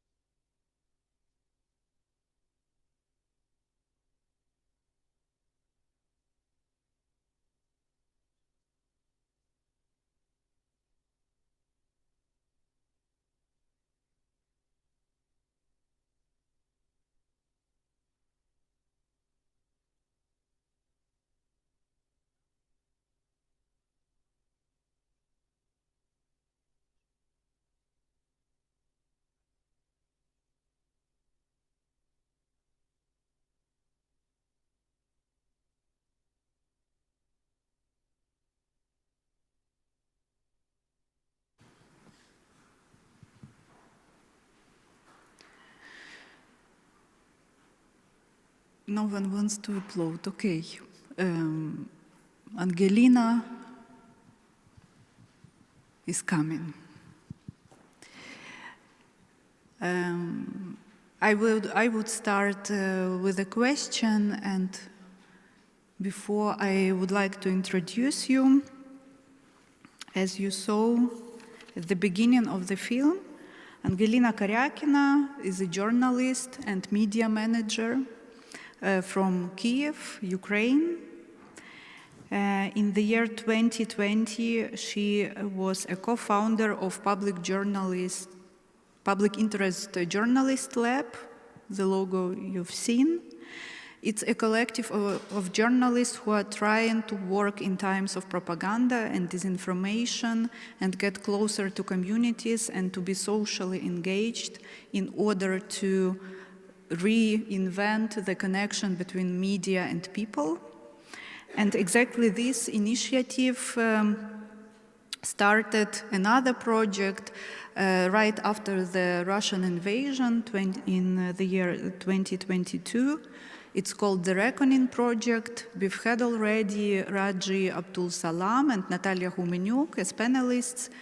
In our Congress, they are representing also this project. This is a collective of journalists, lawyers, and data analysts who are working with testimonies of the victims of war crimes on different levels. The journalists are telling the stories, making movies, producing artworks, and the jurists, lawyers, and data analysts are preparing this material for the courts.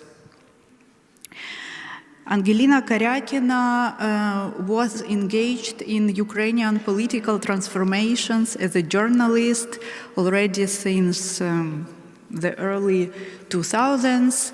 During the Maidan protests, she was working for Euronews. Later, she joined the team of the Maidan spirit media Hromadske. She became the editor-in-chief of News in this project. Afterwards, she was a general producer of the newsroom of our public broadcaster, Suspilne. Now Angelina is advisor for the broadcaster and is working as a researcher for the Reckoning Project. And in this framework, the movie or the film Mariupol, Aleppo, Grozny is produced now.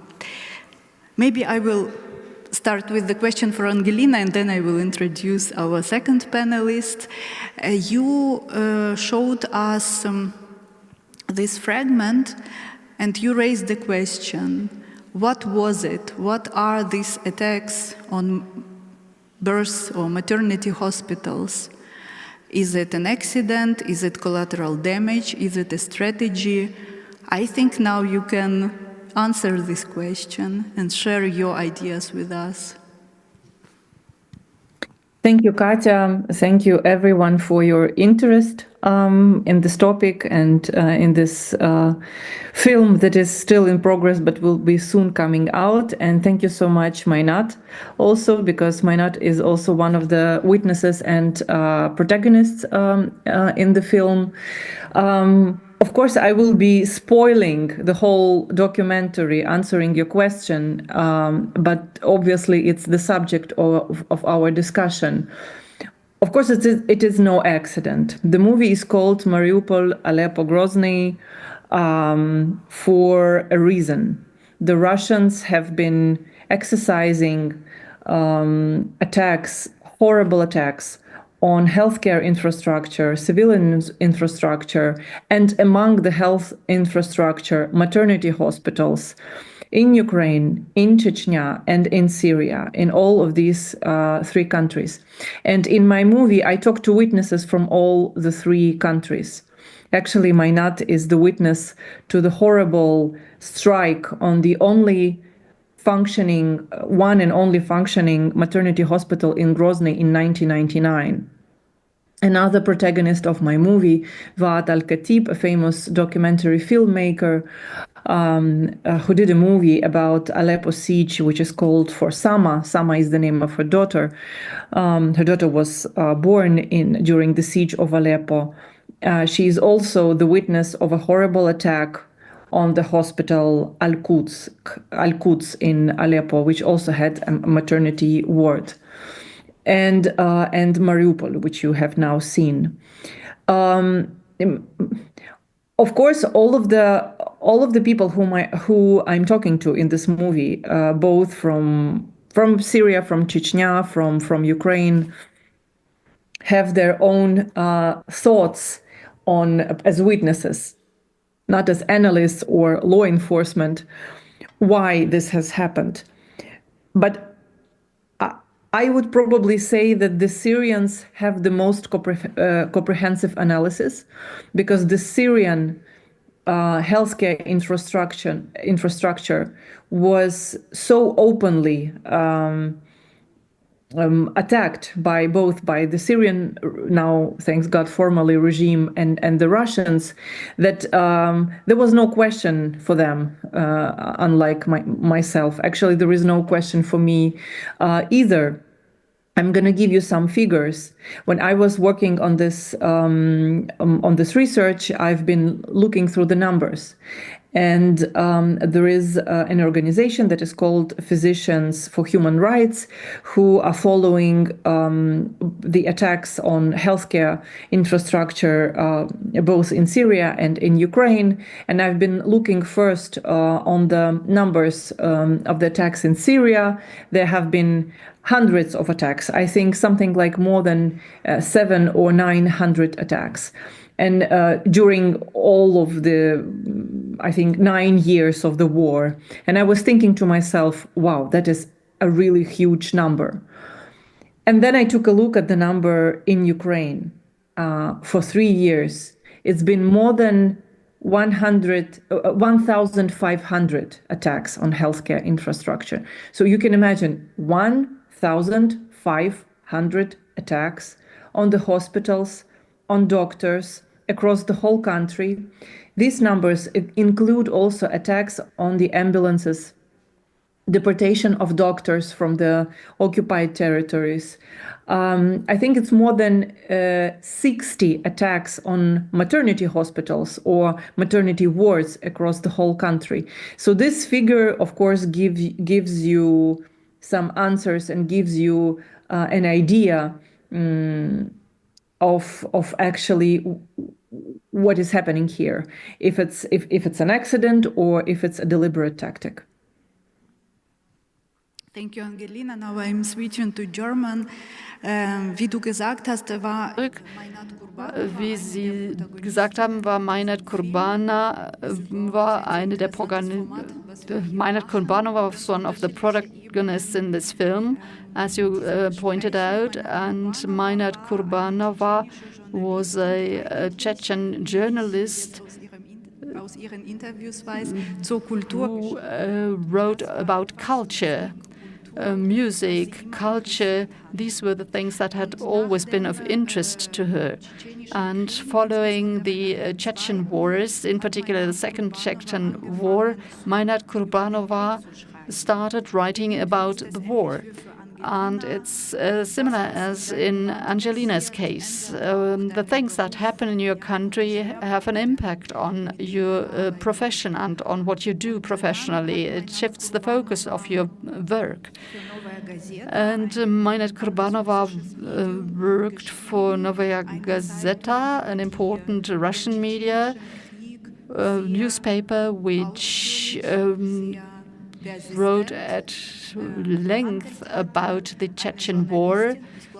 A journalist, or several journalists actually, including Anya Politkovskaya, was killed because of her anti-war attitude and the books that she had published, and she was a colleague of Mainat Kurbanova's. In 2004, things got difficult and it became impossible and difficult to work as a journalist in Russia.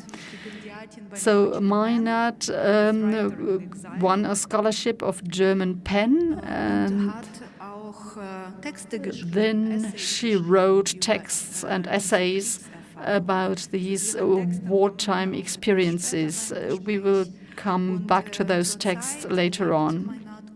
Currently, Mainat Kurbanova lives in Vienna, where she works as a civic educator. She provides trainings on the borderline between social work and artistic work and education. So she's involved in political education and civic education. She works on topics such as extremism, empowerment, promoting democracy.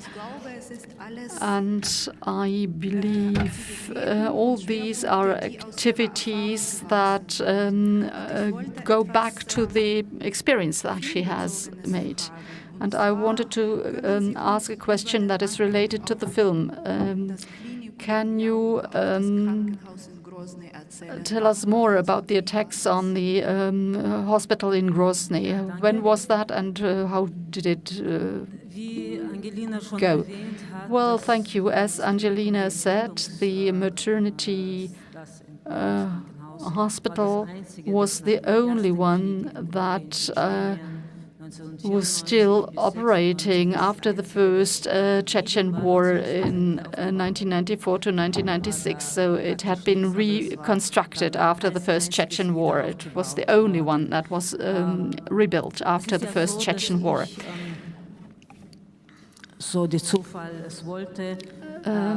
By coincidence, my apartment was just 100 or 200 meters away from this maternity hospital, and on the 21st of October 1999, the second Chechen war started after a pause of 2.5 years. And when it happened, when this hospital was attacked, there were 3 places where these attacks were perpetrated. The Central Market Square, which was closest to my place, to the place where I lived. Then there was an attack on a mosque, and then this attack on the maternity hospital. All these strikes were perpetrated at the same time, and these locations were very close to each other. There were many attacks, and a lot of buildings, schools and hospitals have been destroyed. But on that day, this was the ultimate declaration of war. It was the beginning of the war, because they chose and picked the places where there were many people assembled. The Central Market Square, for example, a mosque, and this hospital.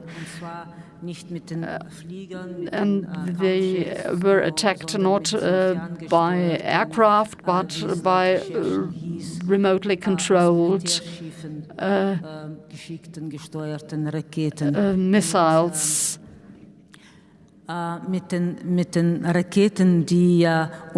Missiles which have been the subject of a lot of research. In order to launch these missiles, it requires a command and an order from the top level of the hierarchy. It was a Russian general who said it is not an order that would be issued by an average commander. This type of missile is launched only on the basis of a command that comes from the very top of the hierarchy. So the horrible outcome of these attacks was that, according to Russian human rights organization Memorial, 140 victims were killed and have been identified by name. According to the Chechen information, the number of victims is more than 200. In the hospital, 13 women and 15 newborn babies and 7 visitors were killed. These were visitors who wanted to pick up mothers and their children or who were visiting them. So more than 30 people were killed in this hospital alone, and the total number of casualties is more than 200. And I should like to briefly share with you how it came about that I was a witness to these attacks. It was simply because I was living there, and my stepson, he was 15 years at the time, and there were only a few places where young people could have some fun. There was a place close to the central market where he wanted to go to play some games, and I was afraid that he would be in that place, and so I hurried there, and therefore I had to witness what was happening there. It was sheer hell. And it was a bloodbath. So this was the beginning of Putinism. Shortly afterwards, Putin became Russia's president. Yes, that was the presentation, so to speak, of his line of action, of his policy, his clear-cut democracy, or as a US president once put it, he looked into his eyes and saw that he was a Democrat, and this was the beginning of his action as a Democrat. At the time, were you able to analyze all of this? Could you see and identify that there was a strategy behind it, or was it considered to be a horrible coincidence? Well, it was no coincidence, and it was not the first hospital to be bombed in Chechnya. It was not coincidence. There was a war strategy behind all of this. This is very clear to me. There can be no doubt about it. After the first war in Chechnya, all schools had been bombed, all universities had been bombed, all museums and archives had been bombed, all hospitals were destroyed by bombs. So all places where people live, markets, kindergartens, places that are used and frequented by civilians, and places that are important for the culture of a nation were bombed in a targeted fashion. I mentioned my home in the center of Grozny. While our home was bombed and shelled, there was a house opposite ours where former provisional prime minister for Chechnya used to live, and this house was not destroyed, it was not hit. So there are homes that were spared in Grozny, while the neighboring houses were annihilated and completely destroyed. Well, for those who looked at it from the outside, it was maybe something that could not be explained. But at the time, as Angelina said, if you look at the figures and if you look at it in the historical context, it is absolutely plausible that there is a strategy behind it. To ask you, how did you come to the idea to connect these three cities? As far as I know, our investigative documentary landscape today, everyone is telling a story, some concrete story, and Ukraine-based story. And your film is the first attempt, maybe I'm wrong, to go deeper in history and to see to another context where Russia was also, of course, the main perpetrator. But how did you come, and when did you come to this idea? Yes, I'll get to this answer just in a moment. I just wanted to add that in case with Grozny and with the attack with the attack in 1999, the specific attack that we're talking about, I think it's really important to stress that the weapon that was used is cluster munition, which means that it's not only an aviation bomb. I mean, it's hard to compare what is worse, right? An aviation bomb or a cluster munition. But cluster munitions is kind of missile, kind of a bomb that has other small pieces inside that when the bomb blows, these small pieces, they flow around. And they are specifically aimed at killing humans. You see, not walls, not other weapons or, military vehicles, things like that. They are specifically aimed at killing people. And this is the most horrible thing. And this is also why Mainat is calling this a bloodbath, because you can imagine hundreds and hundreds of people in the most vivacious place in the city of Grozny being attacked by these cluster bombs, right? Cluster munition.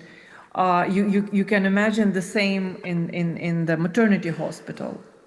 So it seems sometimes that this kind of weapons leaves no chance for any living creatures when they land. So this is why it is also very important to stress what kind of weapons was used. It is according to the report by Memorial Center.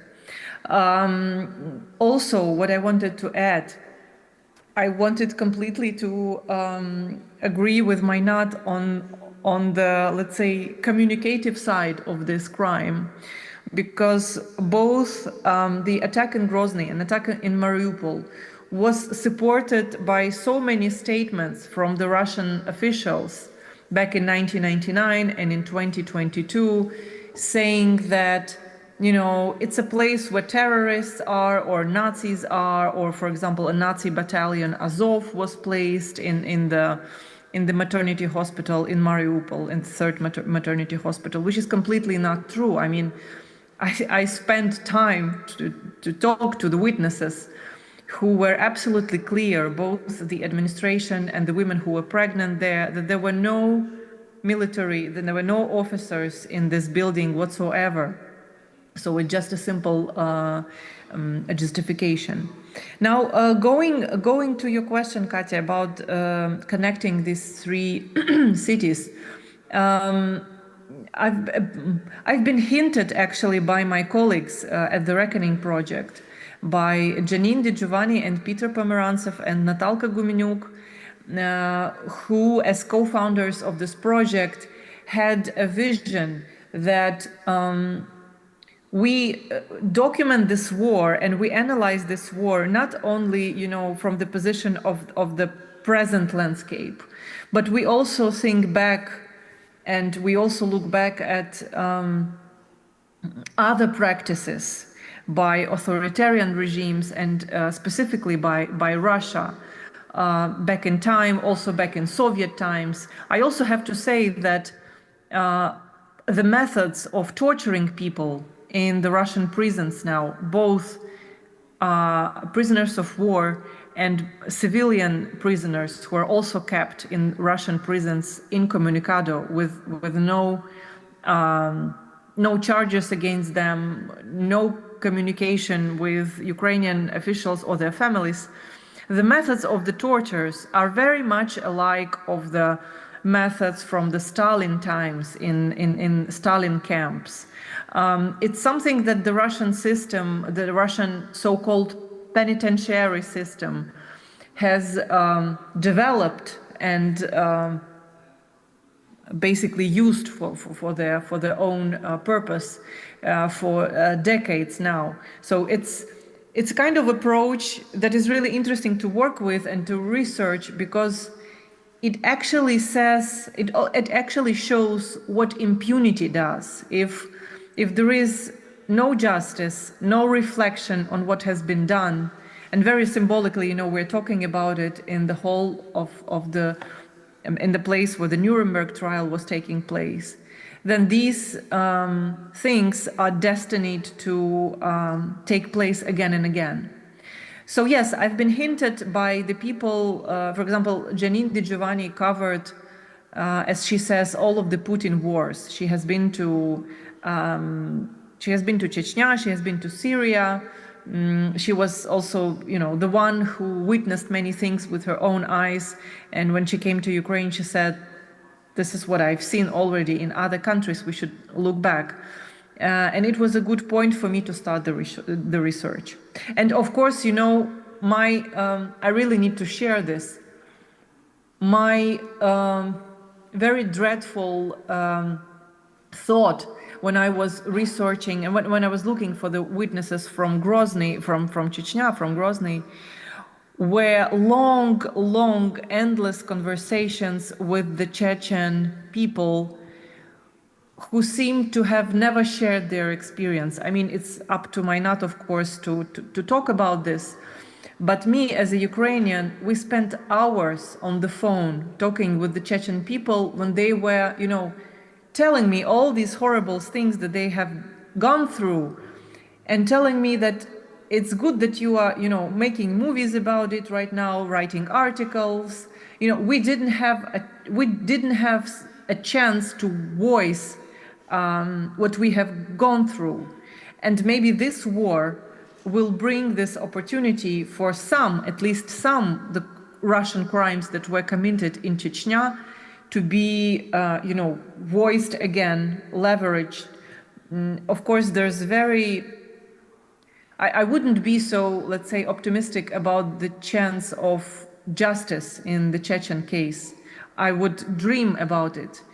But as we see with Ukraine, it's really hard to pursue. But at least, truth is part of justice. And giving this chance for the people of Chechnya and Syria as well to voice their stories, to tell their stories, is also, is also kind of giving giving these people some kind of justice, I would say.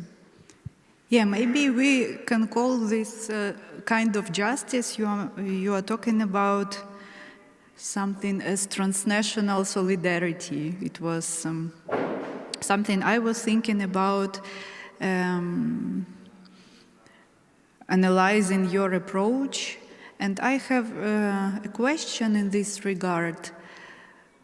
I think you answered it partly, that this voicing and this giving space to other experiences in the moment when it happens in Ukraine, in this repetition somehow, in Ukraine it's something happening for the first time, but for other contexts, other countries, other people, it is kind of repetition, it's present again. And I want to ask Mainat, what do you think of this idea of transnational solidarity or maybe dialogue? And what... sorry. Okay. Ich mache weiter Deutsch. Und, I'll continue in German. And are there any practical impacts? What is your experience? Well, it's not that we in Chechnya had remained silent all those years. It's not that we did not tell our stories. The question was who would listen. All those years in European countries, when we started talking about what Russia and Putin have done in Chechnya, and even Yeltsin, he was the one who started the first war in Chechnya. When we spoke about this, we were simply marginalized Putin was considered to be a man of honor until he started the war in Chechnya, and we were simply not listened to, and we were marginalized. This is the one part of the truth. And the other part of the truth is that in Chechnya and in Russia, it's simply not possible to talk about these things, because you have to expect repression. And therefore, it is all the more important for us to share our experience in this framework here. What is going on in Ukraine is nothing new. The path was paved at the time in Chechnya. And if people had paid attention and if they had taken action to address that situation, maybe the war in Ukraine would not have started in the first place. And of course, it's a part of transnational solidarity. We are all aware of who we are up against. We know who we are dealing with in the Kremlin. There are countless people, countless victims. And let us not forget, these are individual people. In this maternity hospital in Grozny, 15 babies and 13 women and 7 visitors were killed. These may be just figures, but just think about their families and their loved and dear ones. That's a horror. And the total number of these attacks in Grozny amounted to 140 or 200 people. And every single individual is a universe in himself.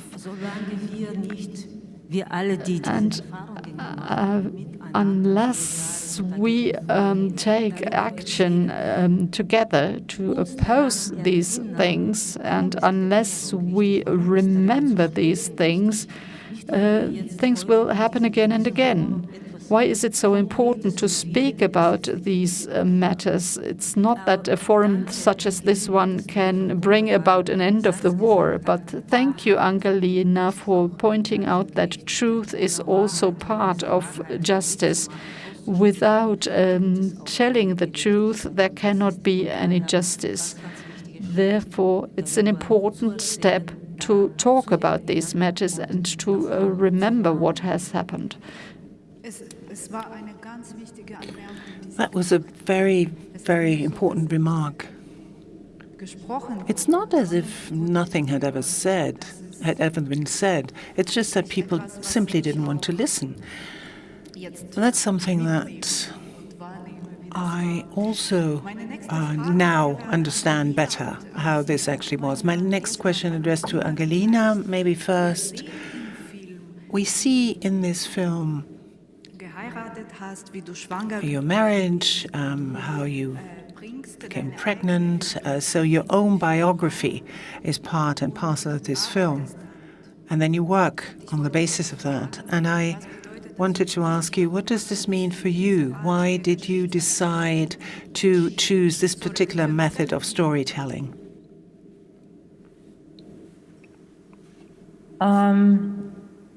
It took me some time to take a decision to put myself as part of the story.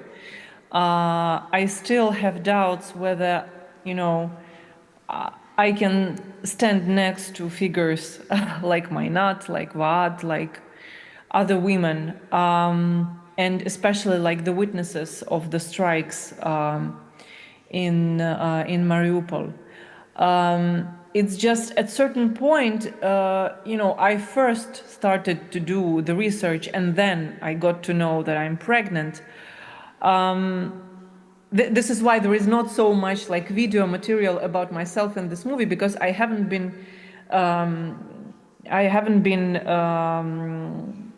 doing videos of myself because I wasn't planning to put myself into the story as well.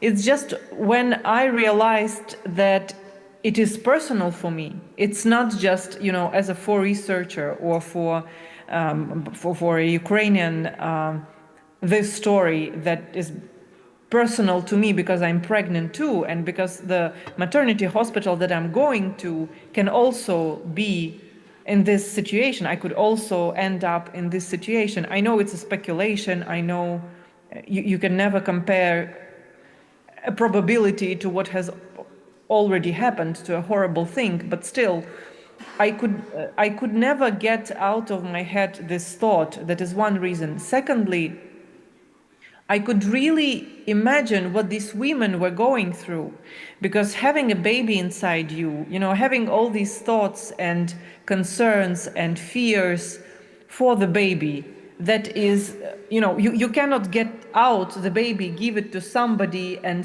send them to a safe place. It's inside you. And like you are also, if you are at risk, the baby is at risk. And having all these thoughts in myself, I also thought that, this story is too personal for me. I cannot, it's like an elephant in the room. I just cannot pretend that I'm not part of this story. I am part of this story. And then other parts of the story came too. For example, the part about the occupation of our house, the part of Mariupol and our friend who was basically fighting, stuck in the besieged city and then taken captive, and other things. So I couldn't pretend that it has nothing to do with me.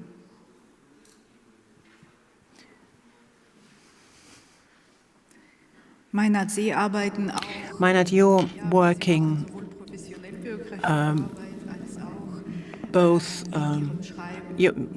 you're both professionally successful. You also have this biographical aspect in your work. It's an important part of your work. What does this mean for you as somebody who writes? Well, how can I talk about war, write about war, without actually understanding this to be, in a way, a personal story? Or how can I speak and talk about myself without talking and writing about war? It's all part of my own personal history. And the next aspect is, at a time when you are part of a group of people who are not allowed to tell their own personal story, to remind others of it, where everything that has something to do with war, with this global injustice, with this totalitarianism, when we're almost banned from telling our story, I think it's all the more important to tell people so that it doesn't get lost. Why do we remind ourselves of other wars, about these totalitarian regimes? Yesterday we were in this historic room, room 600. Why is this so important to keep these memories alive? What happened then and what happened after, what happened before all of those ongoing wars. I think reminding ourselves of this is one of the main rights that we as individuals have, that these people are robbed of their main human right to actually tell their stories. And when I work with young people, when I arrange for meetings in several European countries with young people who grow up with a Chechen background, who know nothing about why we are in these countries, how we ever got into this diaspora, those who get their information from the internet, in many cases very much colored by propaganda and influenced by propaganda. I try to keep this memory alive of what happened then, in the hope that at some point in time we all can learn from it. And if you like, see this as a warning And so this war, and it may also have something to do with the fact that I was fairly young at the time. Those were in many cases, the years where you gather most of your impressions that influence your life later on. So probably that's why I wanted to keep this alive. And now you can read a part from your essay.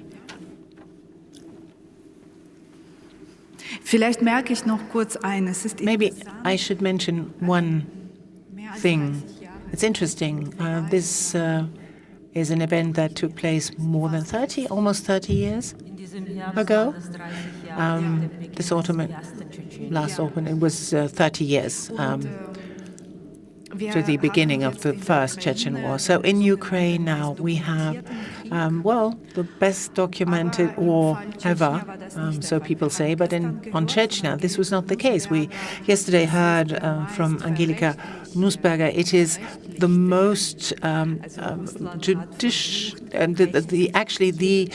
war that is probably the one where we have received the most of the legal underpinnings as a justification by the Russians why they pursued matters in such a way. But it's not, here we don't have a possibility to document it. And so on this panel, we have a film that tells you a little bit about ongoing events with certain references to the past, and we also have a text.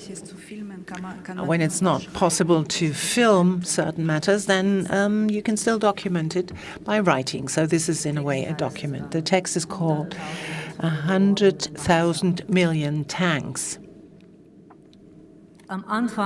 In the beginning, we actually made jokes about it. We made fun of the Russian army, of the imperialist ambitions of the Kremlin at the end of the 20th century. We, Chechens, after all, also were a little bit ambitious. As all small people of the world, we also harbored certain notions of grandeur, of megalomania. We were dreaming of great achievements that will change the world, where the world will then talk about us, and that will make us famous for eternity. So we who almost burst with pride at the time when, at some point in time towards the end of the 80s, the Soviet television, the Soviet state television, actually broadcast a short report about Chechnya. Later on, we would hear more than enough of such reports all over the world for many years, and without intermission. We made jokes, as I said, and just before the Russians came, there were threats from Moscow in the direction of Grozny, speculations whether the war would actually happen, and if yes, what kind of a war.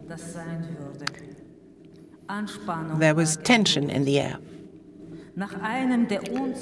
After one of the numerous and innumerable articles in the papers on a possible war, my cousin Sarema said, and she sighed, "Oh God, now finally come and stop your bloody talk." And a friend of ours came and said, "You do know that the Russians are not capable of fighting." And then my cousin said, "Well, our guys will punish them before they actually start." And then they came. It was a very cold and a very sunny day. One of those days where you love to go outside for a walk.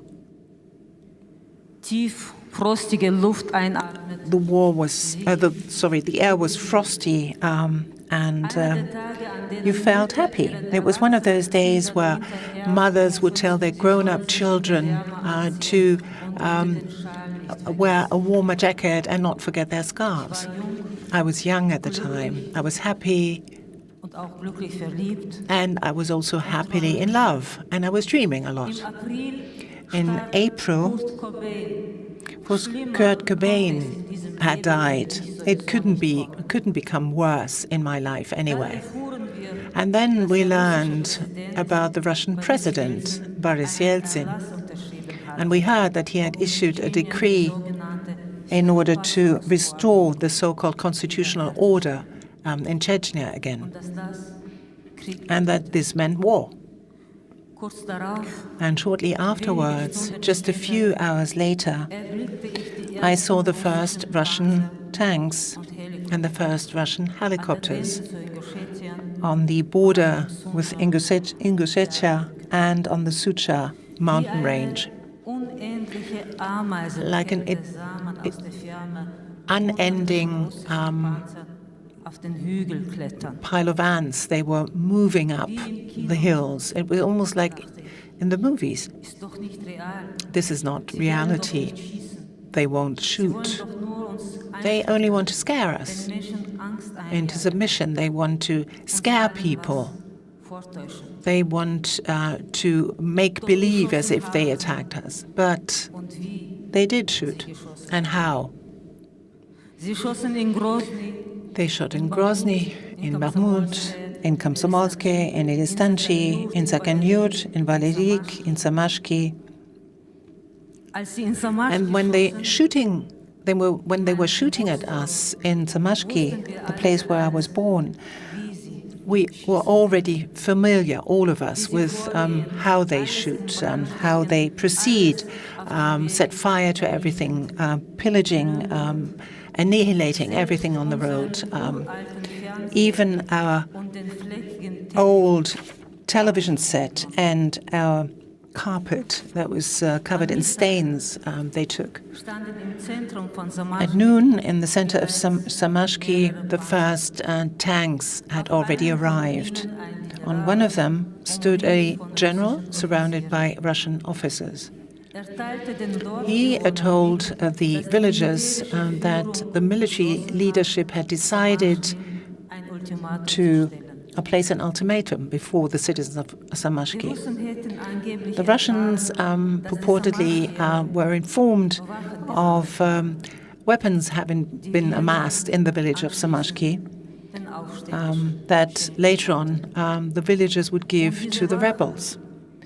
And these weapons, and that was the ultimatum, had to be immediately released to and handed over to the Russians. 800 Kalashnikovs, 200 machine guns, 50 grenade launchers, pistols and ammunition.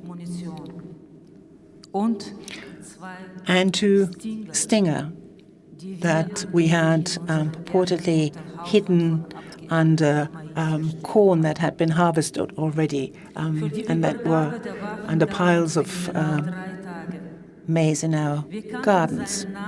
The general gave us 3 days to hand over the weapons. We didn't know his name. He didn't introduce himself to us. Only 1 year later, after his car exploded in Grozny and he himself was severely wounded, we were told that his name was Romanov.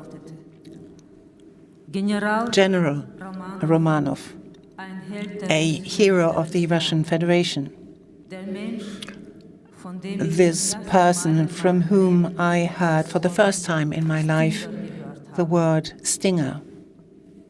The next 2 days, the elders of my village of Samashki tried to negotiate with the Russians. They were trying to convince the military that these allegations were absurd, that we didn't have those weapons. I never had them. But it was to no avail. Then thousands of inhabitants left Samashki. My father, at the time he was 75 years old, decided to stay. They won't do anything to me, he said. I'm old after all. And he sent us to Senovodsk, which was nearby.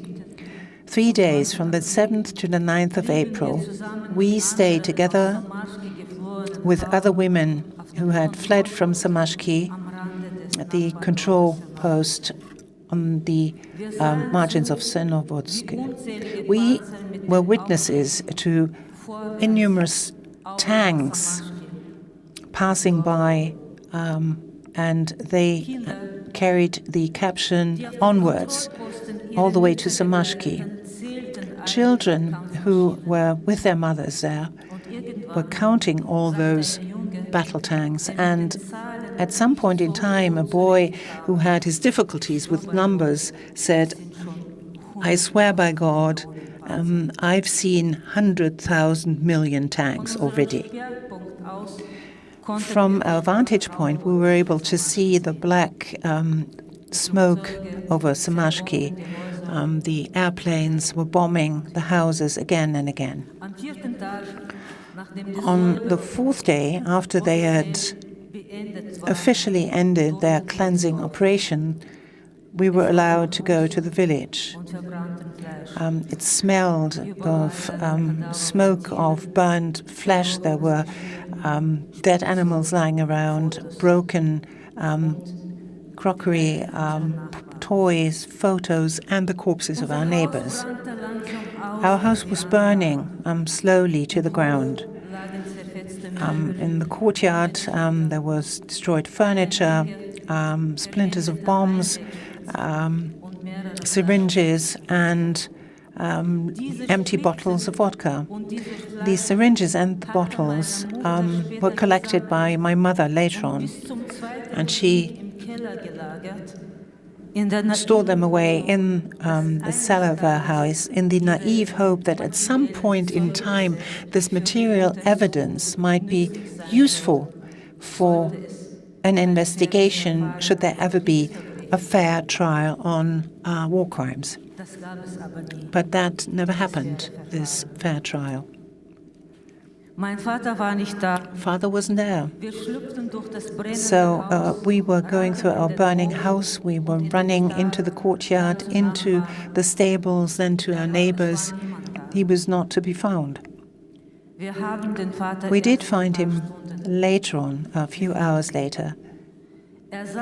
He was sitting together with 24 of other men who had taken into custody in a hot tank vessel on which you could read the words, "Careful, propane gas."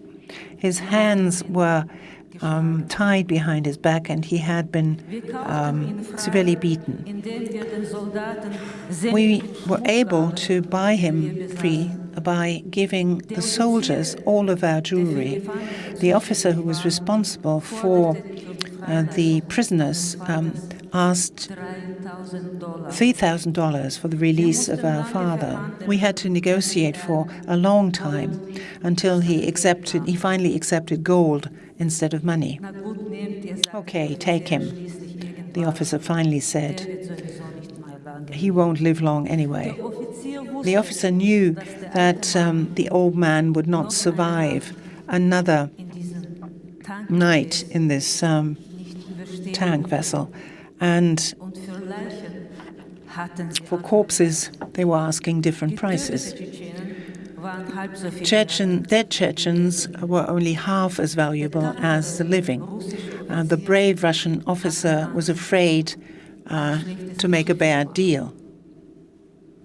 Samashki Cemetery on these sunny April days was filled with almost 300 new graves.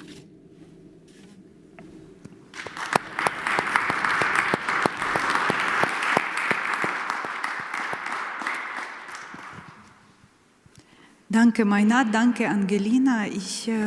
Thank you, Meinat. Thank you, Angelina. I would now like to open the floor to the audience. There are still 10 minutes left. Do you have any questions?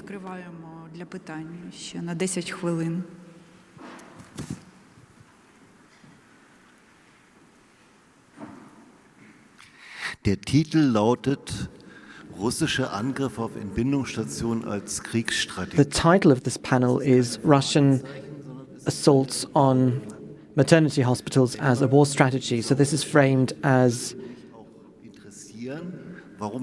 an assertion. I would be interested in why this is seen as a strategy. So I wouldn't expect images of weddings in this context. I would like to know to what extent there is evidence that shows that this can be seen as a strategy. And the same happened in Gaza. Many hospitals were bombarded, and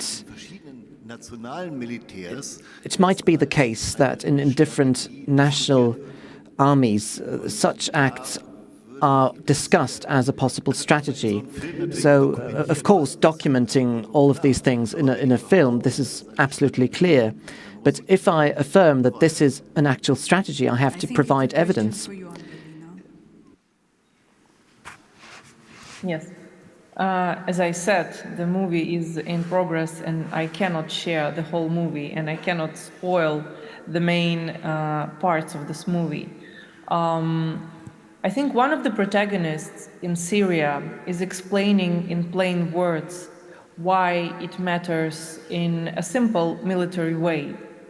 So when you eradicate in a city all the museums, all the shops, all the bakeries, or all the cafes, you still can live in the city and people still stay in the city. But when you demolish the hospital and people cannot get any kind of medical help, including even just simple medicine against fever, people are forced to leave the city. And this is the case of Aleppo. My witness from Aleppo, actually in the movie, the main doctor of the last standing hospital in Aleppo, which is called Al-Quds, explains this tactic. The evidence why is this tactic, as I already said, is the number of the attacks. Russians are using indiscriminate fire across the whole country, across the whole of Ukraine. And indeed, many civilian objects like schools, like shops, cafes, or residential areas, residential buildings do suffer and get under attacks. But hospitals, including attacks, deliberate attacks against ambulances, deliberate attacks against doctors and deporting doctors from the occupied territories, gives us an idea of, let's say, of a strategy behind it. You should have an idea why you do this. Now the question, why would you do it, is rather a big question to the Russians, I think.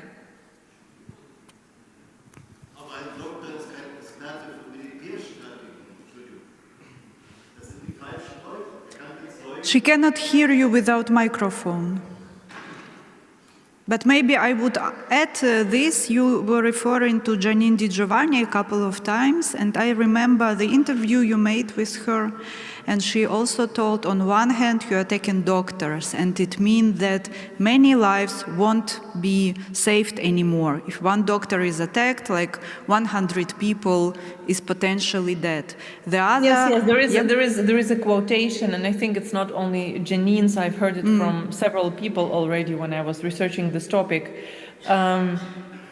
If you kill one doctor, you kill 100 people around this doctor, the lives that the doctor can save.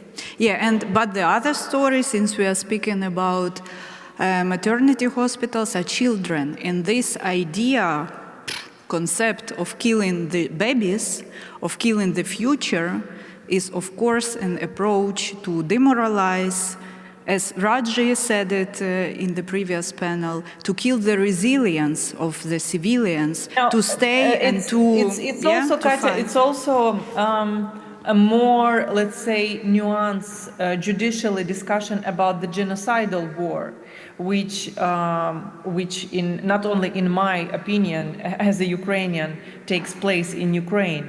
Apart from the mere demoralization, it's pragmatically killing the future of the nation. So it's a good actually question to ask Raji, or ask other lawyers who have more judicial arguments on their side, why it adds up evidence to the fact that it is a genocidal war. But many bring this argument, in favor of a genocide. This is a strategy to eliminate the ability of the nation to be reborn, to live, to keep on living, as simple as it is.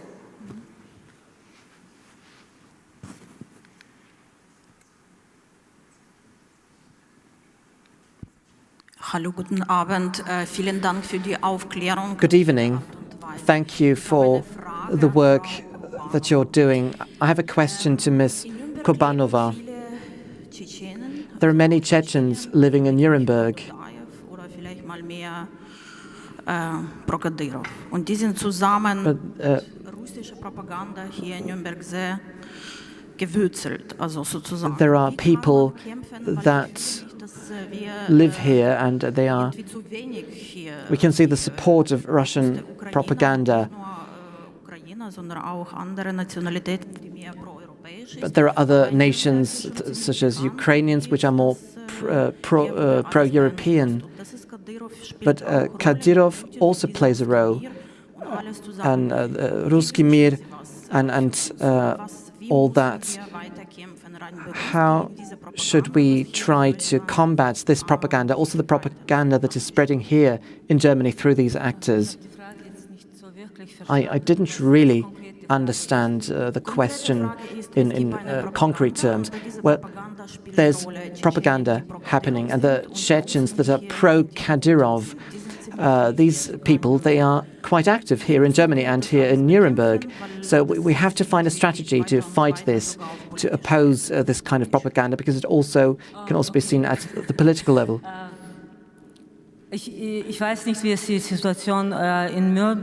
I'm not familiar with the situation here in Nuremberg. I don't know the situation here because I live in Vienna.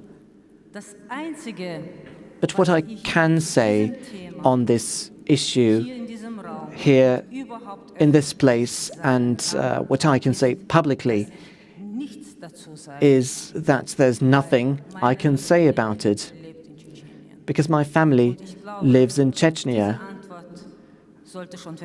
And I think that this answer should make you understand what it's like for people of Chechen origin living here and having family in those places in Chechnya and Russia.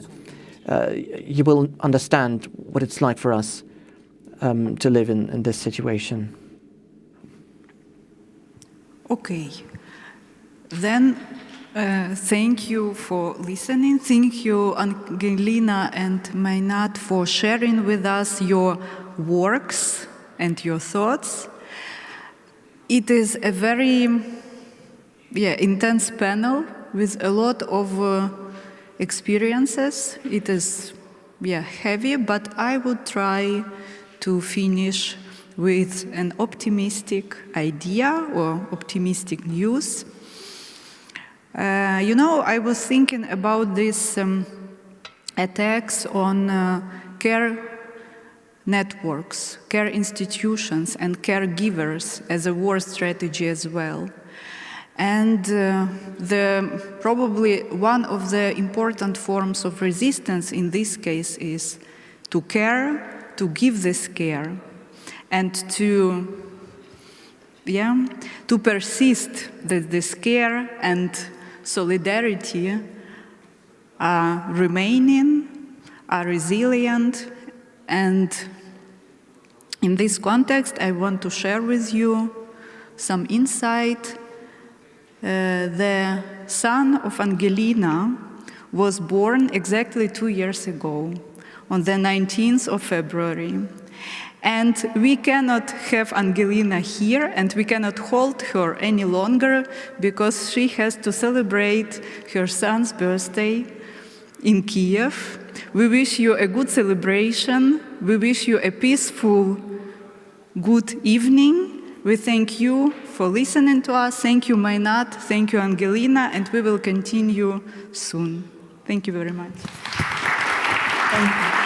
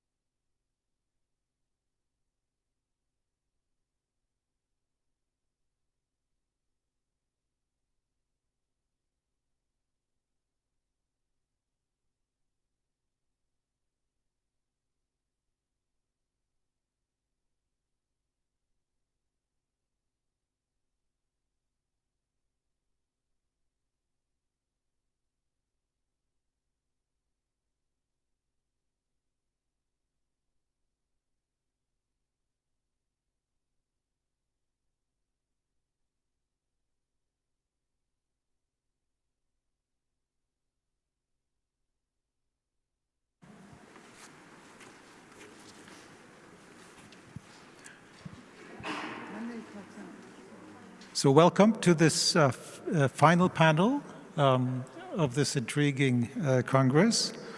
My name is Andreas Follestal from Oslo. I have the honor of chairing a conversation among Sonja Biserko, Tanya Malzour, and Tatiana Pechonchik.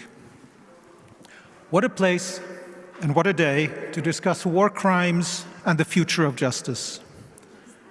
Nuremberg, the site which showed the world that war makers are not above the law.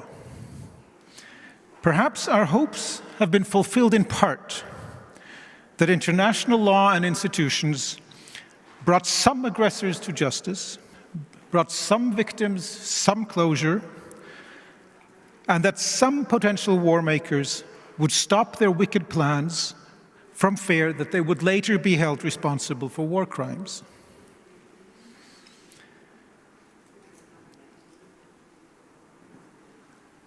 But the last 11 years, or 3 years, have shown the islands of international criminal law, the islands of international rule of law, have not stopped all aggressors, and not often enough.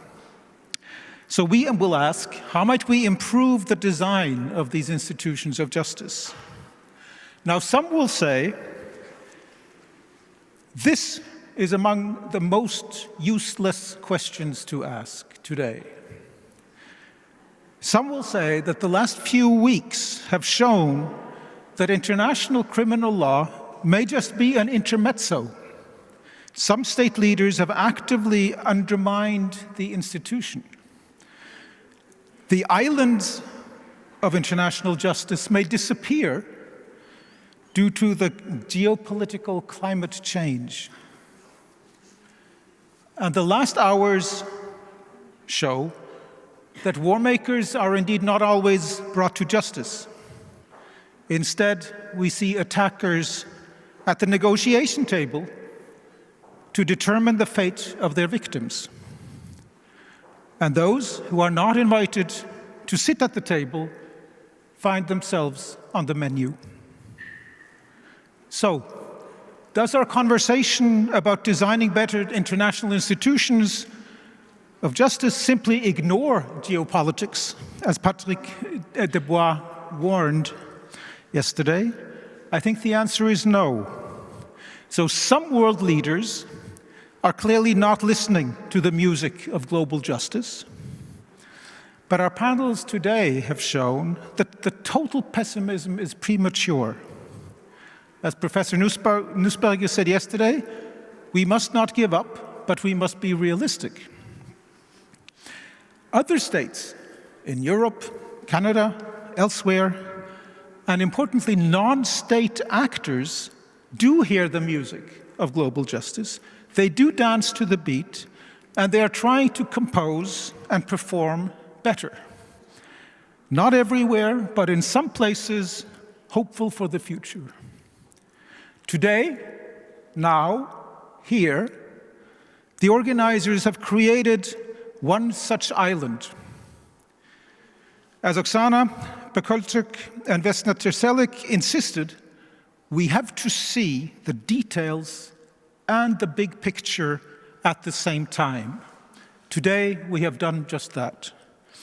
Here, we have heard heart-wrenching personal testimonials, and we have heard about the efforts to document how these are part of strategic patterns of horrific warfare.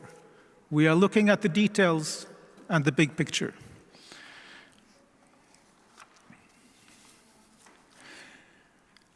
We will have a conversation between the three of you.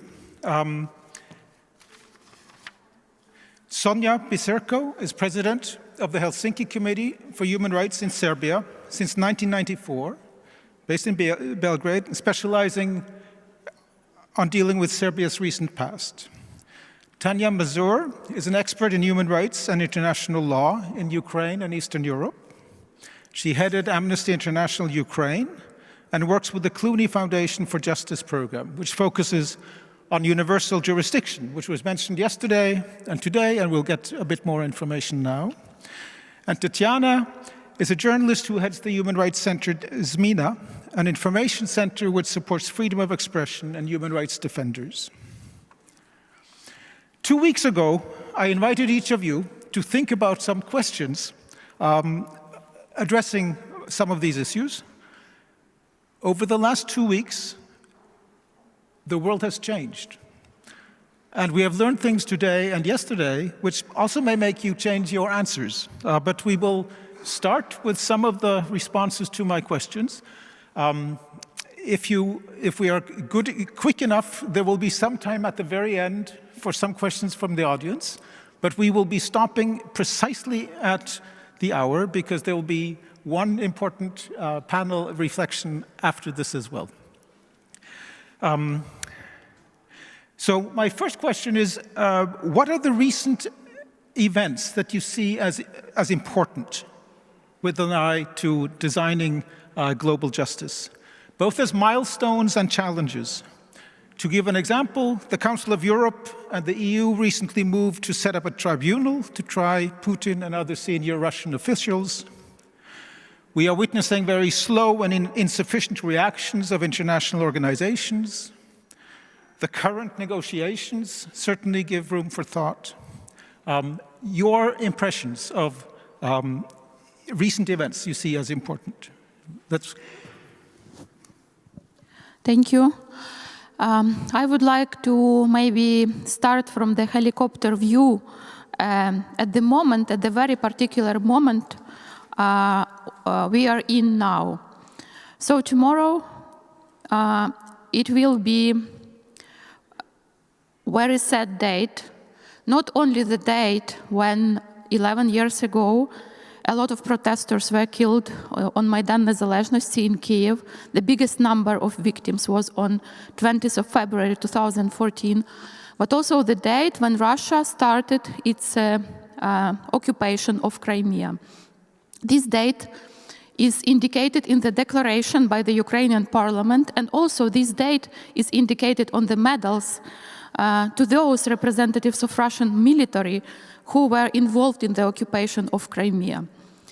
So 11 years after, we experienced 3 waves of the Russian aggression, starting from the occupation of Crimea, when Ukraine finally lost the control over Crimean Peninsula on 27th of February, which is indicated in the decision of the European Court for Human Rights, and then followed Russian aggression in Donbass, which was called wrongly hybrid war.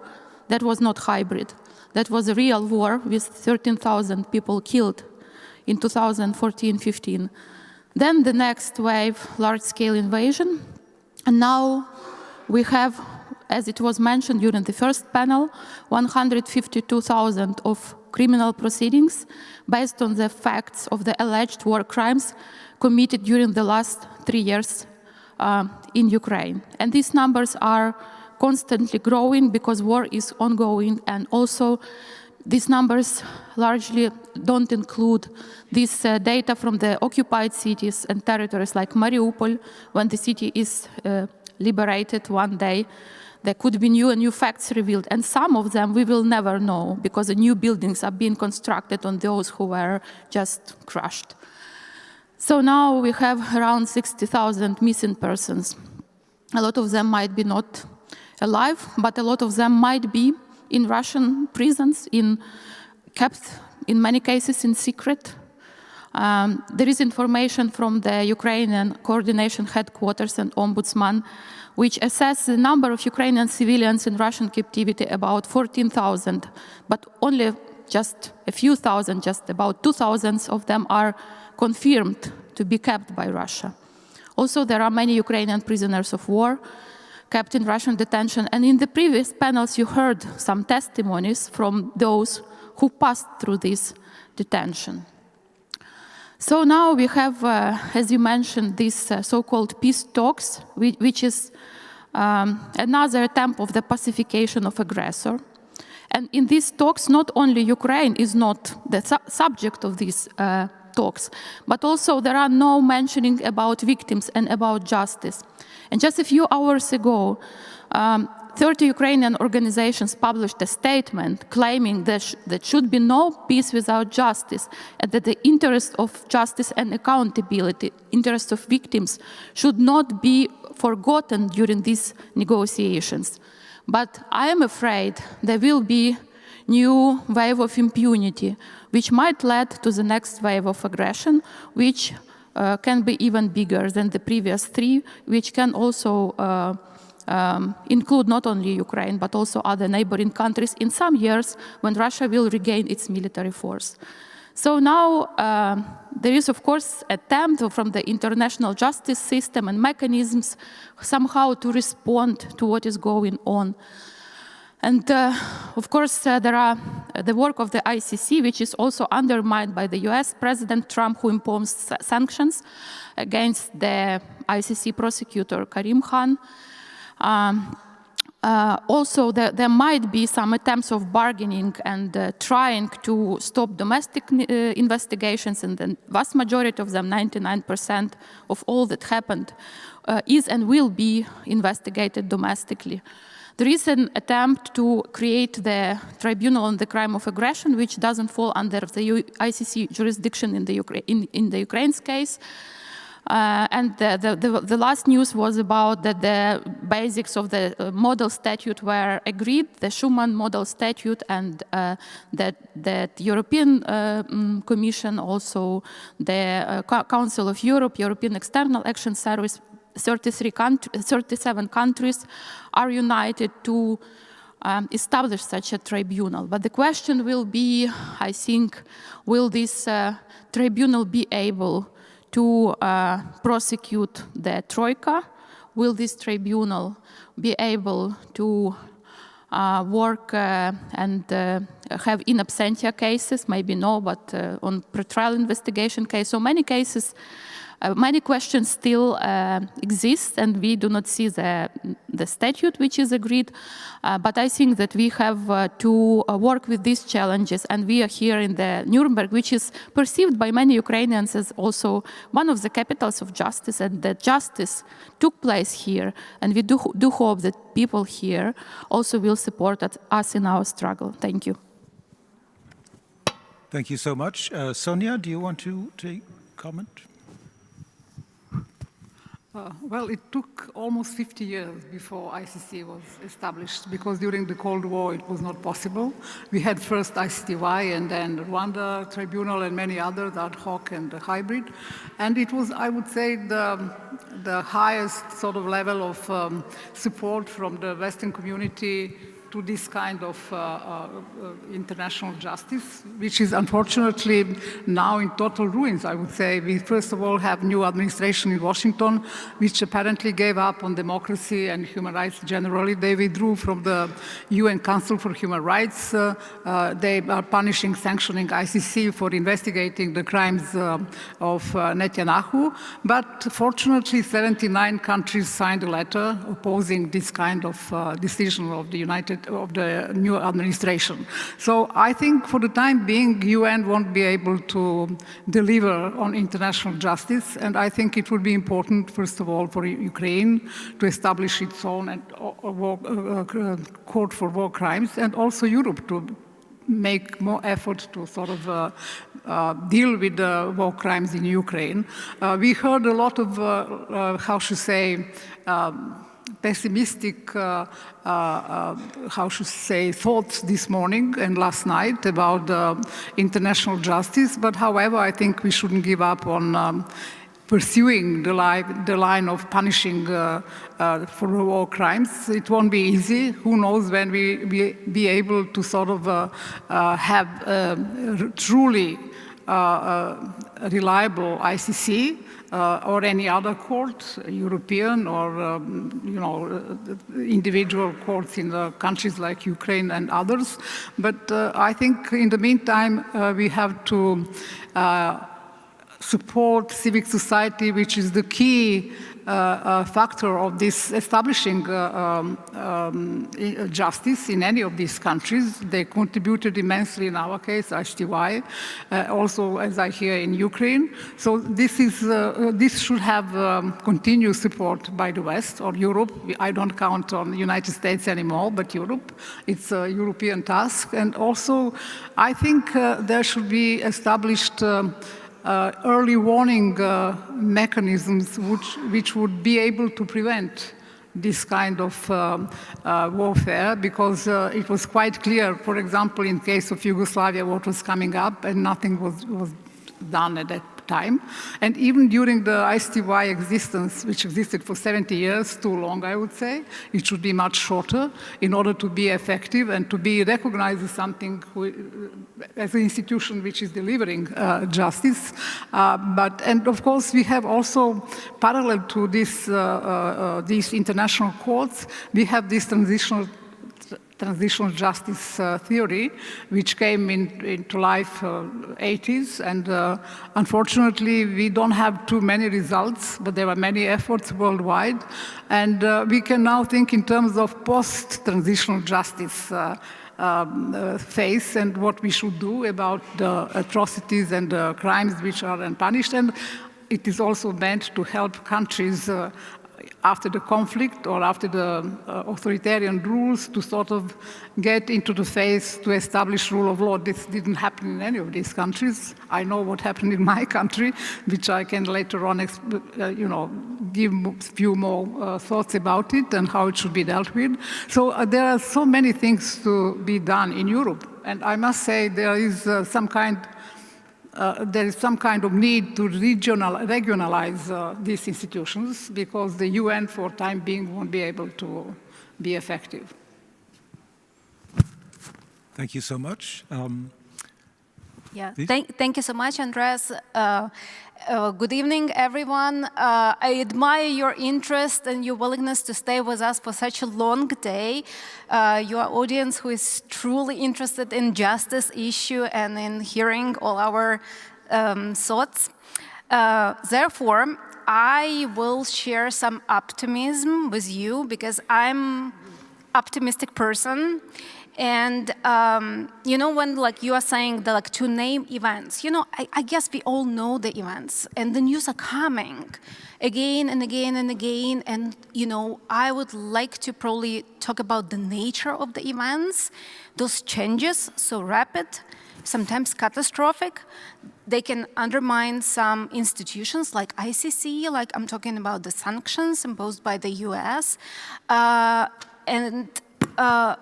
but still, if we do a simple SWOT analysis, like anybody who ever did any kind of strategy planning, strategy development, they know this analysis. It's a simple list of the strengths, weaknesses, threats, and opportunities. So I always say that in my personal SWOT analysis, the list of opportunities is the longest one. And even in this, crazy world where the news are coming every few minutes, and we still don't know what will be the outcome of the so-called, peacemaking negotiations, there are still way more islands of justice, islands of stability than we think. Our team have been working on the building cases against Russian commanders since the beginning of the full-scale invasion, since February 2022. And we have been filing those cases in the different countries based on universal jurisdiction principle. We mentioned this principle was mentioned today a couple of times and yesterday as well, but nevertheless, I would like to explain a little bit what does it mean. The universal jurisdiction principle allows states to investigate and prosecute international crimes, such as war crimes, crimes against humanity, crime of aggression, and genocide, committed abroad and committed by the perpetrators who are not the citizens of this state. There are countries with absolute, universal jurisdiction. So it means that they don't care where the crime was committed, where who was the perpetrator, who is a survivor or victim. And there are countries who have some, who have some reservations, and they say, like, for example, the perpetrator should be within the jurisdiction of this country, meaning that the perpetrator should be in the territory of this country. So the principle is very simple, right? Those crimes, genocide, war crimes, crimes against humanity, and crime of aggression, so-called international, they're called international crimes, and they are considering as a threat for all human beings. Therefore, there should be no safe haven for people who commit such crime. Anywhere they go, they should be prosecuted. I think there is like a certain history behind it, right? So we know that after the World War II, lots of Nazis escaped, for example, to South America, and they were hiding there. So idea is that there should be no country where they can hide from the justice and from the accountability. At some point in 2023, we did a big research, and we analyzed the legislation of 216 countries and territories, and we created a tool. And since you are such a great audience, I will entertain you a little bit.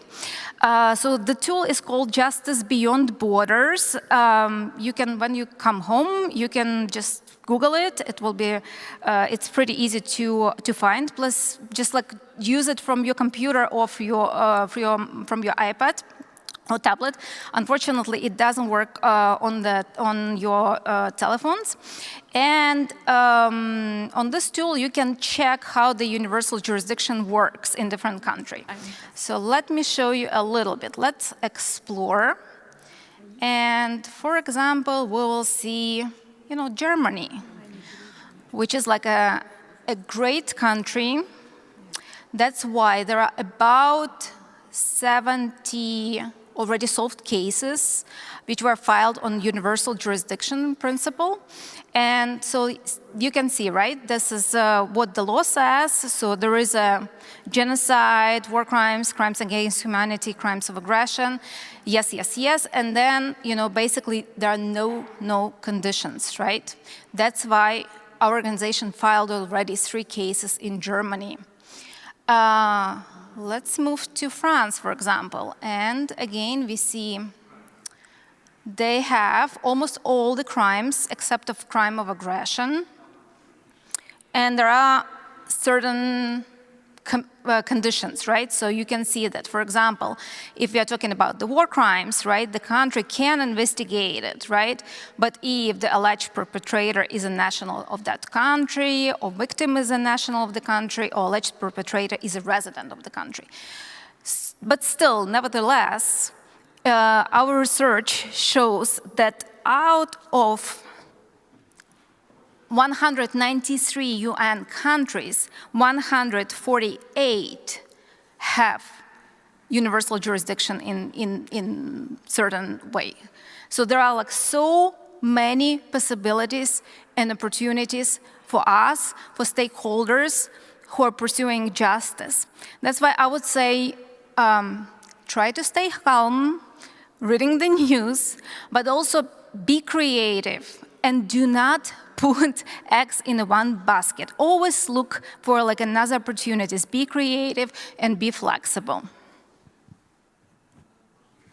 Thank you so much. So we had some positive developments and and some more worrisome. I'd like now to pick up on a few of your comments, the role of civil society, and then this point about universal jurisdiction. There's, when we look for evidence, and ask the difficult question, does international law in this area actually have an impact on the real world? Then some of the skeptics would be saying, no, we see what happens when the big elephants are moving, they don't care. On the other hand, if international criminal law did not have an impact, then the critics would not be wasting attention on it. They would not need to worry to close it down. So there may be something working. Now, Tanya pointed to the international role. Others have been more concerned to see how does international law and how does the international criminal law support domestic actors. So not going to the states, but mobilizing the domestic actors. We have heard about the role of domestic judges, the role supporting opposition parties and civil society. So the role of international law from below in mobilizing to help victims express injustice and to mobilize the sense of injustice may be far more important than what happens as a matter of black letter law. And we have heard today how to gather evidence simply for future crime cases, possible future crime cases, mobilizes and possibly deters. Andrzej Umański has talked about how soldiers, officers, propaganda professionals are being more careful because of the possible risk that they face. Alexander Maximenko even told us that torturers are now hiding their faces, possibly out of fear. So if we ask how can international organizations and institutions even better strengthen domestic actors, and here I think your own experiences with the civil society organizations you're working with will be very interesting to hear about. How do you use international law to mobilize, and how could it be better, the international support for these? Again, we can follow the same sequence. Tatiana? Unfortunately, international law lays in ruins. You heard what Maxim Butkevich said about Geneva Conventions and how they are assessed by Russian army. Unfortunately, the international humanitarian law, in many cases, doesn't work in Ukraine. Also, you can talk to many relatives of the missing persons or those who are captured by Russia, civilians and prisoners of war, and they are very much critical about the work of the ICRC and what they can do.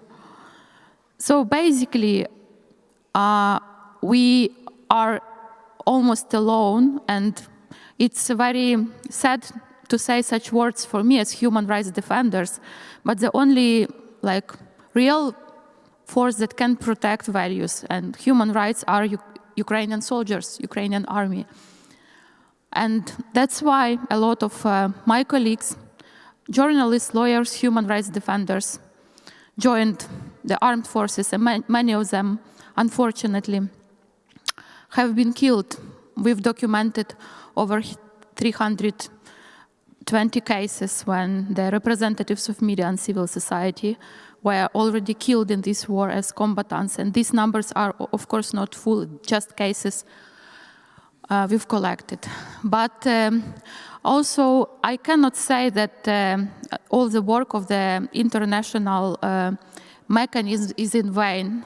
Of course, they are trying to do what they can, and some new instruments also appear as a response to the situation in Ukraine.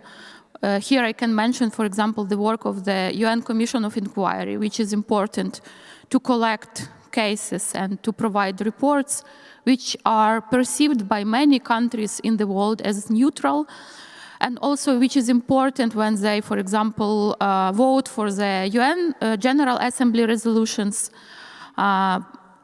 with regard to the war of Russia against Ukraine.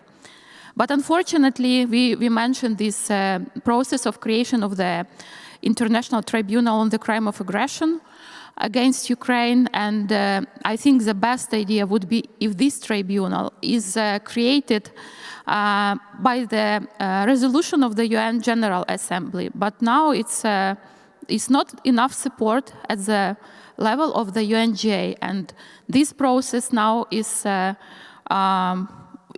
and this tribunal is being formed by the Council of Europe, which is maybe also one of the ways out. But we do not see the unity of the globe in response to what is happening in my country, to this cruel and devastating war with so many victims.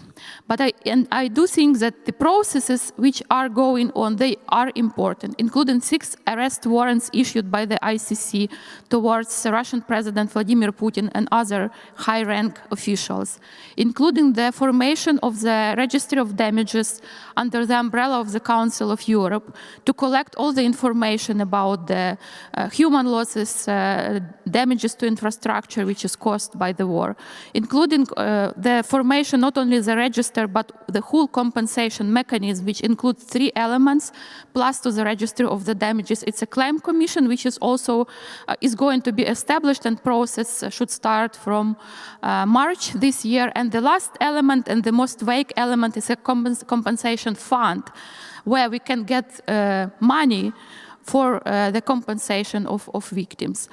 And also, my organization is collecting the data about war crimes. We travel to liberated areas, we talk with people, and with those who survived enforced disappearances, arbitrary detention, torture, deportations. And when we speak about them with justice, what is justice means for them, we see how the mood is changing. At the beginning of the large-scale invasion, when, for example, Kharkiv region was liberated, part of Kherson region, Zaporizhia region, people were really sharing with us a lot of testimonies. Even in the most remote villages, people asked us, please send this information, our testimonies to the ICC. They wanted justice. Now, it's 3 years after, many of them are very much disappointed. They do not think that justice will happen. Some of people say that, we think that maybe those who committed crimes against us, who abducted, who tortured us, who raped, they will not be found. Maybe they will not be identified because they were wearing masks, they were hiding their identities. But they said, and some people say maybe they were killed somewhere in the battlefield, but they say that someone has to be brought to justice for what was done. Their commanders of their commanders. And the biggest request is for the accountability for the top leadership of the Russian Federation, for the Russian president. That's why it cannot be done on the domestic level. That's why this international element is so important, because at the national level, the top leadership of the Russian Federation has immunity. So they can be brought only to justice in the international tribunals. I think now our aim is to do everything possible, not to allow to ruin what was already done at the international level of international mechanisms, to protect what was already done and to move forward slowly, step by step. Thank you.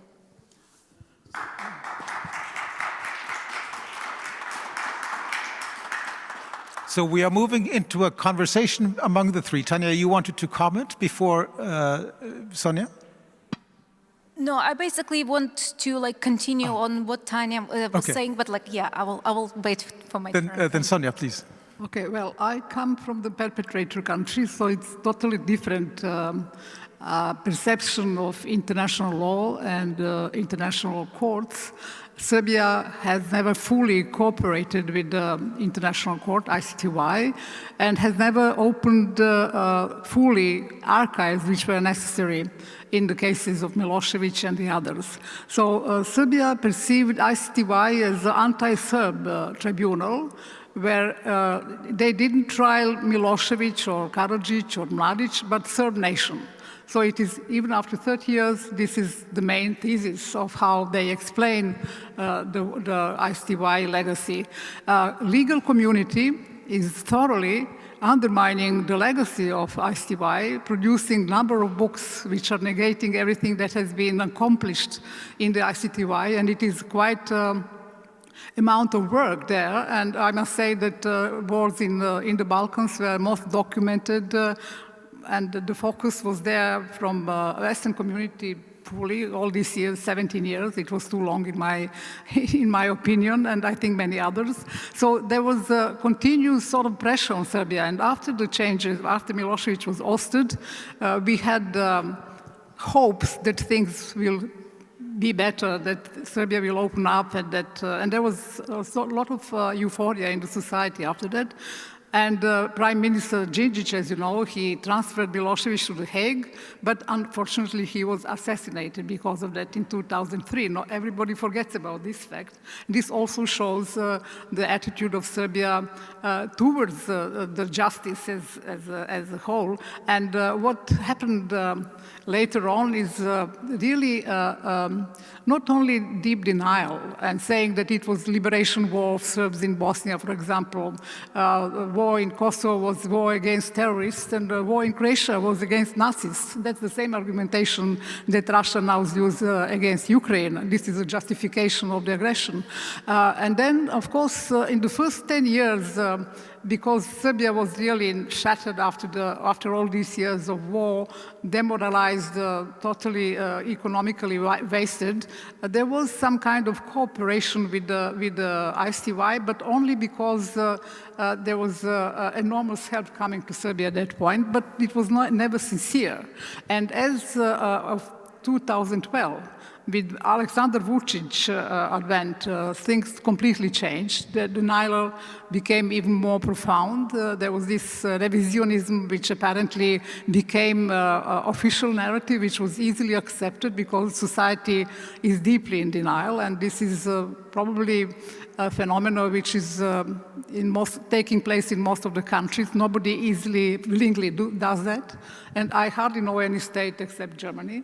And this is also something that was tolerated by the EU. We are now officially a candidate for the EU membership, and there were no reforms in this respect. There was no effort to sort of cooperate in finding missing persons during the war in Croatia and Kosovo and Bosnia.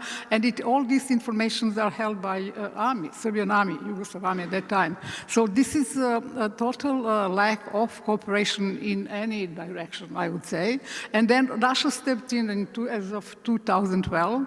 They encouraged Belgrade to for the revisionism, changing of borders, and also that was similar to, since then we have this Serbian world coming back as a renewal of, how should I say, going back to Milosevic's policy. Serbian world is similar what is Russian world. And it's not only mantra, which many people in Belgrade were saying to foreigners when they would ask questions. It's apparently a project which is supported by strategies, by laws, like strategy for diaspora, charter for culture which unites all Serbs in the region, which is apparently a pretext for the later on unification, which is always on the table. So we had a process which was ongoing without any ever reaction from the West. And we can say that Republika Srpska is already 80% integrated in economic space of Serbia, Serbian economic space. And also then you had Montenegro in 2020 with this Litija organized by Serbian Orthodox Church, which apparently was some kind of very conservative revolution, very similar to what happened to Iran. And this is also important to note that Serbian Orthodox Church is the main instrument to sort of undermine neighboring states through Serbian community. And this is also something that Russia is doing, always claiming that Russian minority is discriminated and also that genocide is taking place. So it is the same rhetoric, the same methodology. The West understood that only with the beginning of the Ukraine war. Then they started to understand that Serbian world is the same project. But then they came back to the region only security-wise. So security became the priority, not democracy anymore. And it won't be any soon, because now you have Americans who are absolutely not interested in any kind of democratization. And EU is too big. It's sort of confronted with its own problems and challenges, and it's not really ready to give up, for example, on Vučić, because they think that he will take Serbia into the EU. At this moment, you have ongoing student protests, which now are already civic protests. They are ongoing for 4 months. There is no reaction from the West. Russia and China, of course, they are holding, supporting Vučić anyway, and this is, gives him a lot of space to sort of manipulate further on. But in the meantime, over the last 4 months, these students managed to delegitimize him as authority. He was absolutely the ultimate authority in the country, because they ignored him and they said he's not in charge. Their demands are justice, accountability, and functional institutions. Now 80% people in Serbia, citizens, are in favor of these demands. So this is, in my view, for the first time that I'm a little more optimistic when we relating to Serbia and what is going on. I don't say that they will immediately say that we were perpetrators in Croatia, Bosnia, and Kosovo. It takes time. But, the demands that are on the agenda of students and the citizens of Serbia are guarantees for some kind of new dynamics in the society. And also, this was the process of breaking the fear.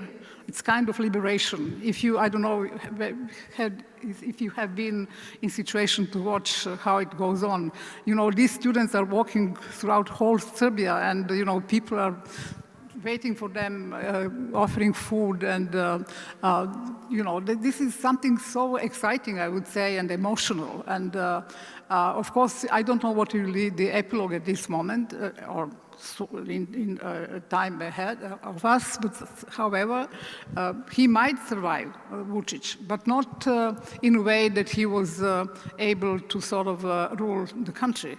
So this is, let's say, beginning of process. These young people hardly know anything about 90s.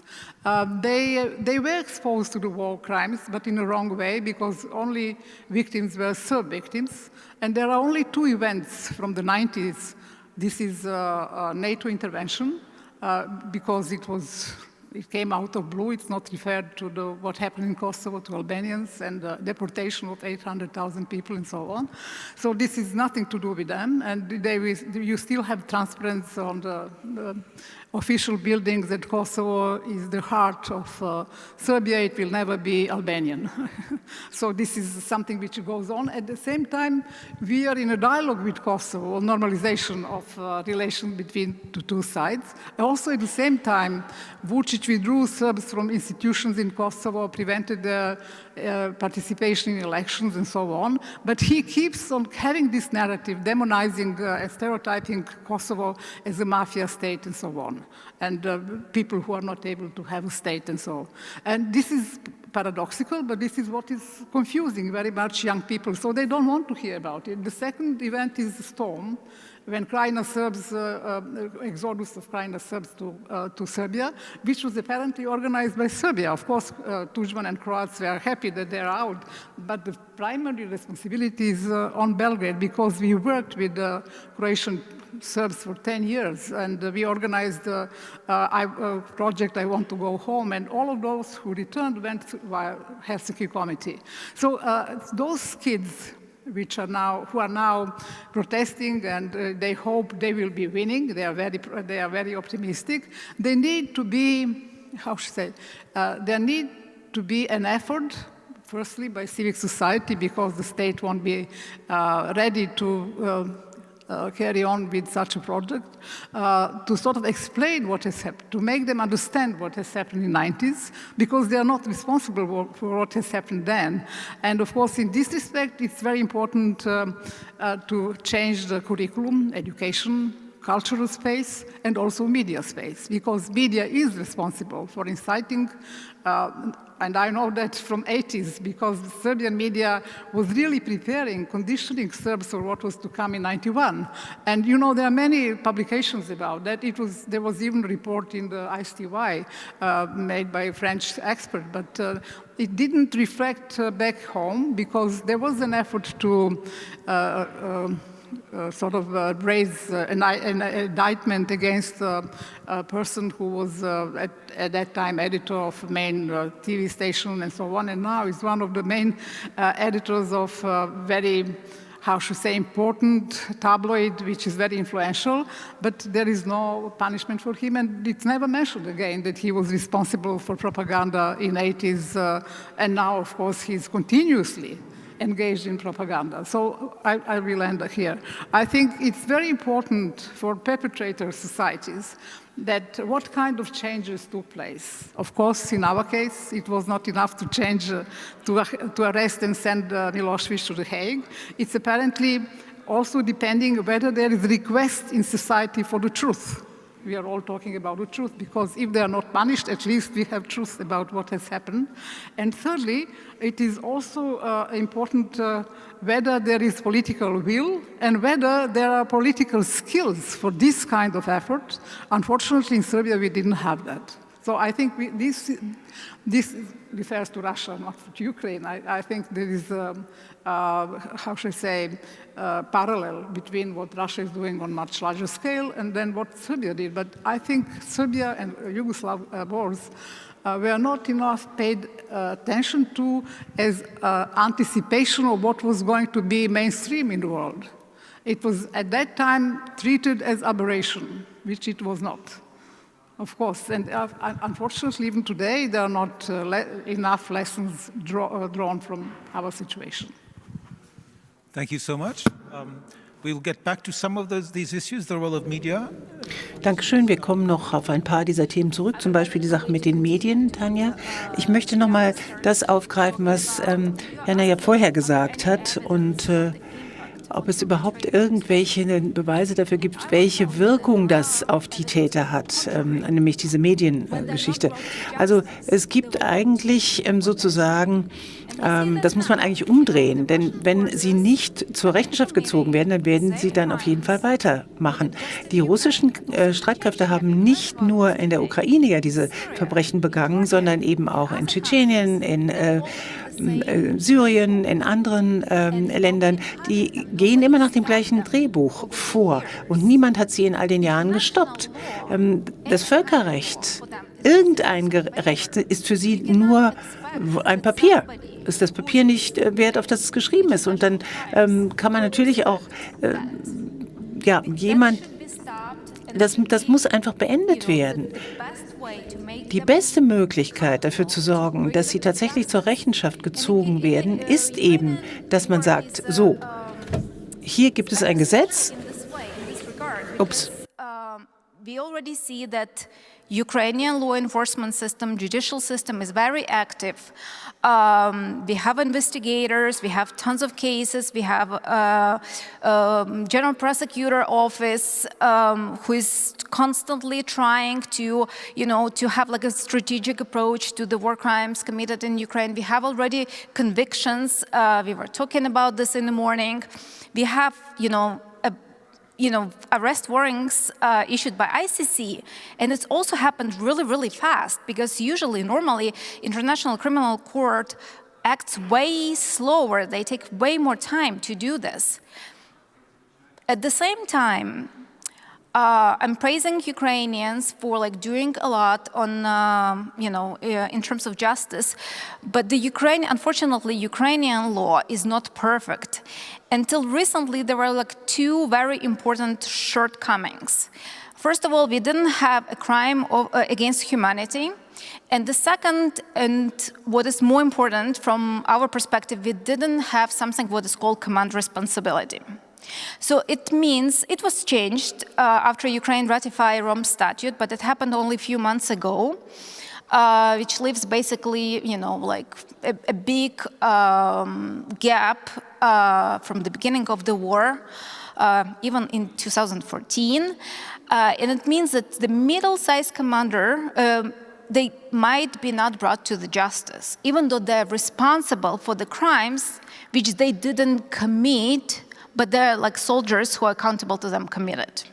And that's why the universal jurisdiction is very, very important, because this is where survivors can seek justice and make sure that those commanders, for example, who were in charge of the occupied regions, whose soldiers were torturing people, killing people, raping people, looting houses, that those commanders also will be accountable and also will be responsible for what they did, because according to the international law, they are accountable. And I believe then we will see the change. But it's only possible, again, as I said, the law, should be enforced, and only then will have a clear impact. Well, thank you. Tanya, this brings us over to the last question I think we have time for. What would be changes for the better? So you are saying enforcement of existing institutions and arrangements would be a good thing. I think your point that when justice is seen not to be done, that really does create cynicism and apathy in very problematic ways. But I would invite you all to think, again, and repeating partly what you've already said, if we think in a frame of what the American philosopher John Rawls called realistic utopia, what might be hopeful steps in the right direction when it comes to institutions? And it could be a different membership of the Security Council, different mandate for the Security Council. It could be changes to the mandate of the Red Cross. Sonia, you mentioned earlier, early warning systems would be perhaps more feasible, easier to get to. So I invite you to think aloud with us. But of course, we should be very clear that the path will be long, as Vesna said earlier today.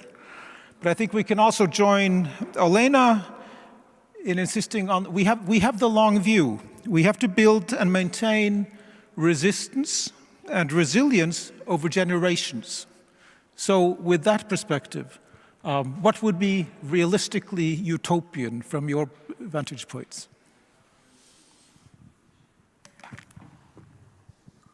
I was thinking, and I just wanted to tell you one joke about the Second World War. Not very funny, but it's about the nightmare of the Soviet spy who saw in that nightmare that Russia attacked Ukraine and Germany tried to stop this. Today, it's like another nightmare, but it's reality. Maybe you've seen the news today, the American President Donald Trump called Ukrainian President Volodymyr Zelensky to be a dictator. Zelensky is a dictator, and Putin probably is democratically elected president. It looks for me that we live in totally inverted world, where Geneva Conventions, of course, they are like gentleman agreement, and if one side decides just to neglect it, violate it, not to see it, then there is no enforcement what to do with it. There is an enforcement in the form of the International Criminal Court when we speak about the atrocity crimes, the most serious violations of the international criminal law, international humanitarian law. And 2/3 of the globe, 125 countries, are state parties of the ICC, which means that 1/3 is not under that umbrella. And also, we know that the crime of aggression also has quite a complicated implications when we speak about the ICC. So I think when we speak about the strengthening the international law, it's important to invest our efforts in the existing institutions and to protect them. To protect the ICC, which is criticized, which is sanctioned. Now it's a process of reviewing the crime of aggression Kampala amendment to make it more strong. It's important to invest in the new institutions. Those institutions which are, for example, being formed in the response to the war of Russia against Ukraine, like the Tribunal on the Crime of Aggression, to invest in the mechanisms which are being created, like the Register of Damages and compensation mechanism, to track Russian state assets, to confiscate the frozen assets, to fill this compensation fund so the victims will receive some reimbursement. But I must say that from our conversation with people, they even do not expect money as such. For them, it's important to see the tribunal, to see the court, and to see the people really are being brought to the court. And the question is, if, for example, one of these people is a president of the country which has a nuclear weapon, then the justice faces the geopolitics. And as you mentioned about the UN Security Council, there were many attempts and ideas how to reform it, starting from the most obvious one, why Russia is occupying a seat, which Russia inherited from the USSR. The USSR was not only about Russia, it was many countries, why USSR has that seat. Which might be also questioned, why it's Russia. By the way, I had the same feeling yesterday in the Justice Palace here in Nuremberg, where is a big map with many countries and their losses in the Second World War and the following wars. And there is no Ukraine, it's just Russia. And Russia has all the victims from the Second World War included into Russia. It's no place for Ukraine in the museum, in the Palace of Justice in Nuremberg. And all victims of Ukraine, which was occupied in Nazi Germany, and the war comes from one end to another, and the occupation and huge human losses of Ukraine are somehow stick to Russia, to the USSR. We were occupied country during those USSR times. And the Germany has its sympathy and also this from the history in front of Russia. But that was not Russia, that was Ukraine that suffered one of the biggest losses in the Second World War. I think starting from the changing things in museum, starting from rethinking the historical narratives, and also moving forward to strengthening the international justice mechanisms and creating new ones, we will come maybe one day to the place where geopolitics will not dominate over justice and when the force will not dominate over accountability. Thank you.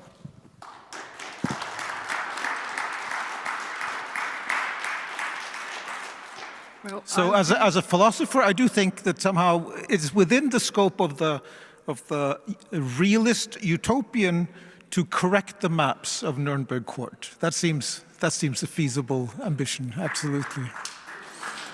I hope that she's right, but I'm afraid I'm a little bit more concerned with the geopolitics at this moment, which prevail and which are not, how shall I say, encouraging in terms of international justice, and especially about the war in Ukraine. And war in Ukraine is a European war. And it's not only Russia and Ukraine, but it's a European war. And I think Europe should really be more concerned about it, not only talk about, like in Paris or any other meeting places, they discuss how many troops they will be sending or not sending.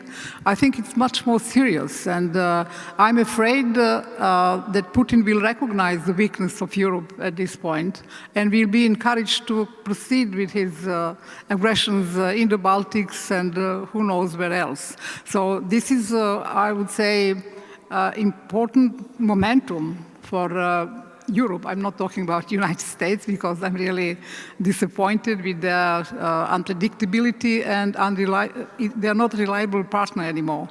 Well, also the other thing I think that may happen, starting from what is going on in Serbia now. You know, globalization has its very positive sides as well as negative, but the positive side is that the entire planet is apparently communicating, and that most of the nations in the world know what their rights are, and that at one moment you will have rebels all over the planet, I suppose. If it happened in Serbia, why not elsewhere?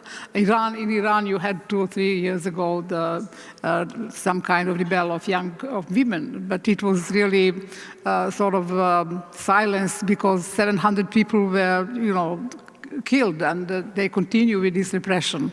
So I think it's very important to, at this moment, reflect on Ukraine in very, committed way, and to help civic society to continue their work. I'm really impressed by all of you who have been speaking here today and yesterday, and to sort of undertake all kinds of create all kinds of new mechanisms which will address this sort of war, which is so, disaster for Europe and what it stands for. And maybe, as I said, European mechanisms should be created now, and because Europe is at stake at this moment with this war. And well, I hope that European citizens will be able to understand what's going on. And I think you have to educate your public in a more serious way and inform them about Ukraine war and what how it threatens European way of life and European values. It's something that is coming. It's something that is brewing. And I think this is the right moment to be more courageous in getting out of comfort zone, because nothing will be the same with this war, I suppose. And in this respect, I think all of us have to continue to support Ukraine in all possible ways. I have no other word. I don't know what can be changed, what can be created as a new tool. I'm not sure, but I think it matters very much how we all feel about it. I should say that was my favorite question suggested by you, because you said that we have to be realistic, but also sometimes we have to be a little bit of dreamers, right? And chase those dreams. Again, I'm talking from my perspective as a lawyer who is dealing with universal jurisdiction cases, and of course I want to see more cases in more countries, and I want to see a progress in those cases. We know justice takes a lot of time, but we want to see some progress. And again, I'm talking about the opportunities. I like to talk about the opportunities, and because there are so many. Again, look at Ukraine. What we can see the judicial law enforcement system who are very actively working with war crimes. We can see very active civil society, so many NGOs who would be willing to help even with universal jurisdiction cases. We can see people, survivors, witnesses who are traveling so easy to Europe. And also, something what was not mentioned over the last 2 days, but it's the 21st century, a very digital century. There's so much information available in open sources. I'm talking about OSINT. So if you again, the investigators, I know that they're quite conservative, but maybe it's time to change and to become a little bit more creative and open, for those new opportunities which this digital 21st century gives us. Thank you. And finally, I want to say, so I like to describe our team as a bridge between survivors and the investigators, right? Because we are NGO, right? We cannot investigate, we cannot prosecute anyone, but we can put them together, right? Survivors and the investigators. But still, when we are building the case, especially my job, is to talk to people who survived the most horrible events of their lives. And, usually when we read about war crimes committed, for example, there was a missile attack, dozens of people died. Sometimes we see stories of those people, published by some local media. But when we are working on the case, we talk to those people, and the level of the tragedy of each of those people, it's way deeper. You're learning their stories. And some of them, like some people, are, you know, they're like pretty quiet and they don't tell us much. And some people, they just, you know, they have this need to share. And then you are hearing about, for example, a woman, you know, whose husband, a doctor, died in a missile attack. And she was pregnant at that moment. And it was very early stage of pregnancy. And her daughter was born after, you know, her husband died. She never seen her father. Or you're learning a story of the young boy who was in the hospital with his mom.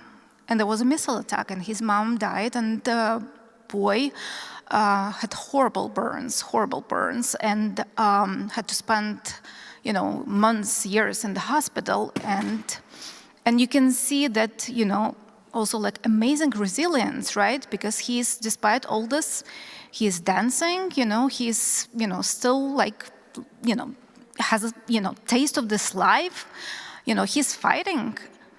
And usually, like when I'm learning the stories, I'm immediately getting so scared because I'm feeling such a huge responsibility.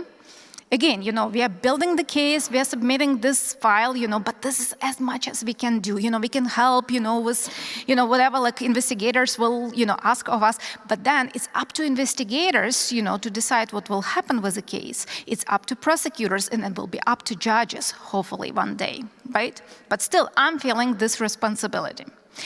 So if you're dreaming about like utopia, I really hope that each person who will be dealing or might be dealing with war crimes or like other mass atrocities cases, instead of thinking, "Oh no, this is too complicated. Oh, I don't have access to the evidence. Oh, that's risky. Oh, you know," instead of like looking for the other obstacles and challenges, they will open the file and they will see the person behind this file, the person who, you know, who had, you know, who lived through the most horrible events, unbelievable events. And they will rephrase the question in their head. Instead of like, "Ooh, it's too complicated, why should I bother?" They will think, "No, how can I make sure that this person, the person I see in this file, first of all, will get what they deserve, the justice." Thank you so much.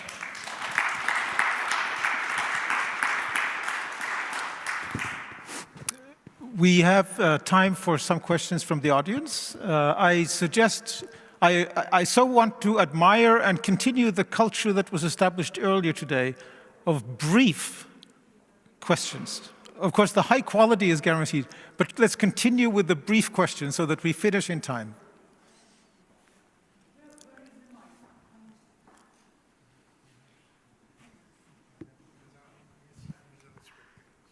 I have a question, I don't know, between realistic utopia and redesign of global justice. What would you say, three of you, what can change for better in the process of European integration of Ukraine? If there is some influence in this human rights field, in the laws, and what can change also for Ukrainian society and for human rights within the country. And for you, Sonia, maybe the question, how the European integration of Ukraine and enlargement probably of the EU can contribute to this new, better design of global justice.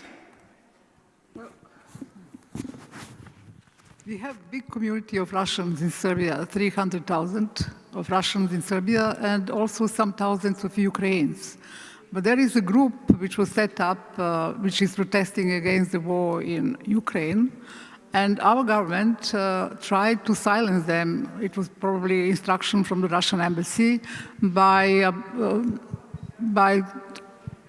finding few characters, few people, which they gave up on their license stay in Belgrade, in Serbia.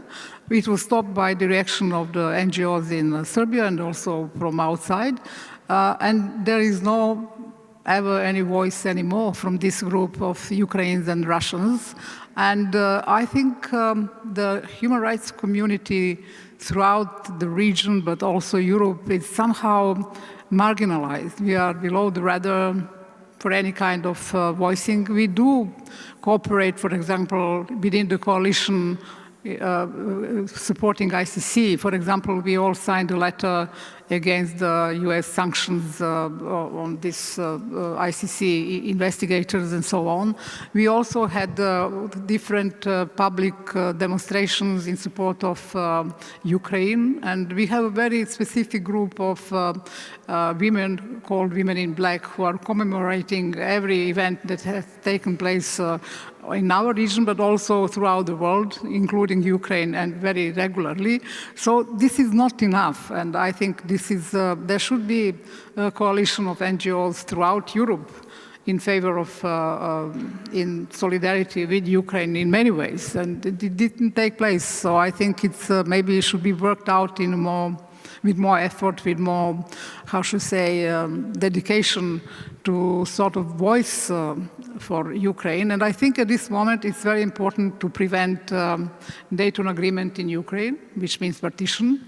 That's why the Bosnia cannot consolidate, because you always have this urge from Serbian side for sort of partition of Bosnia. And if this happens to Ukraine, it won't be, there won't be peace there. There won't, because you know, it's going to be continuous effort to sort of overcome this partition. And in the meantime, the reality changes on both sides of those ethnic divide, let's say. And I think that needs more governmental support, because they have, their word is stronger, especially because they have to support seriously Ukraine, but also on the local I don't know, NGOs can do a lot, I agree. They also did a lot in many situations, North Korea, many other important critical spots throughout the planet. But I think this Ukraine somehow support is existing, but it should be elevated on much higher level, I agree. Maybe there should be a conference of NGOs on European level. There should be more effort how should I say, to get together and to voice something about it, also to, well, I don't think you need any know-how, because I see that you are already very well equipped with that, and I'm impressed, really. You are very similar to what we had in the region in the 90s, so I'm sort of sympathizing with you, because we had same optimism with the establishment of ICTY. So this, you know, as time goes on, you become more realistic and things are more, how should I say, tougher and so on. But anyway, it's needed. Your enthusiasm is needed. Your optimism is also needed. But it has to be supported from outside. And I think it's something which is missing. Thank you. Jan, did you want to say? Yeah, about European integration. We are now on a fast track, and we do not have that luxury to fight and to resist and to stop something that used to be called the second army in the world, but we have in the same time to reform our country. And my organization last year, in a coalition with other Ukrainian civil society organizations, published the first shadow report to the European Union's report on the chapter 23 about the fundamental rights and freedoms, about European integration of Ukraine. And then we were joking between us, now we understand why it's called shadow report, because during the daytime we document war crimes, and in the night we prepare shadow report in the dark. In that report, we provided 100 recommendations with regard to human rights, what should be done. And in the first 2 months after the publication of the report, 2 recommendations were fulfilled. And the first one was a ratification of the Rome Statute of the ICC, which is crucial importance to Ukraine. Second recommendation is half implemented. It's about the harmonization of the domestic legislation with the international criminal law. As Tanya mentioned, the crimes against humanity were recently introduced to the criminal code, but still there are a lot of things and adjustments need to be done. So I think both for the working with the atrocity crimes, with investigations, accountability, justice for victims, the process of European integration is important, because EU, it's another window window of opportunities for advocacy, for demanding to do these reforms. I'm even here not mentioning those who are the reforms which are not war-related, but we have to do it anyway to bring more space for human rights protection in Ukraine. And we are very grateful for these opportunities that we have now, and we use this opportunity for 100%. Thank you. Tanya, did you want to supplement? Or?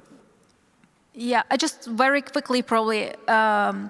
It's a funny story, but I remember like how during Euromaidan in 2013-14, one of my international colleagues mentioned that, because lots of protesters were covering themselves with a European Union flag.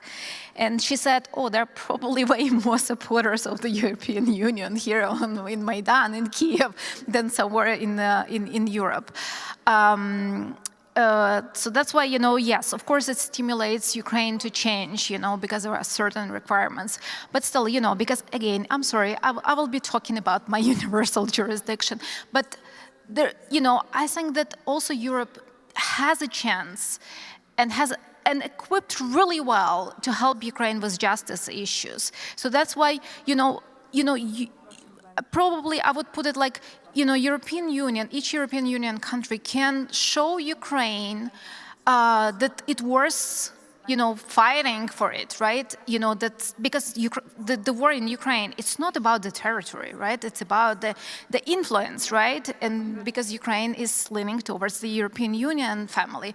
So I think that, now it's a really good time for Europe to show the solidarity also through the, investigating the cases under universal jurisdiction principle. Thank you so much. We have time for one more question, I think. I guess, so my question is mostly to Tanya, and I think once you think about it, well, it could seem like a question of nuance, but I think once you think about it through what Andreas called realist utopia, it becomes maybe an essential question. You said at some point that universal jurisdiction, international law, they have a problem of enforcement. They're not being enforced. It's a familiar problem, of course, but it was not completely true, I think, that it is not enforced. In the sense, for example, that Russia faces massive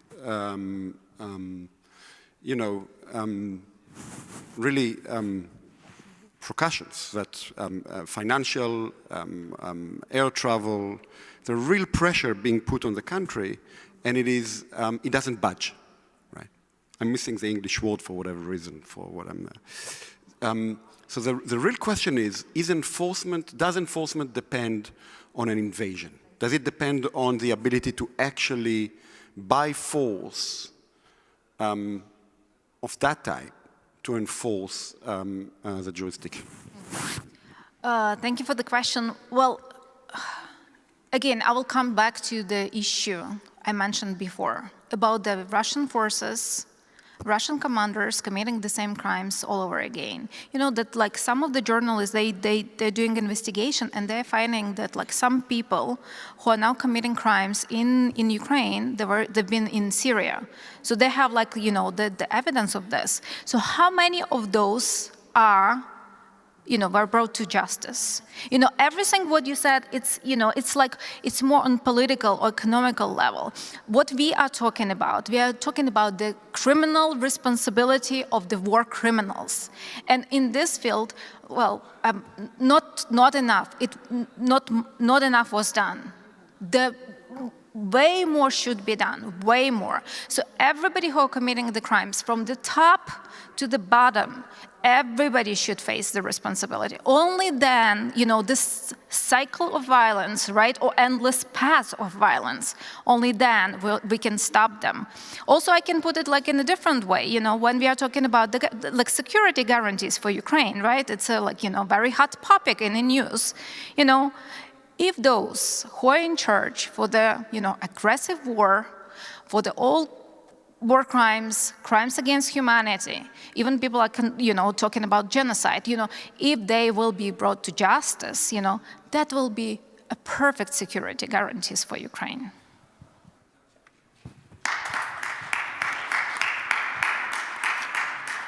Thank you so much. I think parts of the answer would also be that the phenomena of what is sometimes called outcasting is another way to increase the pressure without centralized enforcement.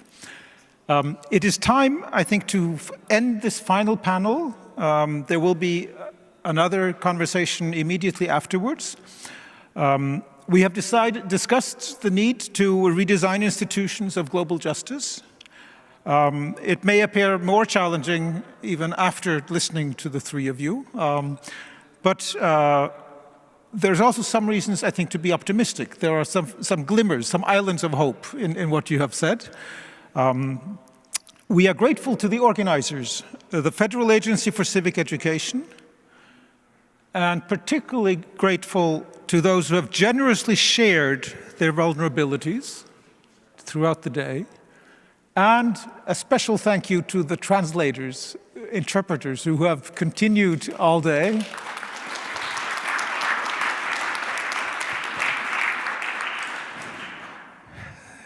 Some pessimism does not mean that we should stop thinking about justice with an optimistic beat. Inspired by Hannah Arendt, she has been quoted already. She also said, in order to rebuild one's life, one has to be strong and an optimist. So we are very optimistic. So our common humanity requires us to continue with the realistic and optimistic thinking for the sake of humanity. Thank you for joining us, and please join me in thanking the three panelists.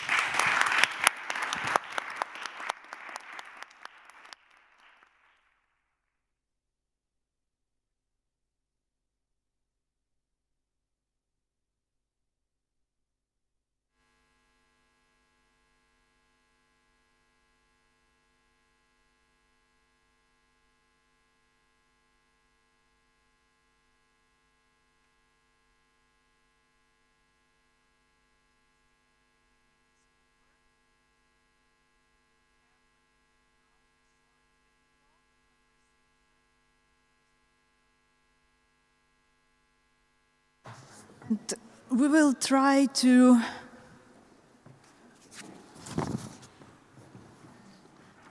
touch some other questions, maybe shortly go back to the beginning of our Congress yesterday, but also we will touch some issues which were discussed during the last panel. Okay. Omri Boehm is philosopher and teacher of philosophy based in New York, teaching at the New School of Social Research. He is a very famous public intellectual in Germany, thanks to his books.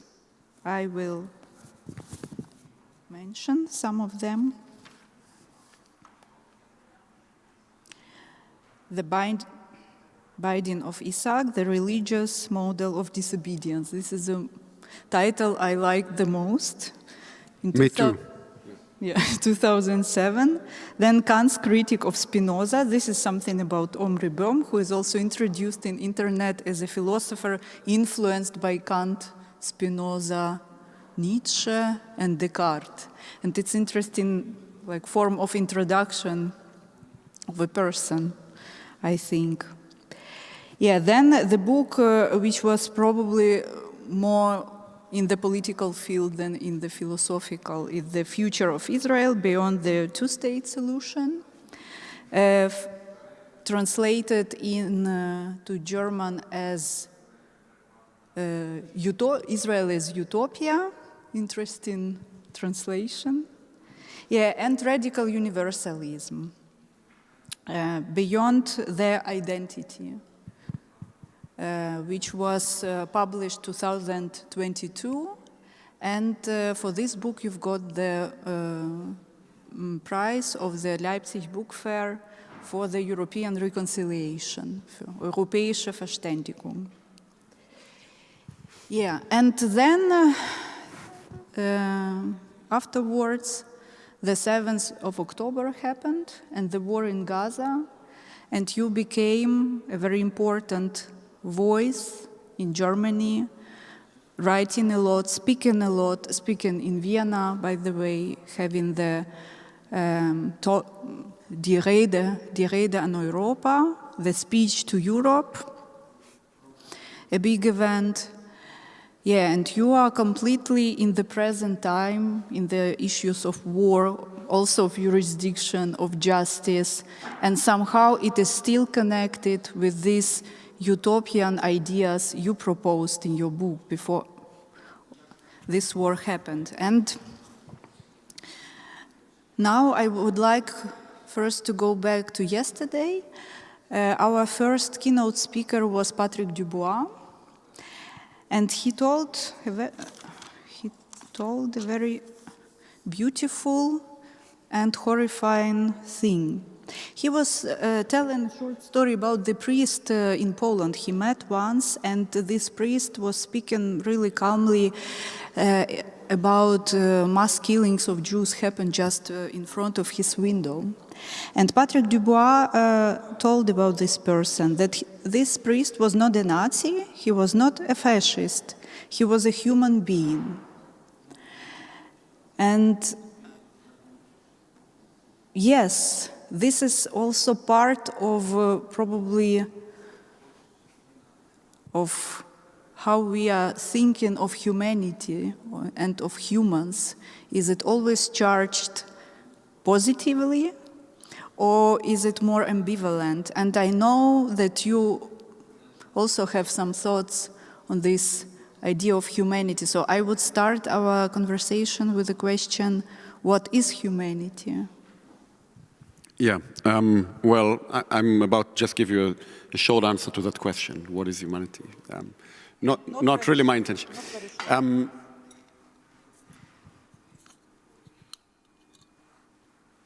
Perhaps the most important thing that I can think of to say when trying to answer that question is the fact that before we even come to answer it, I think that it is not obvious that everybody agrees that humanity is the place where we should begin when we're speaking about law, when we speak about morality, when we speak about politics. So humanism and the tradition of humanism and the tradition of universalism that is related to it is obviously coming under a lot of pressure these days. I'll give you just one example.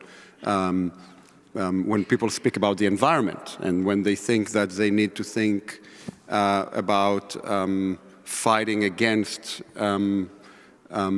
global warming and so forth, the assumption is far from being that necessarily we need to think in terms of humanity, among other things, for example, because many now believe that the flip side of the notion of humanity, or of, say, human dignity, is man the master and possessor of nature, quote from Descartes, who is dominating nature and thereby destroying the environment. Relatedly, this would be man the master and possessor of nature. That would be man, humanity, as a colonizer of continents, as an enslaver, and so forth. So the notion of humanity has come under a lot of pressure precisely with the assumption that dialectically it presents itself as humanist in a good way, as an origin of protecting human rights, doing some good, let's call it in a very simplistic sense, but in fact that it is the mask of, say, European ideology, the West, imperialism, that creates the opposite of human rights, of protection, and so forth. So first, I think the first thing in a conference like this that perhaps needs some problematization is the fact that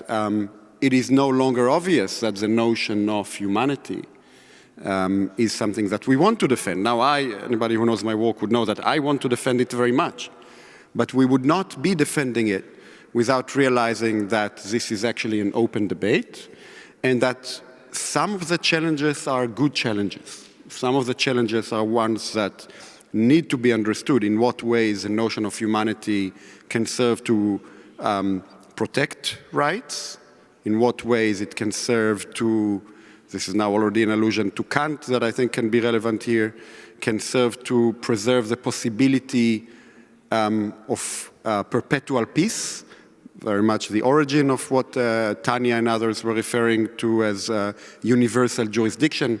Kant would have called it cosmopolitan Zustand. Andreas was speaking about a realist utopia. So the notion of humanity can lead there, but the notion of humanity can also lead to the opposite, to making war total, in ways that maybe I can say more about this in a moment. So I think we need to recognize first these dialectics, and that we need to be very careful if we want to defend that notion. My position on humanity would be to say, first, I don't know what humanity is, that would be too much, but it would be an invitation to think of it not as a biological, not as a sociological, not as a zoological concept, but as a moral concept. The notion of humanity, I think, can only be understood as a moral concept that is inherently tied to the fact that humans are the beings who are open to the question, what ought I do? They are responsible creatures. In that sense, they are not beings of nature predominantly, but beings of freedom. For that reason, they also have dignity. The dignity consists, the fact that they command dignity, consists in the fact that they are open to the question, what ought I do? And this notion of dignity, and with this I will stop, this notion of dignity is also very much the origin of cosmopolitan international law as we know it, at least since after the war, certain traditions that emerged also here. It is, of course, the anchor of German Grundgesetz, with Die Würde des Menschen ist unantastbar. That notion of dignity and humanity, humanity conceived through the notion of dignity, and the very non-obvious move of inserting this moral, I would say almost metaphysical notion, human dignity, into positive legislation, something that was entirely new when that happened after the war. That's, I think, how I understand humanity and how I understand its significance in the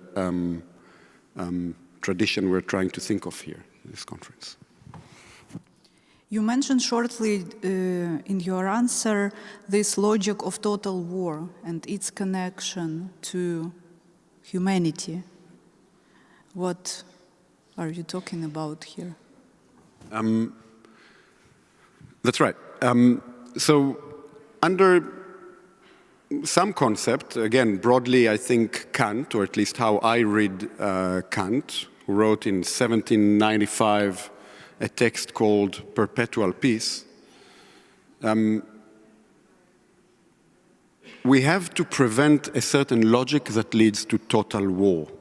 Kant thought that if we accept the idea that the relations between states would not be guarded by laws, that the relations between states would be fundamentally hostage to a state of nature, to what Hobbes once called the war of all against all, then we would inevitably be led to what Kant already called wars of extermination. And he thought that this needs to be prevented by accepting certain conditions on war. He thought that we needed to accept the utopian idea. It was, in his day, certainly certain utopian concept, according to which even if any war is barbaric, his term, some actions in war ought to be not allowed by law, because they would prevent the possibility of peace. And if wars would be conducted in ways that would make peace impossible, because it would make the contract of peace impossible after the war, that would lead to a logic of total war that has to be prevented. And that is basically the origin of the idea that we need to have something like universal jurisdiction, because, and that was, I think, not mentioned so much in the previous panel, but there is a real question around universal jurisdiction, which is, of course, a question of the sovereignty of states, right? If we would assume that we can have forms of universal jurisdiction, the question is sovereignty of state. It questions the sovereignty of states. So that was basically the concept. And the idea was that through law and through the notion of humanity, you would be able to prevent the totalization of war. Now, there are all sorts of problems with this. Here is one that I think needs to be addressed in a conference like this.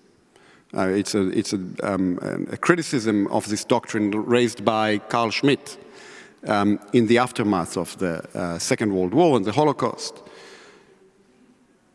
The challenge was to say, you pretend that through the notion of humanity and through themes like, or concepts like universal jurisdiction, you would be able to prevent total war. However, in fact, through those concepts, you would be generating them. You would be generating total war. Why? Because you would make war a moral issue. Once you present your enemy as an enemy of humanity, once you present your enemy as a genocidal evil, that enemy is not an enemy with which you're supposed to have peace. It is an enemy that needs to be eradicated. It is now a war against evil. The crimes that would be conducted against the enemy of humanity would be themselves crimes for humanity. And that was the main challenge to the doctrine. Of course, we do know, I think, the answer to that challenge. And the answer to that challenge is that whereas the doctrine of human dignity and its culmination in notions like perpetual peace and universal jurisdiction or cosmopolitan Zustand, whereas they begin in moral justifications, their task is exactly to posit this in law and not in morality. They do not try to make wars of moral fundamentalists. Rather, they try to speak about wars as legal or not. The transition is to the austere realm of legality, to tribunals and so forth. In that sense, they do not lead to moral fundamentalism that totalizes wars. I think it is very important. I speak now less from the Ukrainian context, much more from the Israeli-Palestinian context, with my interest in Gaza, which I think needs to be mentioned here and is extremely important when we speak about international laws today in this place, and about the credibility of international law, not as an ideological concept, but as a construct that's supposed to serve as a rule of law. I'm looking at the discussions around crimes against humanity, genocide, and so forth, and I'm seeing exactly the way in which those questions are being put on the table. First, the relation between international law and state sovereignty. Israel's sovereignty needs to be put in question, I want to say it like that, to be able to conduct what it conducts in Gaza at the moment. We should not forget, I think, that one reason why universal jurisdiction emerged in the way that it did and the notions of dignity emerged only after the Second World War and the crimes of the Holocaust was precisely the realization that no human can remain helpless. Right? The notion of being helpless is something that needs to be removed from this earth. Everybody, even if they're not citizens, need to receive protection. The Palestinians today are not citizens of their own state. They are not backed by any world power.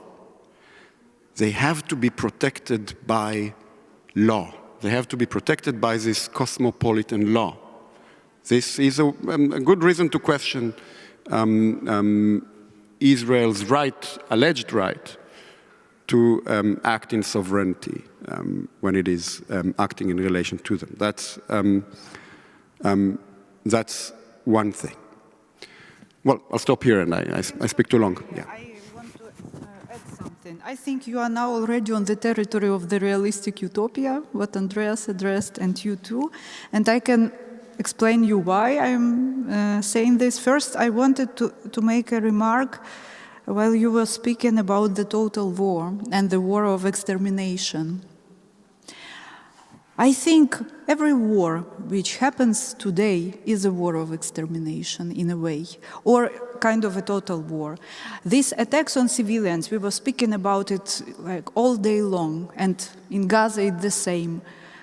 It became normal. It is part of the war strategy. No one is asking, there are no active control mechanisms or like block mechanisms to prevent it. It is happening and it is somehow legitimized. Probably it was connected to this change of the form of war after September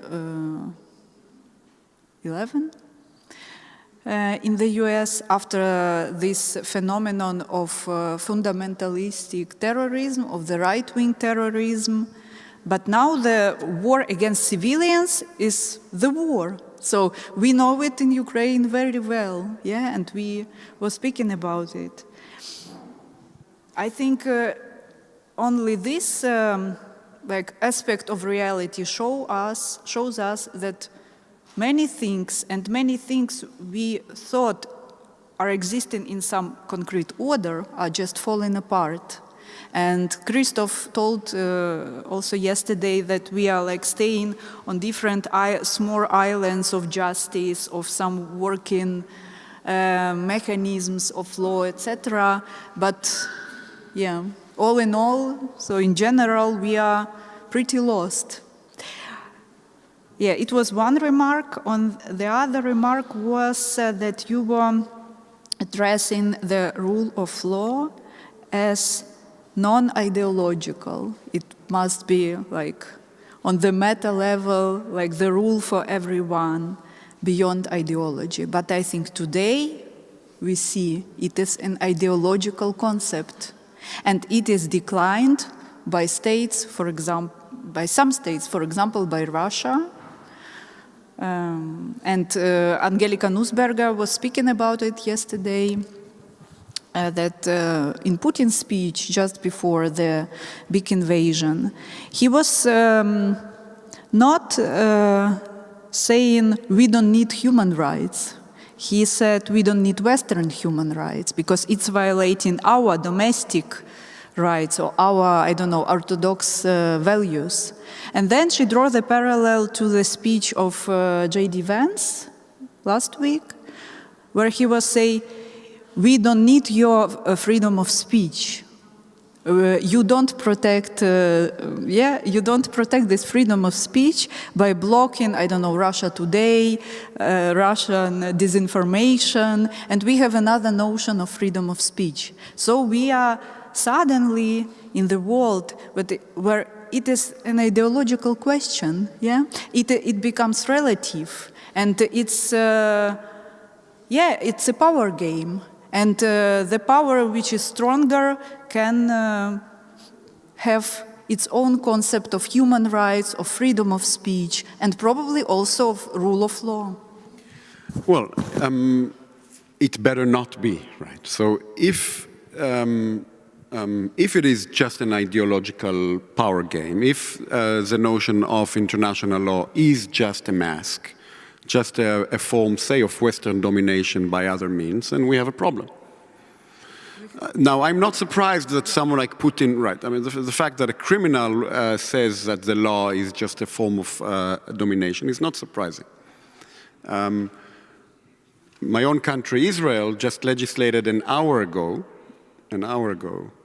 a law, legislated, passed, a law that says that whoever supports the ICC cannot travel into the country. In the same bill, this is an hour ago, so if you, soon in the news, if in the same bill it is proposed, not yet legislated, but going there, that any Israeli citizen who cooperates with the ICC faces 5 years in prison. This is fresh. Now, I'm not surprised that criminals take such positions. Footnote, we are in Nuremberg at the moment. Of course, the tradition of international law, the tradition of this type of legislation originates also here after the crimes of the Holocaust. It was always an irony that Israel never accepted the Rome Statute and never recognized the ICC in this sense. This irony is now accelerated in other ways when you criminalize relations to the ICC, and that in the name again of sovereignty, something that will have to be discussed. Okay. But here is something that I think is important in relation to the questions that you asked.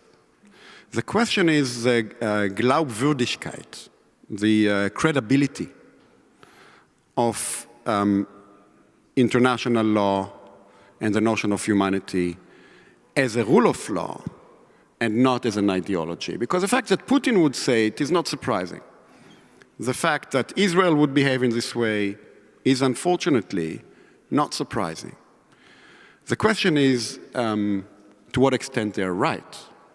And do we, yeah. Yeah, now I understand. Probably I formulated in a not very correct way.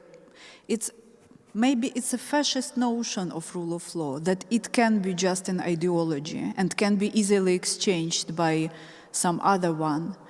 Yeah? It is potentially, I don't know if it's immediately fascist.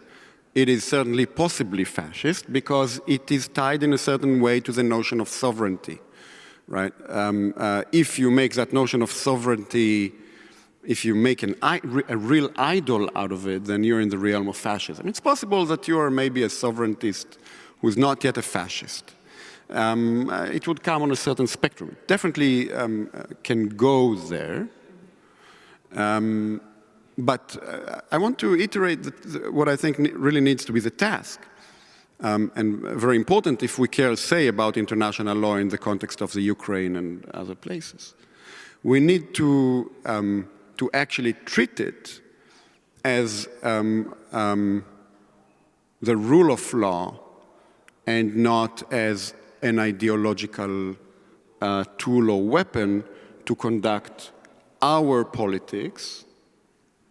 That is, we need to subscribe to it when it's convenient and when it's not. And that is, I think, extremely important when we speak about this in Germany, because obviously there is a certain limitation which is political and I would argue also conceptual. It's an interesting issue that to the extent that the notion of human dignity and to the extent that the commitment to international law were adopted very much out of what philosophers call thick historical commitments, those thick historical commitments also mark the limitation and the border of your acceptance of the thin commitment to a principle like human dignity and a cosmopolitan Zustand. So, for example, I think that Germany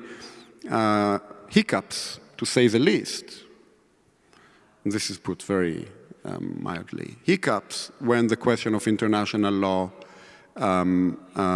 concerns Israel.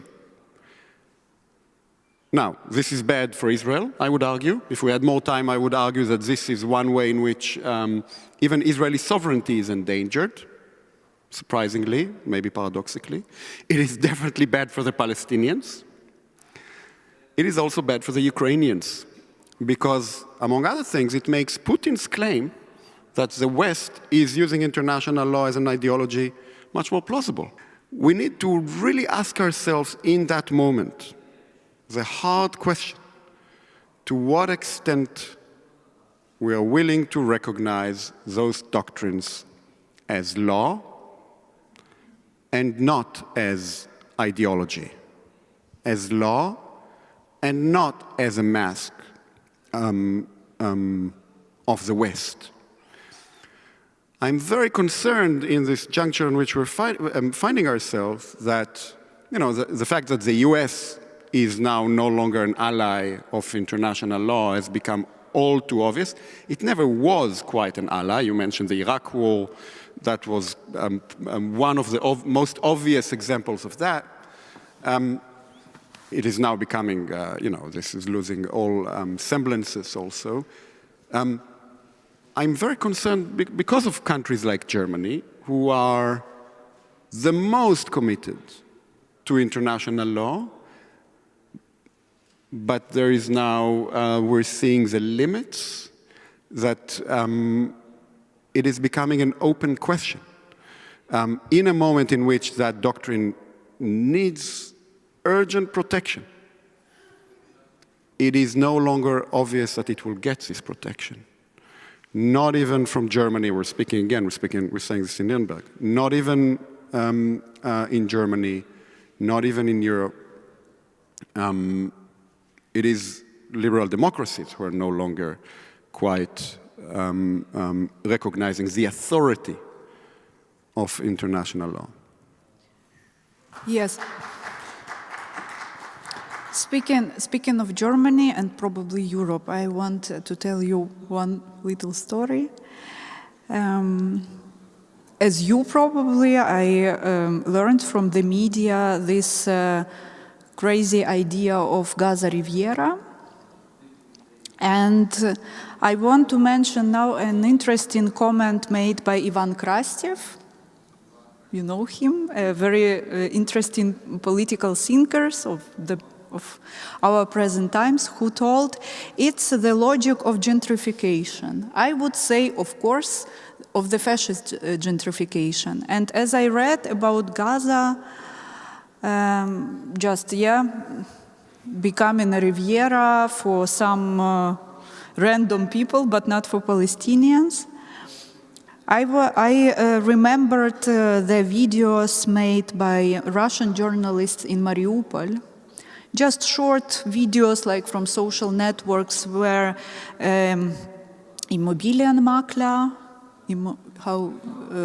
real estate makler, are making tours through the destroyed apartments and saying, this apartment has so much perspective, look at this, it's an old building with high ceilings. Okay, some communications are damaged, but still you can do something. Yeah, beautiful city at the sea.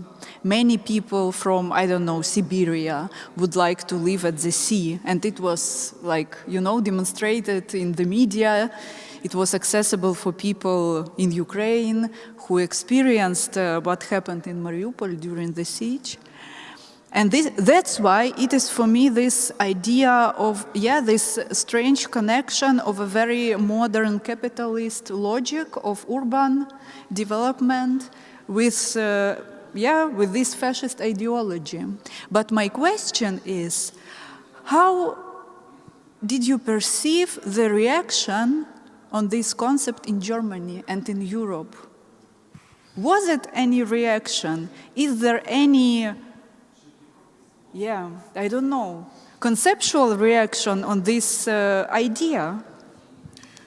A couple of things. First, I think it's true that there is some kind of the notion of gentrification and real estate agency is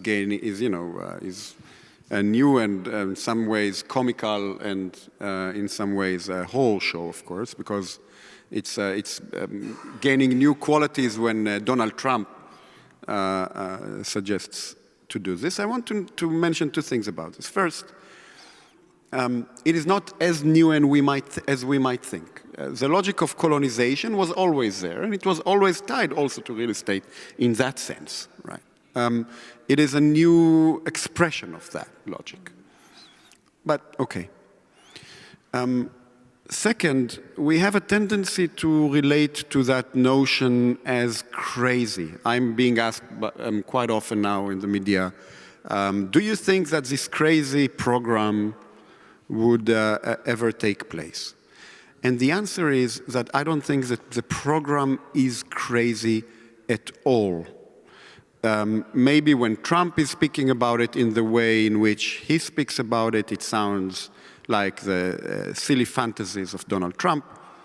But the truth is that as many of us have been shouting for years, if we will not have an alternative to the defunct two-state solution, we will generate a logic that leads not to questions of yes apartheid, not apartheid, and so forth. We will generate a logic of ethnic cleansing and expulsions of the Palestinians. Currently, in the territory controlled by Israel for decades, not all Europeans understand this, but all Israelis do.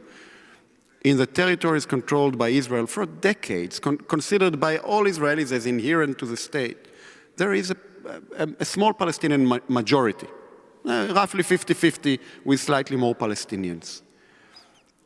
If no separation would be possible, expulsions would become necessary. This is something that I said 5, 6, 7 years ago, also in the German media. There is nothing surprising about Trump's idea, in that sense, to expel the Palestinians. And perhaps the most important question that we need to ask ourselves, we can ask about how Germans, were they entsetzt or not entsetzt when Trump said so? Were they shocked? Were they angry? How loud did they shout in response? Or did they actually wait to see whether they can endorse it? We can raise those questions, and they're not uninteresting. We can mention that Annalena Baerbock spoke very immediately against, and that was, you know what, it was good and worth saying, because I was not sure anymore that she would. But I think we need to say, since the time is short, one thing which remains the main thing. The question is not whether they say that they oppose Trump's Riviera. The question is whether they have an alternative peace suggestion that they are willing to enforce by law. And this means at this moment, by forms of universal jurisdiction, beyond, they're willing to enforce this on the Israeli government and the Israeli state, because short of that, crimes against humanity and crimes of genocide will be continuing to evolve in the territory. I think that is a question that we need to ask, and they are not doing this. Related to the fact that they are not doing this, they have already allowed the destruction of Gaza. Whoever wanted to prevent ideas of expulsions from materializing should have, a year ago and more, demanded to stop the war again by law, because it is true. In some ways, Trump is saying things that are more true than many others when he says, look, the Palestinians cannot live there anymore. Now, I don't want to join that statement and to affirm it. I think experts would have to decide. But it is true that the area has been made systematically uninhabitable. The crime has already been committed. Whether it is a crime of expulsion or not remains to be seen. I'm not a lawyer, but I understand enough in order to say that, you know, we will not be able to claim the defense of necessity if we are the ones who created the necessity. But the international community has agreed to allow us to create this necessity. And that is something that has had to be prevented. So in this sense here, international law, I think, failed us. And we have to preserve it as much as we can, because look around us. The model will be adopted in Israel. It's already spilling from Gaza to the West Bank, and it will spill to the West Bank. And it will spill also into Europe. And that needs to be prevented, I think, at all costs. Yes, but I have one more question, and I will bring you again to yesterday, and again to Angelika Nussberger, who was also speaking about perpetual peace, der ewige Frieden, and she told that... Sorry, I could not be here for that. But. Yeah, you know, I'm mentioning it all the time to provoke your feeling of guilt. Yeah, and she told that the perpetual peace is very, very far away for now, but we don't have to give up. And I want to ask you a very complicated but the most important question. What does it mean not to give up now? Concrete. Look,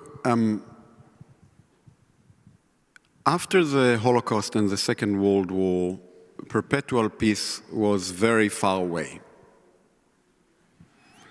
And there was a certain understanding that something new needs to happen, that some forms of new thinking need to be ventured in order to prevent the world from falling yet again into the Third World War. Right? The fact that we are now very far from perpetual peace is, I think, not, in a way, not the right worry, because I don't think we ever are supposed to be quite close to perpetual peace. The question is whether we hold ourselves committed to the ideal of perpetual peace and treat the ideal as real, even if reality is anything but ideal, right? So to take the ideal of perpetual peace seriously as committing us to laws that have to be enforced in our non-ideal reality is a question that we need to be asking ourselves. And so that would be the first form of my answer. We don't need to accept the forms of legislations and the forms of politics and the forms of law that follow from the ideal of perpetual peace because we think, it's around the corner. Soon peace will come and perpetual peace will come, so we can actually abide by its principles. No, we need to abide by these principles precisely because there is war, not peace. And we need to abide by these principles to make the ideal of perpetual peace, or to preserve the ideal of perpetual peace, possible. That is, we need to prevent, again, at all costs, I think, that some crimes that prevent the possibility of peace between enemies would be conducted. A couple of things about that. They are related to things that I said before.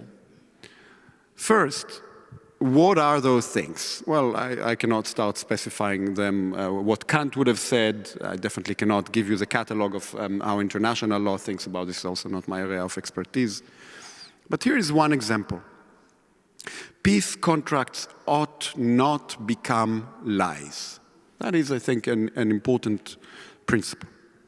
To the extent that we make peace negotiations and peace contracts themselves forms of lies, we undermine the possibility of peace because people will not be able to sign those contracts in good faith and view them as providing protection.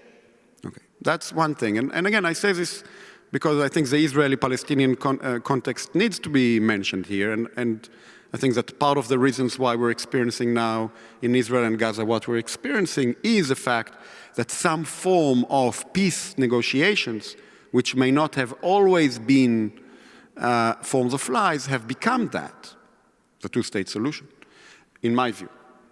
And that is leading us in the direction of total war because we have allowed forms of peace negotiations to become forms of preventing peace. That might depend on judgment and political opinion. This was a demonstration of an example of what it means to use peace negotiations as forms of lies. Okay. The second is the question of that commitment to the ideal of perpetual peace, and whether we are willing to be genuinely committed to it. I think that here there is a real question. I mentioned it before, so I will not repeat myself too much. There is a real question that is a conceptual question, in fact, that faces philosophers. And it is the question whether we generate our commitment to that notion from historical consciousness or from certain ability to think an ideal and to be committed to it from the ideal. To the extent, I think, that we ground the commitment in historical consciousness, we do not accept that ideal because we have never accepted it. We, in some sense, have always, well, this now will become maybe too much a philosophy class. We have always been Hobbesian and not Kantian in that sense. We have always responded to the fear of some forms of wars rather than committed to the ideal of human dignity that had to sustain our commitments. And for that reason, they remain very limited. By the way, they're limited on both sides. Maybe that was not clear enough in my, as I spoke. They are, in my view, much too limited when I'm looking at the German government and at, call it that, German philosophy. Would leave it abstract. But of course, it is also very limited on the other side, the so-called pro-Palestinian side. Count me as a pro-Palestinian and pro-Israeli. And I don't think that's a vacuous term. I stand by that. But it is true that a lot of the people who are now shouting for the ICC, shouting genocide against Israel, and so forth, it is true that their commitment to the notion of humanism, international law, and so forth is, in fact, very limited and is also ideological. It is, in my experience, true. It is my experience. It is also well-grounded, I think, in understanding the theories that stand behind this, that given the commitment, say, to a post-colonial doctrine, the idea, for example, that the Palestinians are committed to international law, that they have to be accountable to international law, is very much in question.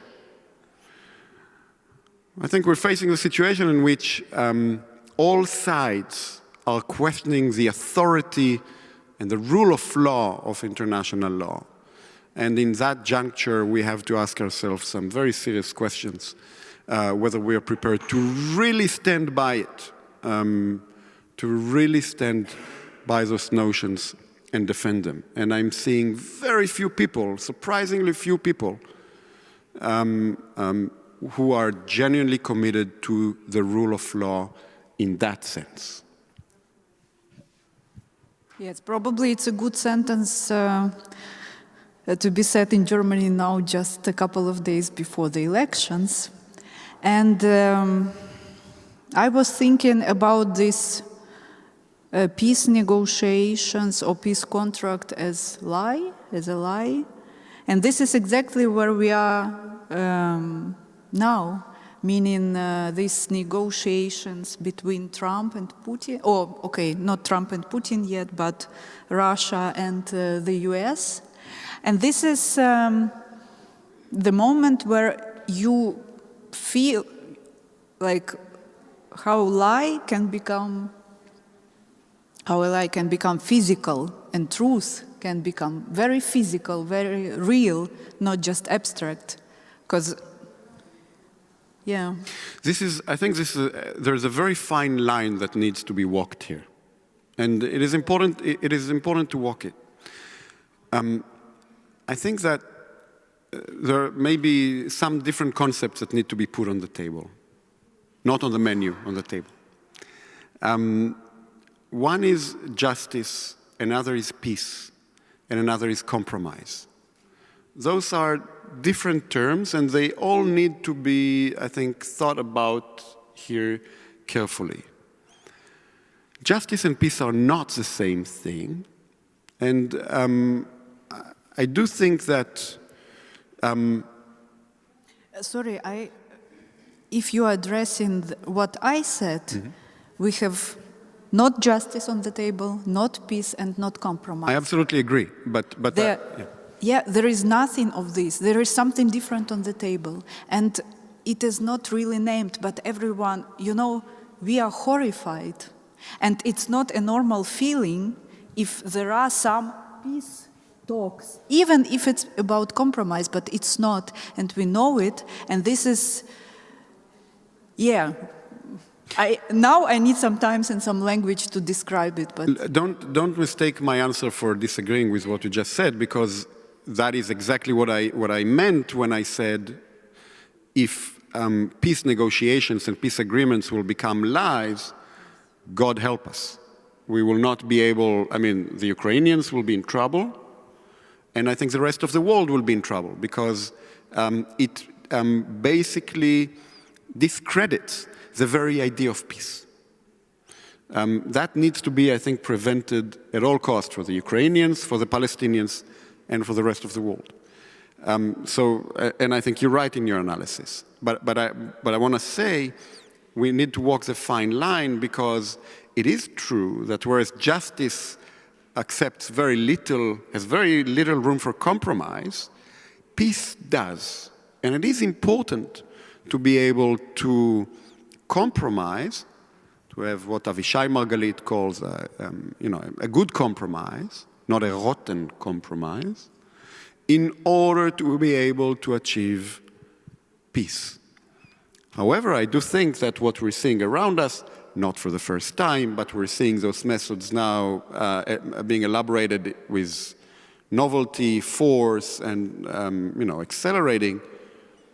We're seeing the way in which the very notion of having peace through compromise is being abused as a lie in order to crush one side. I think this is not yet true for the Ukrainians. The Ukrainians are not yet helpless. You haven't been, it's not for me to judge the violence and the losses in the Ukraine are obviously horrifying. The Ukraine is fighting, it's standing, it's surviving in ways that impress the rest of the world and inspire it.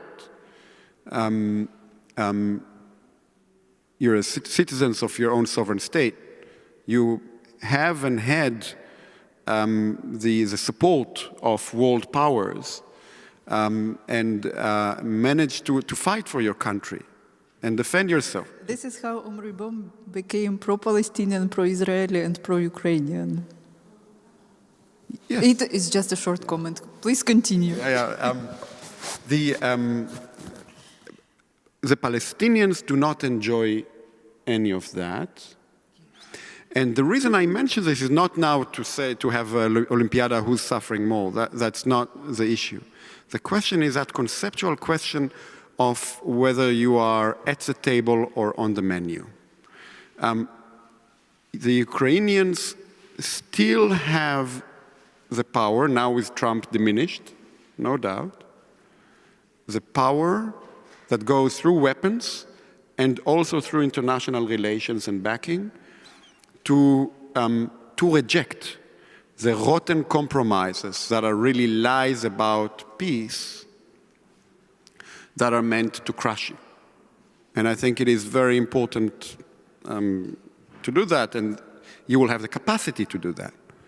It will come at a price, and we hope that it will be sustained. I feel very much that for example, people like the Palestinians who do not have a state, do not have Germany's support, do not have America's support, do not have Russia's support. I don't think that the Arab world cares about them at all, and so forth. We need to notice that inherent to that is the fact that also peace negotiations already come with the notion of a rotten compromise that so they're supposed to receive, and if they would reject, then they would face what Arendt again would call, they would basically lose the right to have rights. So the right to have rights depends on accepting a rotten compromise.